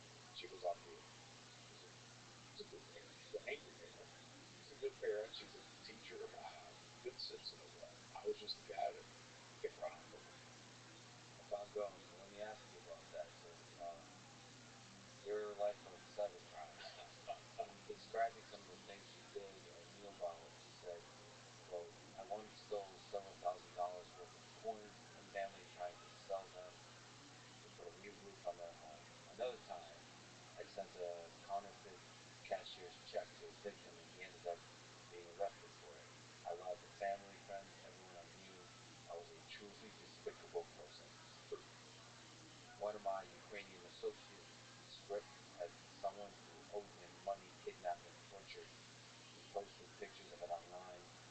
Another mental Iceman used to flood his enemies' email addresses with child pornography and then call the police on them. That's some stories. Can you tell some of these stories that stand out to you that are particularly despicable or representative or interesting when you Sure. look back at it that define your approach and who you were at that time?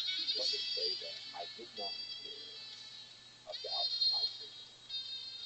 I cared about what I cared about. It's rough to admit that. You don't need to show what you're doing to anybody else. You only care about you. But that's the truth of the matter. I didn't care about my victims.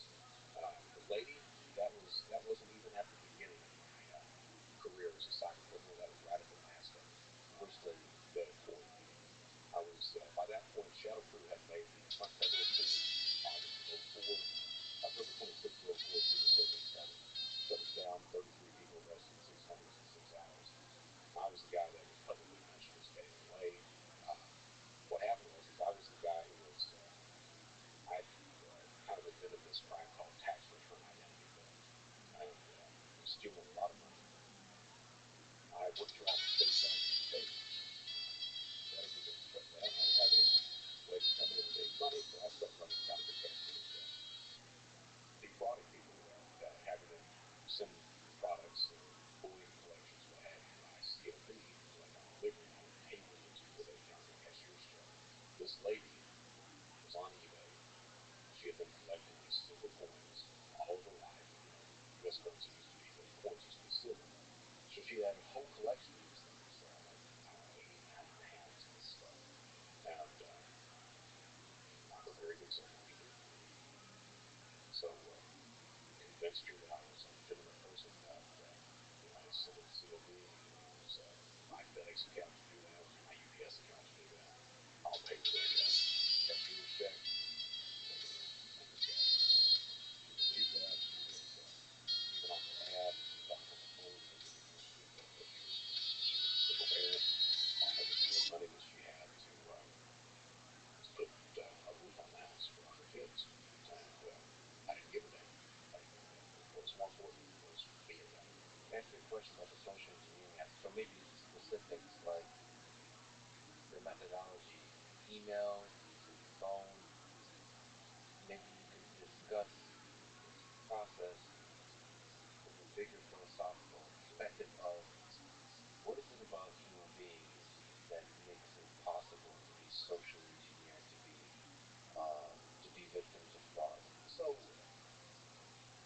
first, let me say that I became a social engineer as a child, because the adults in my in my environment as a child, I had to know exactly what they were thinking and be able to try to manipulate that for survival. So I became a social engineer for survival initially. All right, and one of the things that I've seen with a lot of cyber criminals is the exact same thing. They're the really expert ones.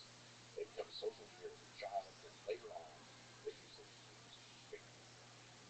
Which is fascinating because in order to understand what others are thinking, you have to be extremely good at empathy. So you have to really No, put yourself in comma. the shoes of the other person. I have thousands Yes. of In subscribers, order to but do they aren't accounts cybercrime, that got you have to banned, not period. care I have about the pain a that might cause that person. Twitch It, account So that you can has over empathize and 50,000 yet followers. not care.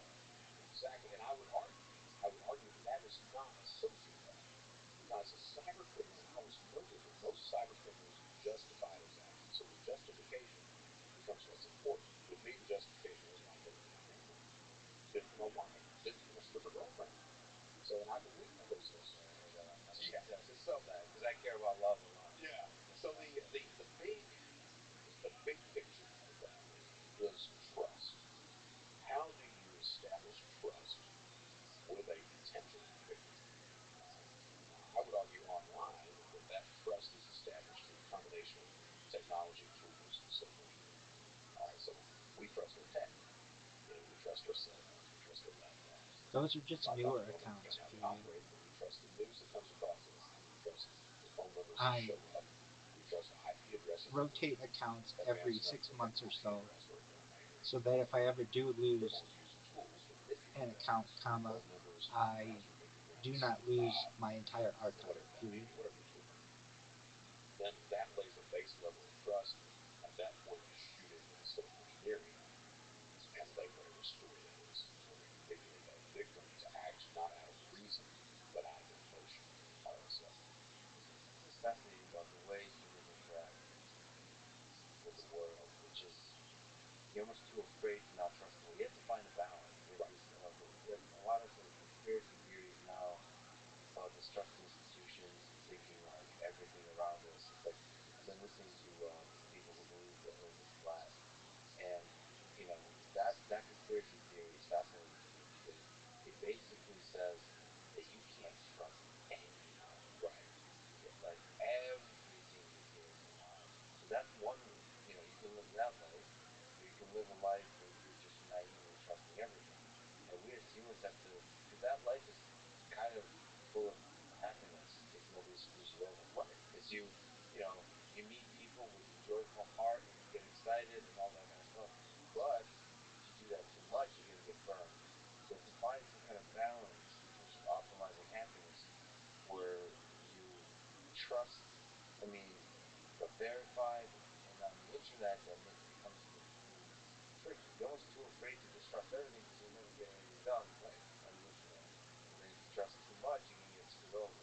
And so the social engineering comes in where you're like, I'm not sure if I should trust this. You kind of help them build a narrative where it's like it's good, It's good. it's good. So and a lot of the times, that social engineering is just feeding into what the victim wants to believe. Um, it's not really coming up with a brand new story at all. It's just knowing what that victim is, what the motivations of that victim is, feeding into it at that point. So you have to, again, that social engineer has to almost immediately know what's driving that person to talk about. If I'm working on a phone, talking to someone over the phone, I have to know within seconds what I need to say, how I need to act to interact with that customer service agent or whoever I'm talking to on the other end of the phone.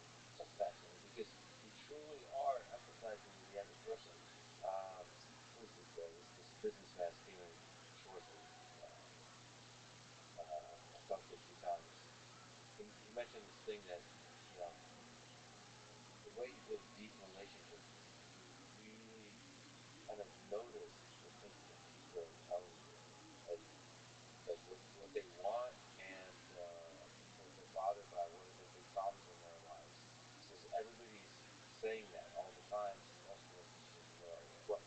But if you take the time to listen, you know somebody at that point. Absolutely. Then you have to be able to dismiss it. What's it after? You're looking for that just to see how I can manipulate that. Is what you're trying to do. So that the lady was one story. Another truly despicable story. We'll get to security in a second. But another truly despicable story. We were one of the really first groups that started phishing attacks. What's fishing? So that is a social engineering attack. TH, by the way. Yes, PH.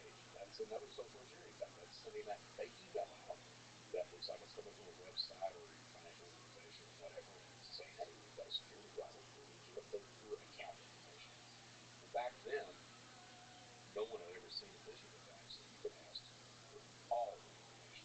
You were getting just complete identity profiles on a phishing email.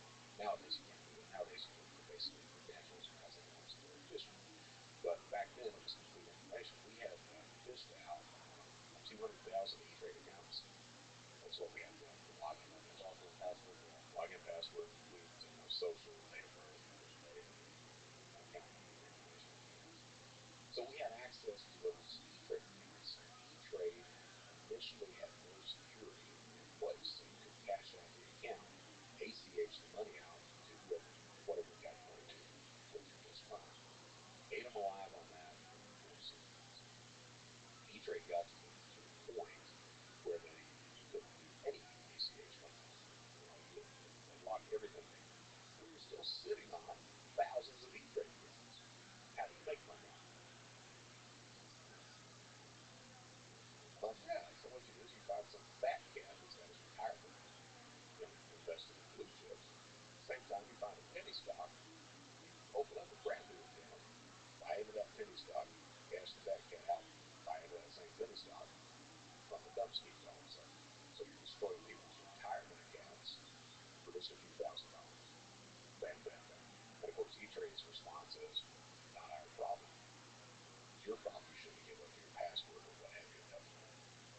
still see that issue today with Zelle scams and things like that. What scam? Or Zelle. So the extra payment for Oh, so it's the same kind of operation, same kind of different mechanism. you find an easy way to exploit the system, and typically it's a manual organization. Not our problem. Our system's secure. It's the humans that throw errors. Well, not really. You've got some culpability in that, and you're just trying to avoid paying part of the bill. That's what's going on. One of the things, just to stay on pitching for a bit, is it really makes me sad because there's been people on all kinds of platforms, like including YouTube comments, but emails too. It's particularly like emails, where people are I now don't really do it for the seeing their monetization, period. followers, I do it to people they're archive the talking about footage, them. period. I know They're once I finding go them on viral, platforms like I will be able LinkedIn to do and endorsements YouTube and so on, and other and things that they make me a are lot of money, figuring out period. ways to get to those When people that by happens, another I am channel, going to make all of you which a lot I of money, suppose is because you helped it me along the way, seems more period. authentic to those people. So they send them an email from what looks like me with this like loving. The interesting thing is the emails sound like something I would write. So these are at this stage. It's not even doesn't feel automated, or if it's automated, there's a human in the loop that's really fine tuning things, or maybe I'm very ridiculous, but it's very loving in the way I would write that message. Well, and so think about that, right? So when phishing first comes out, you can look at the language of the text or the website and say, if you're paying attention, that's so okay. So that's not an English speaker. Okay, typically, all right. But as time has gone on, as the awareness of what a phishing attack looks like, we have people that are sitting back now and making sure that that's a problem. It gets worse than that, though. If you look at business email compromise, all right. So the way business email compromise typically works is the attacker will find a payroll person, like the CEO. He will fashion a spear phishing email, which is that's a phishing attack that's targeting one specific individual. All right. So he'll fashion a spear phishing email. The way he does that is he pulls all the information he possibly can on that person. All right, that CEO. Maybe he'll spear that CEO just to get the login credentials to your email, just to read the emails, and he'll go in there and he'll start reading all these emails. He'll specifically read the emails to the payroll department, see what that relationship is. Are they talking about their kids? Talking about relationships? Talking about vacation? What are they talking about? How are they talking? Are they friendly? Are they sterile? What are they doing? All right. So then he decides, well, I'm going to go ahead and spearfish the payroll department as well. So then he spearfishes them and gets those credentials. At the same time, he creates a Unicode domain in whatever the company name is. All right, so instead of that English alphabet I, he's got that Russian letter that looks like an I, but without the dot on top. All right, goes back into the email, into the payroll email, blocks the real CEO's email, replaces that with the Unicode email against that, and then sends out a message using the correct language, the correct relationship, everything else, and says, hey, we're updating our account status. I need you to send this payment through over here. They've set up a new account, send all payments over here. And that is business email compromise in a nutshell. All right, works great. Probably the larger the organization, the more susceptible to that kind of attack, because there's a like a distribution of responsibility where you're Right. more likely to believe that, oh, okay, this other person is responsible. I'm sure they secured everything. Absolutely. I'm Absolutely. okay with doing this. So that's business email compromise, and those crimes. And that's one thing you see about cybercrime. Cybercrime is not really sophisticated. It's not the attacks are not sophisticated. The stat is 90% of every single attack uses a known exploit. It's not the stuff. It's not zero-day attacks. They're out there. But if you're a criminal waiting on a zero-day problem, you're going to starve to death. The meat and potatoes are that 90% known exploits. And then the rest is, I do so you're stream saying trading, period. I stream maybe Bloomberg not 24/7. technically sophisticated, Right. but it's social engineering sophisticated. Very sophisticated on that. Very sophisticated. Fascinating study of That establishment of trust and then using that trust to defraud that criminal. That is something. I wish, obviously, all of these folks are Yes, I do, really period. good at hiding. I have I wish you could more than 2 years tell of their content stories in a way, which is why of you're me fascinating. going as far north as Santa Barbara, as far south it is as San Diego, studying human nature, as far right? It's studying west it, and you get as to the understand like our Pacific weak Ocean, points, our hope, and our as far desire to east trust as others. the desert and mountains. Period. Also, I have just streamed in Beverly Hills, Santa the weak Monica, points and the failures of visual systems and ideas and Disneyland, this type of thing. you name Right. it. It's Period. fascinating. I just don't have It's a enough money weird to question continue to do you asked me there, but IRL uh, as much as is I once did. spearfishing Period. itself illegal? What's the legality of it? Oh, it's all illegal. Absolutely is. But Is it absolute? So here's what. Okay, let me construct an example. So, if my friend were to spearfish like a seal, right, and get that information, and after they get control, say after their Twitter account, they tweet something loving and positive. What's the crime? unauthorized access to the device. What would be the punishment? That becomes questionable. So no monetary loss, or was there a monetary loss? Primarily no, right? So you have to figure out who the victim is before charges are pressed. Now the crime would be unauthorized access, all right? But no real victim on that, unless the person is county or takes exception to that. Um, no monetary loss. But there's not really standard like fines and Probably that type doesn't of thing. have right. Right.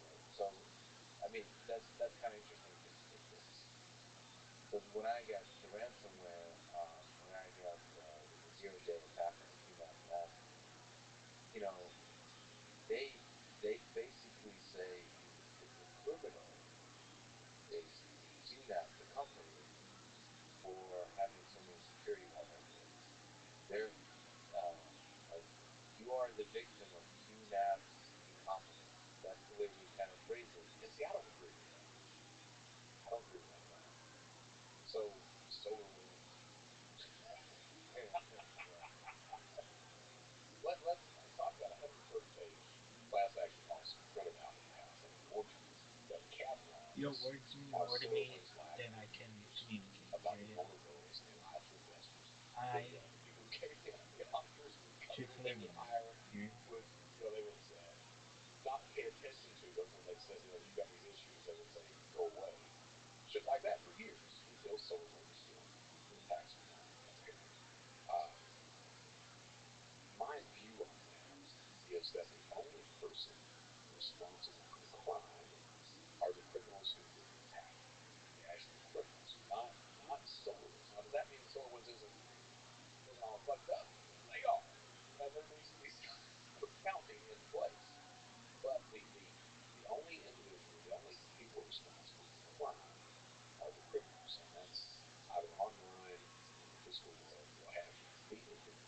Being an idiot Thank you so much. is Period. not a I do crime. my best to Being discuss world being peace criminally negligent every day. is. And Period. I think World that peace is that very important SolarWinds to is me. simply Period. responsible, I don't think that we need war anymore. the Period. culprit for what happened. You could tell folks about Additionally, SolarWinds. What we is talk it? about some really Um, interesting things for society, what is the mission things like statement for the company? anti-gravity, See, SolarWinds was very interesting. antimatter, It provided a backbone de-extinction, of security for faster than light travel, alien hundreds, disclosure, thousands of different companies. If you looked at a lot of life security extension vulnerabilities in technology, SolarWinds, mind that uploading was technology, exactly the system that solar they were sails, working. So what happens is you get a Russian group that comes in and space elevators, and other futuristic ideas. they hack into SolarWinds and get access to it, and it allows them to view every single thing. I mean, every single thing about every single client that SolarWinds had at that point. So entire snapshots of all the IP that was going on, all the emails, all the communications, every single secret that was going on with those companies. If a company had software like Microsoft, it allowed them to look at the source code of everything that was going on. I mean, it was just a complete and total I nightmare, have that on and camera. something that Period. we are not I can going send it to you. to recover Period. from. We're not. I mean, it's done at that point. It is live on There's Instagram. nothing wrong with Period. the slavery accounting, You can but the hear fact that all the that was sound effects as well. an Period. attack that's catastrophic at that point. So there's a huge amount of information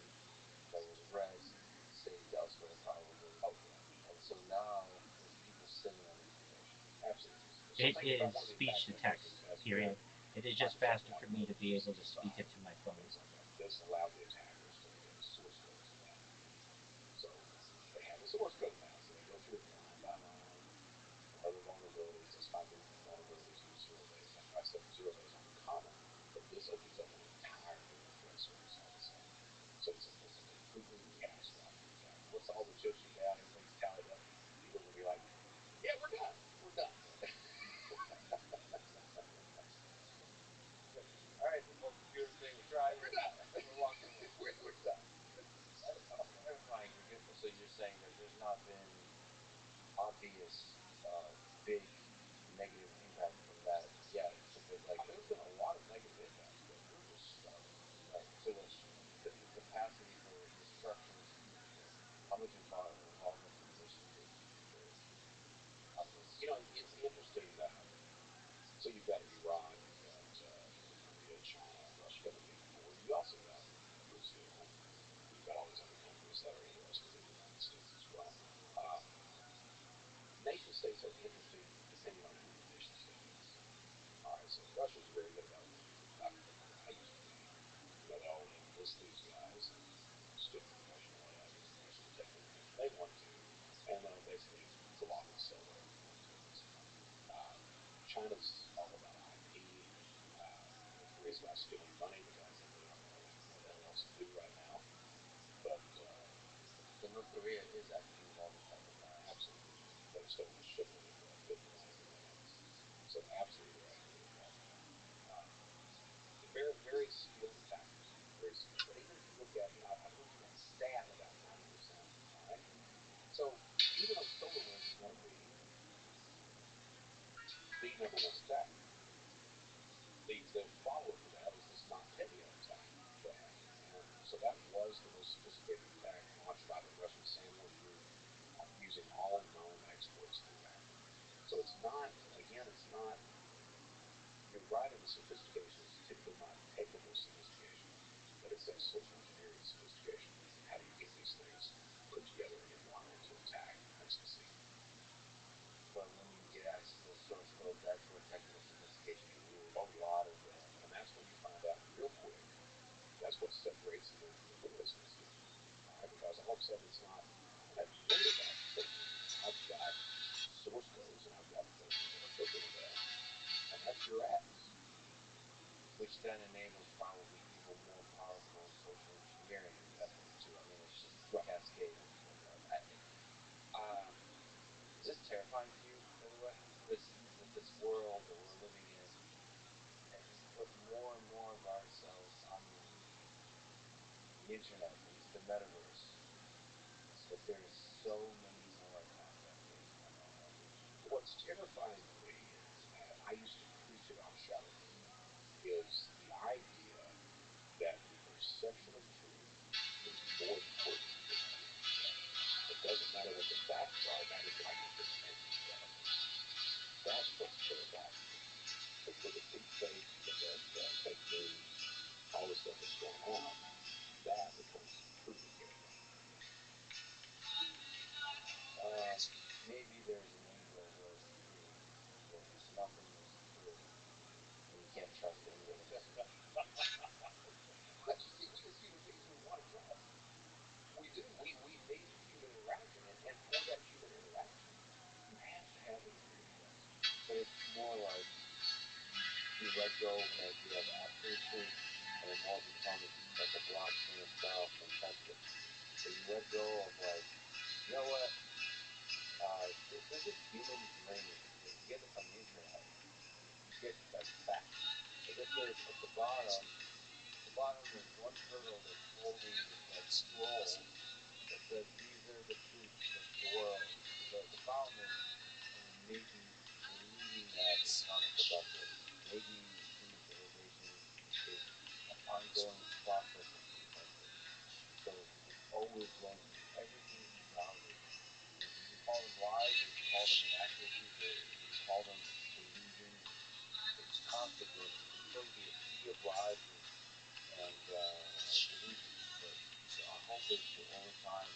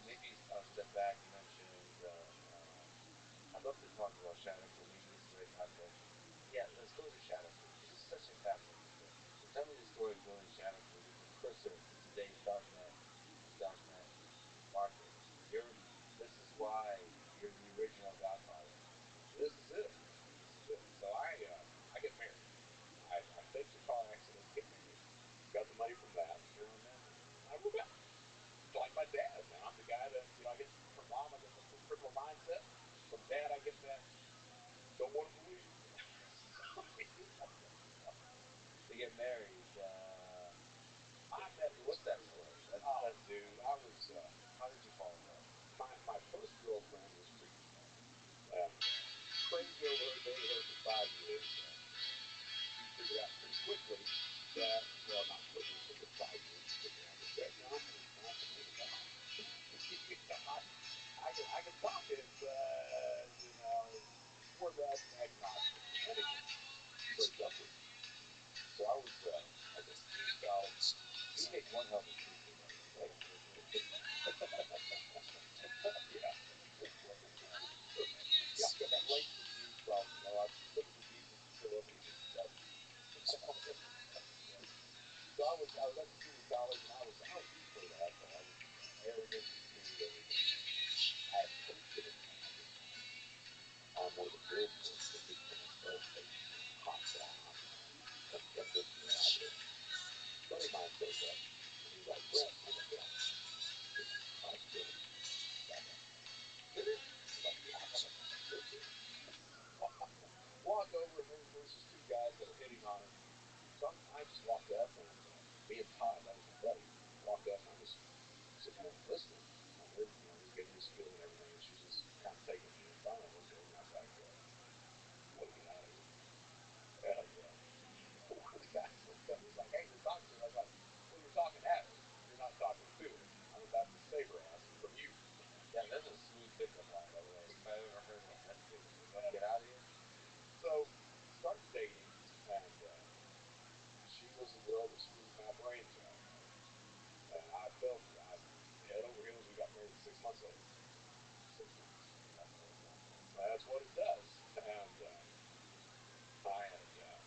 I was. She didn't know I was a crook. She had no idea. She knew I was very bright. She knew I did a lot of theater and stuff like that. Got a job at.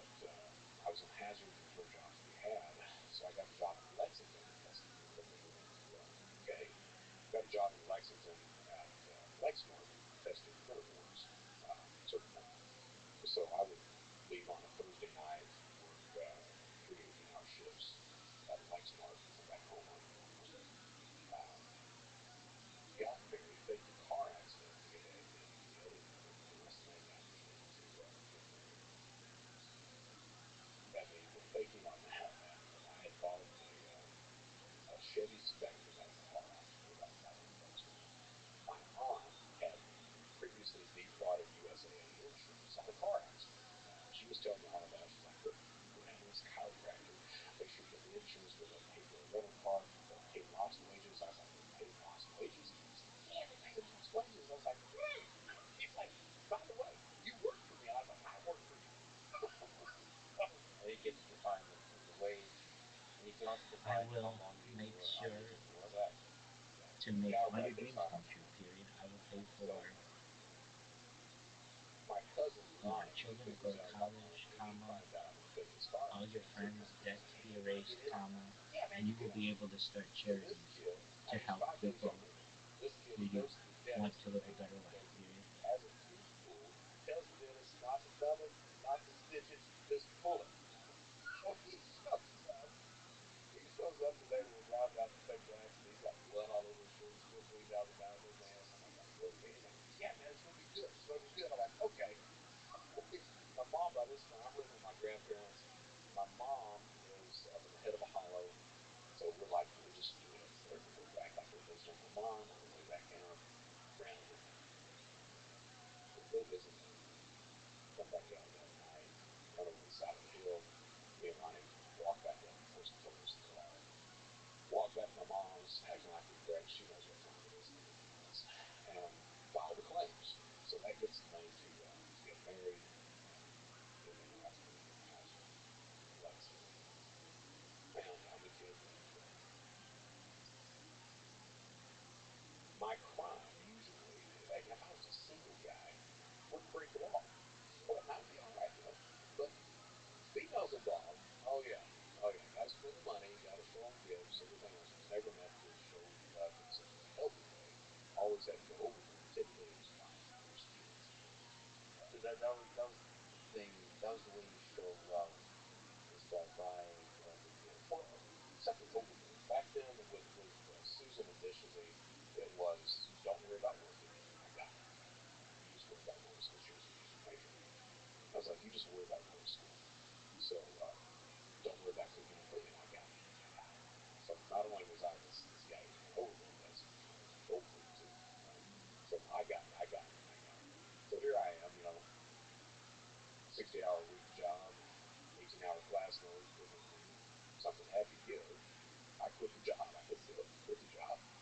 start back in fraud and trying to hide that from her at the same time. So it was initially telemarketing fraud. Started. I was working. First job I had was a telemarketer at a cemetery selling grave sites, and then that ended. Went over to work for Shriners Service, RabbiRothschild, and it was a third-party company that was doing all the telemarketing. Made really good money doing that. That job ended, and then they pivoted over to working for Kiwanis clubs, selling fruit baskets to the banks and everything. So I stole the phone list and started my own Kiwanis club, and would do telemarketing, go out twice a week, pick up checks. Well, what happened was when I went out to pick up checks, go knock on the door. Turns out one of the persons that I had called was a law enforcement officer. So he's like, I'm like, I'm with the Kiwanis Club. He's like, no, you're not. Got arrested, spent 3 months in the county jail for theft of ID 7. Got out, and we had to move from Lexington back to Hazard to live with Susan's parents. They had gotten a desktop computer, HP, and I started searching around online. Found eBay, and didn't really know how to make money on eBay, but at the same time, I'm committing low-level frauds online. I don't really talk about that in bad. Of course, I'm a girl who talks about that. I would pay for it with bad checks. So Teach them more. So now you're just talking like eBay advanced. I would find somebody that had like a stereo system on eBay or something like that, and I'd pay for it with a bad check. And for a while, I made 5 checks a day. Oh, fantastic strategy. So got the money to move, and finally those schemes enough to get my computer back in Lexington. Got to Lexington, and by this point, I'm doing these, like I said, these schemes on eBay, and I'm like, there's got to be a better way to make money on eBay. Got to be. So didn't really know how. One night I'm watching Inside Edition with Bill O'Reilly, and they're profiling Beanie Babies. So I'm sitting there watching, and one they're profiling is this one called Peanut the Royal Blue Elephant, selling for $1,500 on eBay. I'm sitting there going like, shit, I need to buy me a peanut. So my initial thought was, well, there's got to be one in one of these Hallmark stores. They can have something. So I skipped class the next day, went out around all the Hallmark stores looking for Peanut. No, he's on eBay for $1,500. So after a few hours of that, I'm like, hmm. Turns out they had the little gray Beanie Baby envelopes for $8. Picked up one of those for $8. Stopped by Kroger on the way home, picked up a pack of blue dye. Went home, tried to dye the little guy. That was a nightmare. Turns out they're made out of polyester. Get them out of the bath, like the mange. And what happens is, I found a dye that they have in there, and I'm like, that's not going to work. So I got online, found a picture of a real one, posted it on eBay, and I was like, well, what I can do is I can claim that's the one I've got, and then maybe claim that it got messed up in the mail. That worked out like that. So posted a picture of the real one online. Woman thought I had the real thing. She wins the bid. The social engineering kicks in immediately. I didn't want to be on the defensive. I wanted to put her on the defensive. So as soon as she wins the bid, I send her a message. Hey, we've not done any business before. I don't even know if I can trust you. What I need you to do, get a Texas quote, go down to U.S. Postal Service, get 2 money orders totaling $1,500, send them to me, issued by the U.S. government. That way we're both protected. As soon as I get the money orders, I'll send you your ransom. She believed that. Didn't ask any questions at all. Believed that. Send me the money orders. I cash them out. Send her the preacher. Immediately got a phone call. I didn't know what it was. My response, hey, you ordered a blue elephant. I said, blue? Elephant? And she got pissed. She kept calling. What I found out, and that's the first lesson of cybercrime. This is what most recruited salesmen learn is if you delay a victim long enough, just keep putting them down. A lot of them get exasperated, throw their hands in the air, and walk away. You don't hear from them. And none of them, to this day, none of them complain to law enforcement. They eat it. So it's the mixture of like you're exhausted by the process, so it's just easier to walk away. Second, almost like an embarrassment. So there's a whole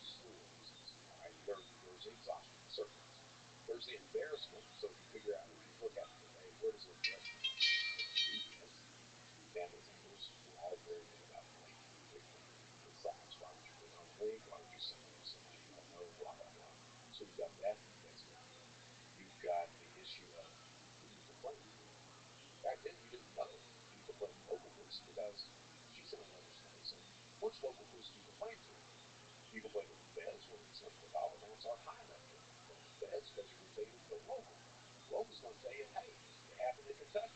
Kentucky's going to tell you, well, shit, you're over there. We need you to come in. So there's Polish jurisdiction, the blame factor, everything else. So I got away with that crap, and because I had my own name at that point, kept going and got better at it. Started to understand how identities, things like that. Started selling pirated software. Pirated software led into installing mod chips. So the initial pirated software was a Sega Saturn, PlayStation 1. Well, you had to have a mod chip in those to play the pirated disc. So I started selling and installing mod chips. That led into installing mod chips in television boxes so you could watch all the pay-per-view, which in turn led into programming satellite DSS cards, or speak English RCA satellite systems. Pull the card out of it, program it, and runs on all the channels. Started doing that. Can we just pause? That is very entrepreneurial. So technically, so there's laws and rules that you're breaking about, but there's also legitimate ways of doing that, which is break the rules of the conventions of the past. That's the first principles thing. That's what Elon Musk do all the time. Right. That is guts and brilliance. But when it's crossing the lines of the law, actually sometimes the law is outdated. The thing is, as a human being, you have to then compute the ethical damage you're doing, like ethically the damage you're doing about other human beings. That is fundamentally the thing that you're breaking. Is you're adding to the suffering in the world in one way or another, and you're justifying it. But in terms of me, sort of as an engineer, that is some gutsy thinking. That's how it was, and Steve Jobs saw it. Sure. That's innovation, and maybe just think your if you can introspect your thinking process here. This is a new. I'd like to hear about this in the HP. Uh, like what? This is a totally new thing to you. Computers is in another domain. How are you figuring these puzzles out? Presumably mostly alone. Alone. When you're thinking through these problems, is there? This is a strange question to ask, but what what is your thinking process? What is your approach to solving these problems? So the approach is you do something and you fuck it up, and you're like you think back, okay, how do I fix that? You fix that aspect, you commit the crime again, and it goes a little bit further, and it screws up. Okay, how do I fix that? What's the issue on that? How do I fix that? So there's not a deep design thinking Like later on, it becomes that. Once you go to that ground work of the way these schemes are working, right? It becomes that, and you can apply that to other things in cybercrime as a whole. All right, but initially, it's basically trial and error. So you've got a problem. How do you solve that problem? All right. So I'm committing these crimes under my name. How do I solve that? Well, one of the first principles that we started to teach on Shadow Crew was all crime should begin with identity theft. That's the main first principle that a lot of people to this day still don't get. All right, why would I commit a crime under my name if I can do it under your name? So that's one of the big levers, and that takes trial and error to get to that point where you start to understand that's the way crime should operate if you're a criminal. All right, but with me it was, I mean, it's trial and error. It's that childhood where that mindset is kind of ingrained in you, where you're looking for ways, non-traditional ways of getting around gratification. I mean, one of the questions I'll probably ask this later is there's also a unique aspect to the outcome of what you're doing, which is you won't you didn't get caught for a very long time. We'll talk about why that is. And the thing is, it's so interesting. All crime probably should, to be effective, should start with identity theft. I like that identity theft because identity theft can take so many forms. Right. So yeah, so Shadow Crew. So so as we started with love. Starting with love. So now we're doing these schemes online. I'm selling to these. I'm programming these satellite DSS cards. And one of the interesting things, and I still see them to this day, is something will happen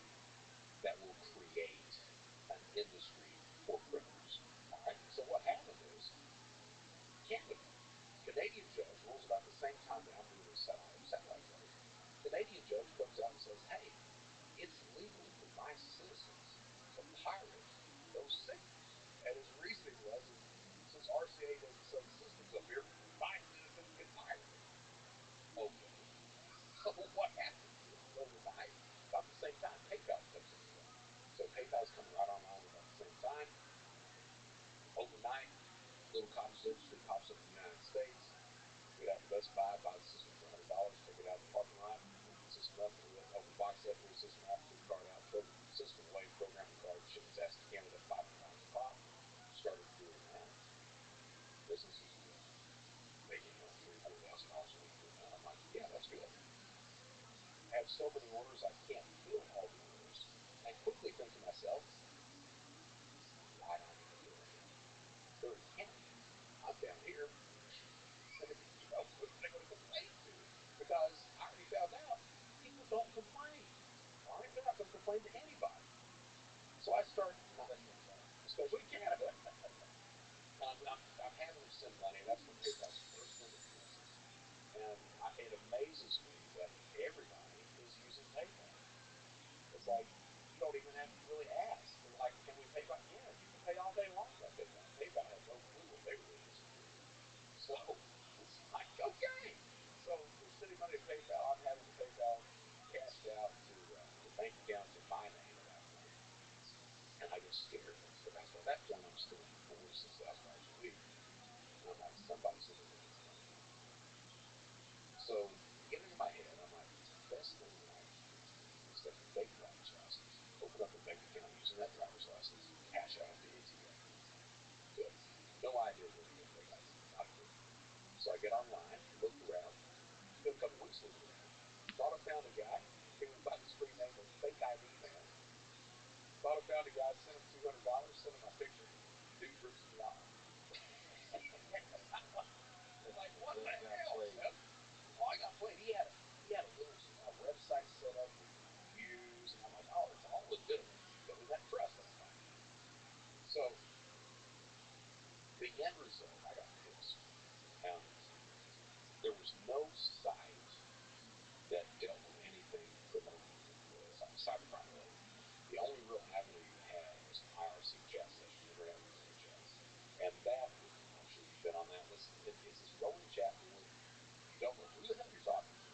Most of them are full of shit. You can't trust anybody, and they're simply trying to conduct business. So, if somebody claims they've got a product or service, either they have it, doesn't work, or they just want to rip you off, because in those channels, everyone's a criminal.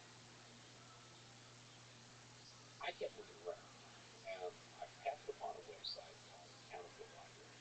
And Counterfeit Library only dealt with counterfeit degrees and certificates, as opposed to a degree like I was selling. But they had a forum, and no one was using the forum. So I basically get on there and bitch every day. I got ripped off, don't know what to do, bam. About the same time I started doing that, two other guys hit me. One of them's named Mr. X, he's out of Los Angeles. Other guy's named Beelzebub, he's out of Moose Jaw, Saskatchewan. And we all become buddies. So, a few weeks of me bitching, a few weeks of them responding. Beelzebub gets me on ICQ, and he sends me a message. He's like, I went by the screen name of Gossa. And he's like, Gossa, I can make you a fake driver's license. I was like, well, motherfucker, do it. And he's like, well, I'm going to charge you for it. I'm like, yeah, you are. And he's like, I am. I was like, no, you're not. And he's like, look, man, he said, this business, if you're going to do this, you have to trust people. Or you're going to fail. He said, so I'm going to charge you $200, but I'm going to send you a driver's license. Well, by this point, I'm friends with the people who own Counterfeit Library. We're emailing, chatting, everything else. And I tell him, I'm like, okay, we'll send you $200. That way, when you rip me off, I'll have them ban you, and I don't have to deal with you anymore. He's like, bet. I go, okay. So I sent him $200, sent him my picture. 2 weeks later, I get a driver's license. Name is Stephen Swaky out of Ohio. And real guy. Worked at ADP payroll to this day, works at ADP. This real guy was. Um, got the driver's license. And to me, at that point in time, it was the prettiest thing that I'd ever seen. I'd never seen a fake ID before. I thought it was great. Turns out it was exactly like eh. So, That is kind of a strong first step into dating, I gotta admit. very strong. Very strong. So this So that was like, point he made that if you're going to be successful in this, you should have people you trust. Is he right on that, or is that just me? Absolutely. You have to have. This is like um, you have to have an inner circle that you So, trust. I'm sure you've probably heard me say this before. Successful cybercrime, all right? There are three necessities to be a successful online criminal. Three necessities are gathering data, committing a crime, and cashing it out. All three of those necessities have to work in conjunction. If they don't, the crime fails. The problem, and it's a huge problem, is that one guy can't do all three things. You've got people who gather the data, basically the general store salespeople who sell PII, credit card logins, uh, data tools, sell the spoof phone numbers and RTPs, stuff like that. A lot of the times, those people don't know how to commit the crime. Most people certainly don't know how to launder the money out and put cash in pocket. So you've got, either because of skill level, sometimes a geographic location, limits what that individual can do. All right, so you have to rely on people that have been in areas where you are not in order for that crime to succeed. And that means you have to trust those people. So what happens with shadow group? All right, so Counterfeit Library is the start. All right, Counterfeit Library transitions over to shadow group. Right before that transition, there was a Ukrainian guy by the name of Dmitry Golubov. He was a spammer of that name. He saw what we were doing with Counterfeit Library, and he liked it. He was getting all these credit card details, and this kid, I mean, he's a kid. This kid has an idea. His idea was, I wonder who would buy stolen credit card details. Pretty good Ukrainian They, Russian accent. so he picks up the phone. He calls his buddies. They call their buddies. They have a physical conference in Odessa. 150 of these cyber criminals show up. And they launch this idea. They launch a website called Carded Criminals, which is the genesis of all modern credit card theft as we know it. All right. So remember I mentioned those three necessities of cybercrime.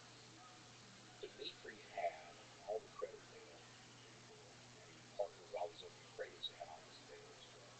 The problem was so much fraud had been committed on the eastern side of Europe that every card had been shut down. Even if you were a legitimate card holder and tried to cash it out, you weren't doing very well. So again, those three necessities: gathering data, committing crime, and cashing out. Dimitri had the data. They could commit the crime. They could not put cash in pocket. So we were running Counterfeit Library. One day I get this message, or not a message, one day Script shows up. And he posts, just on a general forum, he posts, hey, I've got a credit card failure. Give me an address, give me a phone number, wait 5 business days, whatever you want. We had never seen anything like that. We were a PayPal fraud and rebate fraud size when we were a credit card fraud. So and we had, I guess we had 2,000 to 3,000 members then. So the response from the members was, that can't be real. You've got to be law enforcement. There's got to be other people trying to get us arrested or anything else. What? Let me backtrack a little bit. So the driver's license that I got, Beelzebub had an idea. What he wanted to do is he wanted to sell driver's licenses. Mr. X wanted to sell Social Security cards. They made a very passable Social Security card. Me, I had no skill level on that. I mean, PayPal fraud and rebate fraud. So Beelzebub was like, tell you what, you be the greeter. That way you get every product or service that comes in. They'll have to send it to you or let you have access to it. You can run the entire game. And because you're not selling anything, it gives you legitimacy on reviews. All right? So I started out as a reviewer, the only reviewer on Counterfeit Library. So over the next year, Beelzebub turns out he was a pot dealer. He goes back to making pot. He wasn't making shit selling driver's licenses. Mr. X, about a year and a half in, he gets arrested, cashing out credit card, not credit cards, cashing out casinos, doing some shit with that. So I'm the only guy left standing, and I'm at the top of the heap. So, and it becomes this thing where if I review somebody, they make a lot of money. If I don't, you don't do business with me. So Script shows up saying he's got this. I'm the only reviewer on site. People think he's law enforcement. First week it goes like that. After a while, I'm like, okay, I got to do something. And I'm scared because I'm not. He may be law enforcement. So I get him on ICQ and I'm like, hey, you got to use me. He's like, what the hell is that? So I tell him what it is. He's like, you read me. I was like, yeah, that's the idea. So give him a drop address, give him a burner phone number, wait 5 business days, and I try to hit tails to $5,000 to order tails. I get back on ICQ. Hey man, we did for you. He's like, give me one more chance. I was like, look, I'll give you one more chance, but get your ass out there. He's like, one more chance. That's okay. Give him another address, another phone number, wait another 5 business days, hit Thompson's Computer Warehouse for $4,000, do that for $5,000, and it goes through in flawlessly. I post that review on Counterfeit Library, and literally overnight, we turn from an eBay PayPal fraud site to a credit website, and that becomes a lot of money really quickly. Remember, so we were doing now it's called CNP fraud, card not present is used for the online version of stolen credit card data. Back then, a fairly experienced fraudster could profit $30,000 to $40,000 a month. Okay, just buying laptops, what have you, cash them out, put them on eBay for sell them on that. 30 to 40% a month was the profit on that. Script had a lot of buddies. We had people like Roman Vega and these other guys that would sell not just credit card data, but counterfeit physical credit cards as well. We had and Counterfeit, not stolen. unstolen counterfeit. That must be tough to do. So the connections That that must we be harder than like a crazy. driver's license. Crazy. So back in so what Roa initially had, and I became the United States salesperson for Roa. But what he had was he was the first dumpster diver in the United States. So on the back of your credit or debit card, there's a magnetic stripe. 3 data tracks on the stripe. There's the first data track is the customer's name. Second data track is the card number / 16-digit algorithm on the side of that. That's important. We'll get back to that in a minute. Third data track is called release script data nobody uses it. All right. So what's bought and sold is the second data track. It's called return. And the reason that's sold is when you go into a shop, you insert the card or you swipe the card. The only information that's sent out for verification is the second data track. All right, that goes to the processor range verification. The first data track, that customer's name, shows up on the screen of the cashier in front of you. So what typically happens is you buy 10 of these dumps, you get 10 counterfeit cards, you hit code track 2 on all 10 cards. Track 1, you create one fake driver's license. Track 1 is just the name of that one fake driver's license. That way when you go in the shop, swipe the card, track 2 send off the verification, track 1 shows up on the screen in front of the cashier. If you ever ask for ID, you pull out a fake ID, everyone's nice, warm, fuzzy, walk out with it, cameras, Rolex, And whatever. track one could be 8. It doesn't have to be connected, not connected to track 2. Not connected at all. Oh, That's one of the all big right. problems, right? Yeah. So Script brought a host of technical people into that type of environment, all from the credit card realm. We had proxy providers, we had all these people that were doing this stuff. We start making a lot of money, a lot. And the reason that happens is, again, Script did not have the ability to cash out, so he was reduced to selling things. And at the same time, he's looking for how do I make more money. All right. The Ukrainians happen to buy this thing called the CVV rules for hacking business. Okay. So what happens is, remember I told you track 2, card number / 16-digit algorithm. You gotta know the algorithm to decode it. So you swipe the card or take it to the ATM machine, all right, or ATM. You gotta know it. Now we were pushing data for pay. I mean, we were doing a lot, dude, a lot. We were getting PINs, we were getting card numbers, but you can't get that algorithm. So the Ukrainians started testing stuff with us. What they found out was no bank has implemented a hash on track 2. So you take the card number / any 16 digits, put it in code, take it to the ATM, do a cash out, because you got a PIN.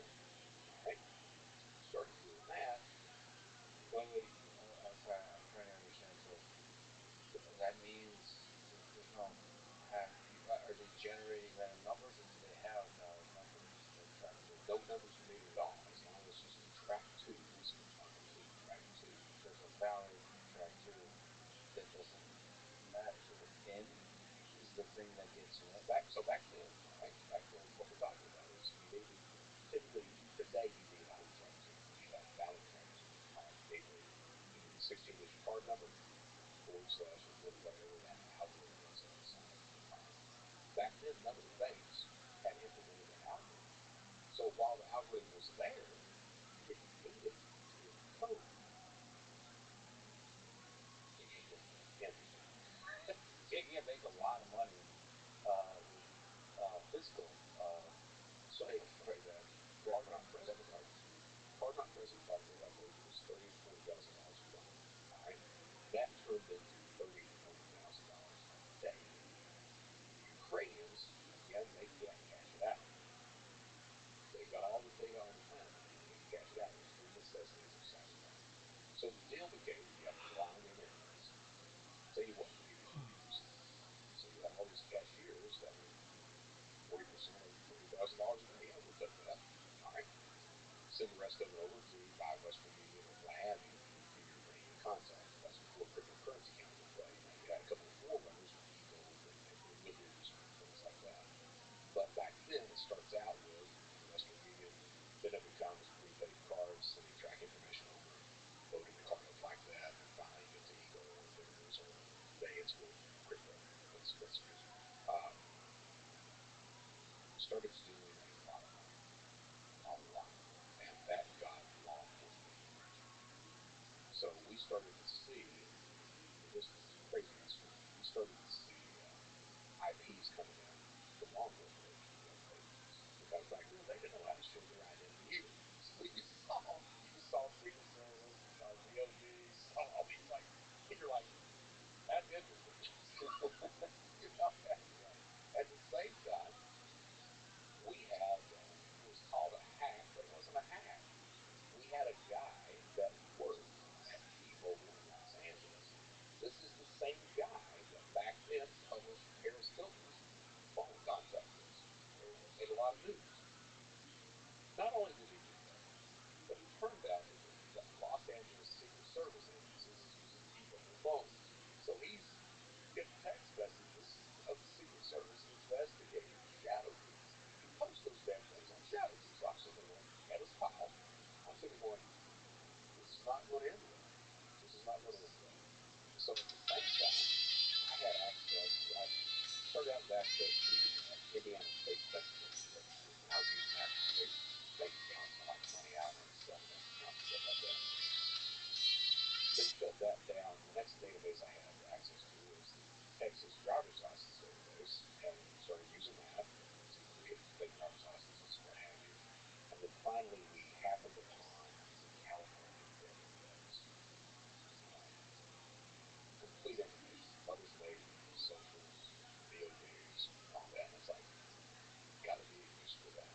Well, you can use it to create identities out there.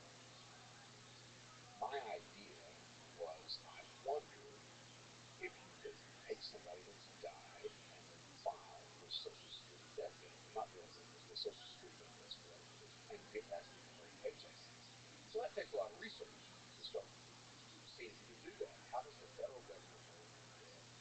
Do federal indexes reference state indexes? You got all these questions that pop up. Well, it turns out federal indexes don't reference state indexes. I said, what?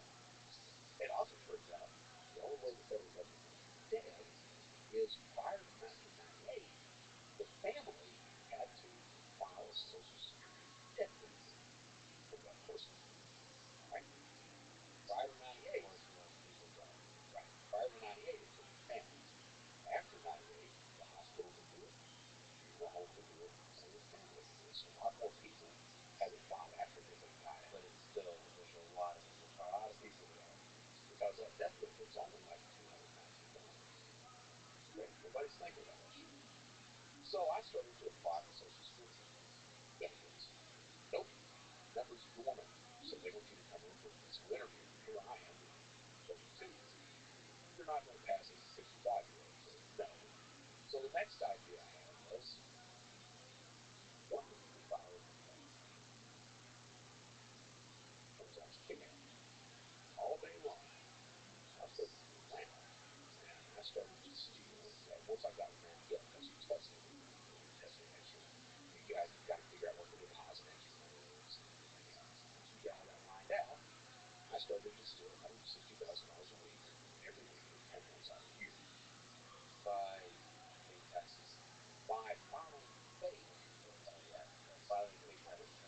So you find a business, and the way the system worked is the IRS will issue a refund on somebody before they're able to verify that that person was from employment. Still works like that today. All right. So And you keeping the amounts relatively low keeping the for very low those amounts. Okay. amounts are very low. But you're still able to achieve scale because of budget All that right. you're I working got to with. where now I was manual, but later on, a couple of buddies of mine built an automated one. Wait, you don't do like additional code involved? I do. I file a return once every 6 months. Work 10 hours a day, 3 days a week. Clicking on so typing fast and One clicking. return every 6 months. That's changing IP.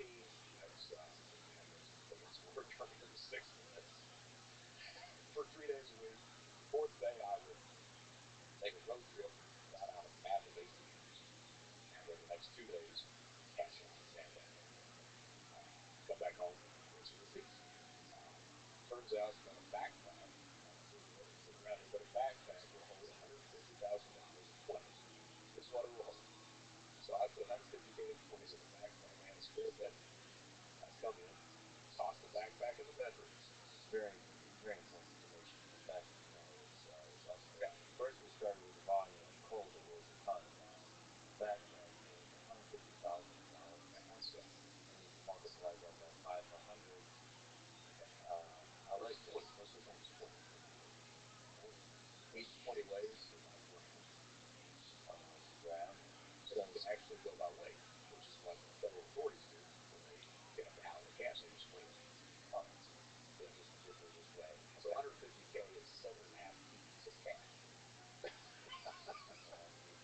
that's pretty light. Not bad. Not Yeah. bad. Did you get this big backpack to Yeah. get the 150,000 with it? I like it. So It's great. So wait, where does that come into the backpack? so what happens is I didn't know how to body money. All right. So I'm throwing cash in a spare bedroom. One day you open up the bedroom and you're like, got to do something with those backpacks. And that's when you start learning how to launder money, cash-based businesses, things like that. I had a convention company, had a couple of detailing company. I was running food trucks, things like that in Charleston, South Actually, can you pause on that to take a tangent there? How does money laundering work? I mean, at that time, what years are we talking about? This is by the time the tax return schemes go into play, we're talking 2002, 2003 is when it actually really started. So, what at that time and what you're aware of now, how it evolved, and how does money laundering work? It's not that much different. It's really not. You get a cash-based business, you start laundering money or putting money through that, saying that transactions are legal. Then you start depositing into bank accounts. And the bank accounts, my thing is have bank accounts in the United States, Mexico, Canada, and then finally bounce over to Estonia. There's a final destination called Estonia. The idea is to try to move it to so many places that by the end of the day it is legal and you can trace it all if you're caught, which you are. But so cash-based businesses and So, when you say, sorry to interrupt, the cash-based businesses, you have money that needs to be moved to other people. Um, so, how does that work? What's the business? Are it, people it providing you a includes service and you're giving them money? right. So you do the Ozark thing if you want to do that. So you can gamble, cash out something like that. So if you're playing on casinos, you've got your convention company or your detail company. So how many cars you clean in a day? How many companies have got to do that? All right. Whatever that company is, it's got to be cash based. Somebody's paying in cash. That's what you're doing. You have to have enough of those cash based businesses where that's not funny. All right. Because if you're a detail company making $100,000 a month, that's a problem. Okay. So then you start depositing into that. Well, because of the Patriot Act, that's the Social Security Reform, SARS came in at $2,500 instead of the 10K that it used to be. So all of a sudden you've got multiple bank accounts that you've got to set up. All right. Fortunately, what you also had is you had like prepaid debit cards that come into play at the same time. So the combination of bank accounts, prepaid debits that had ACH abilities attached to those as well, when you start running them all together, once it's out the United States, you don't have to worry as much. You can start funneling that into pure bank accounts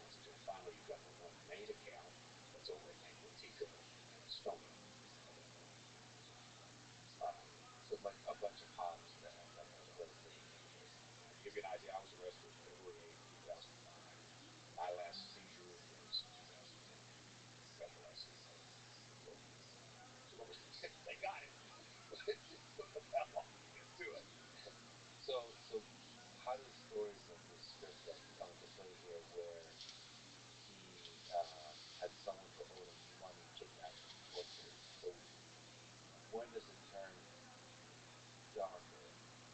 It turns darker when you get more into the middle of it. Script was a kid that he was stealing enough money that he was able to buy whatever a slave needed, and he would brag about touring the countryside. Whenever he saw property that he liked, he would buy it, and that was not just a brag; he was doing that. So this kid is stealing a lot of money. At the same time, he's got connections politically because of his family. He's got connections, and that family's got connections with the European mob. All right, so he's got these inroads with people that are bringing out money, and he's stealing a lot of money at the same time. Somebody doesn't pay him a decent amount of money. Somebody doesn't pay him. Now we had never, with Shadow Crew, with Carter Planet, with Counterfeit Library, we were basically anonymous. All right, we were just the fraudsters, the social engineers. We had never really considered violence. The rules that I had anyway were, hey, we don't do child pornography, we don't do counterfeit currency, we don't do drugs. And the only thing we ended up obeying was the child porn stuff, except for Max Butler in the first version. Um, Script, someone rips the guy off, and he comes online on Shadow Crew at that point, and he posts these pictures one day.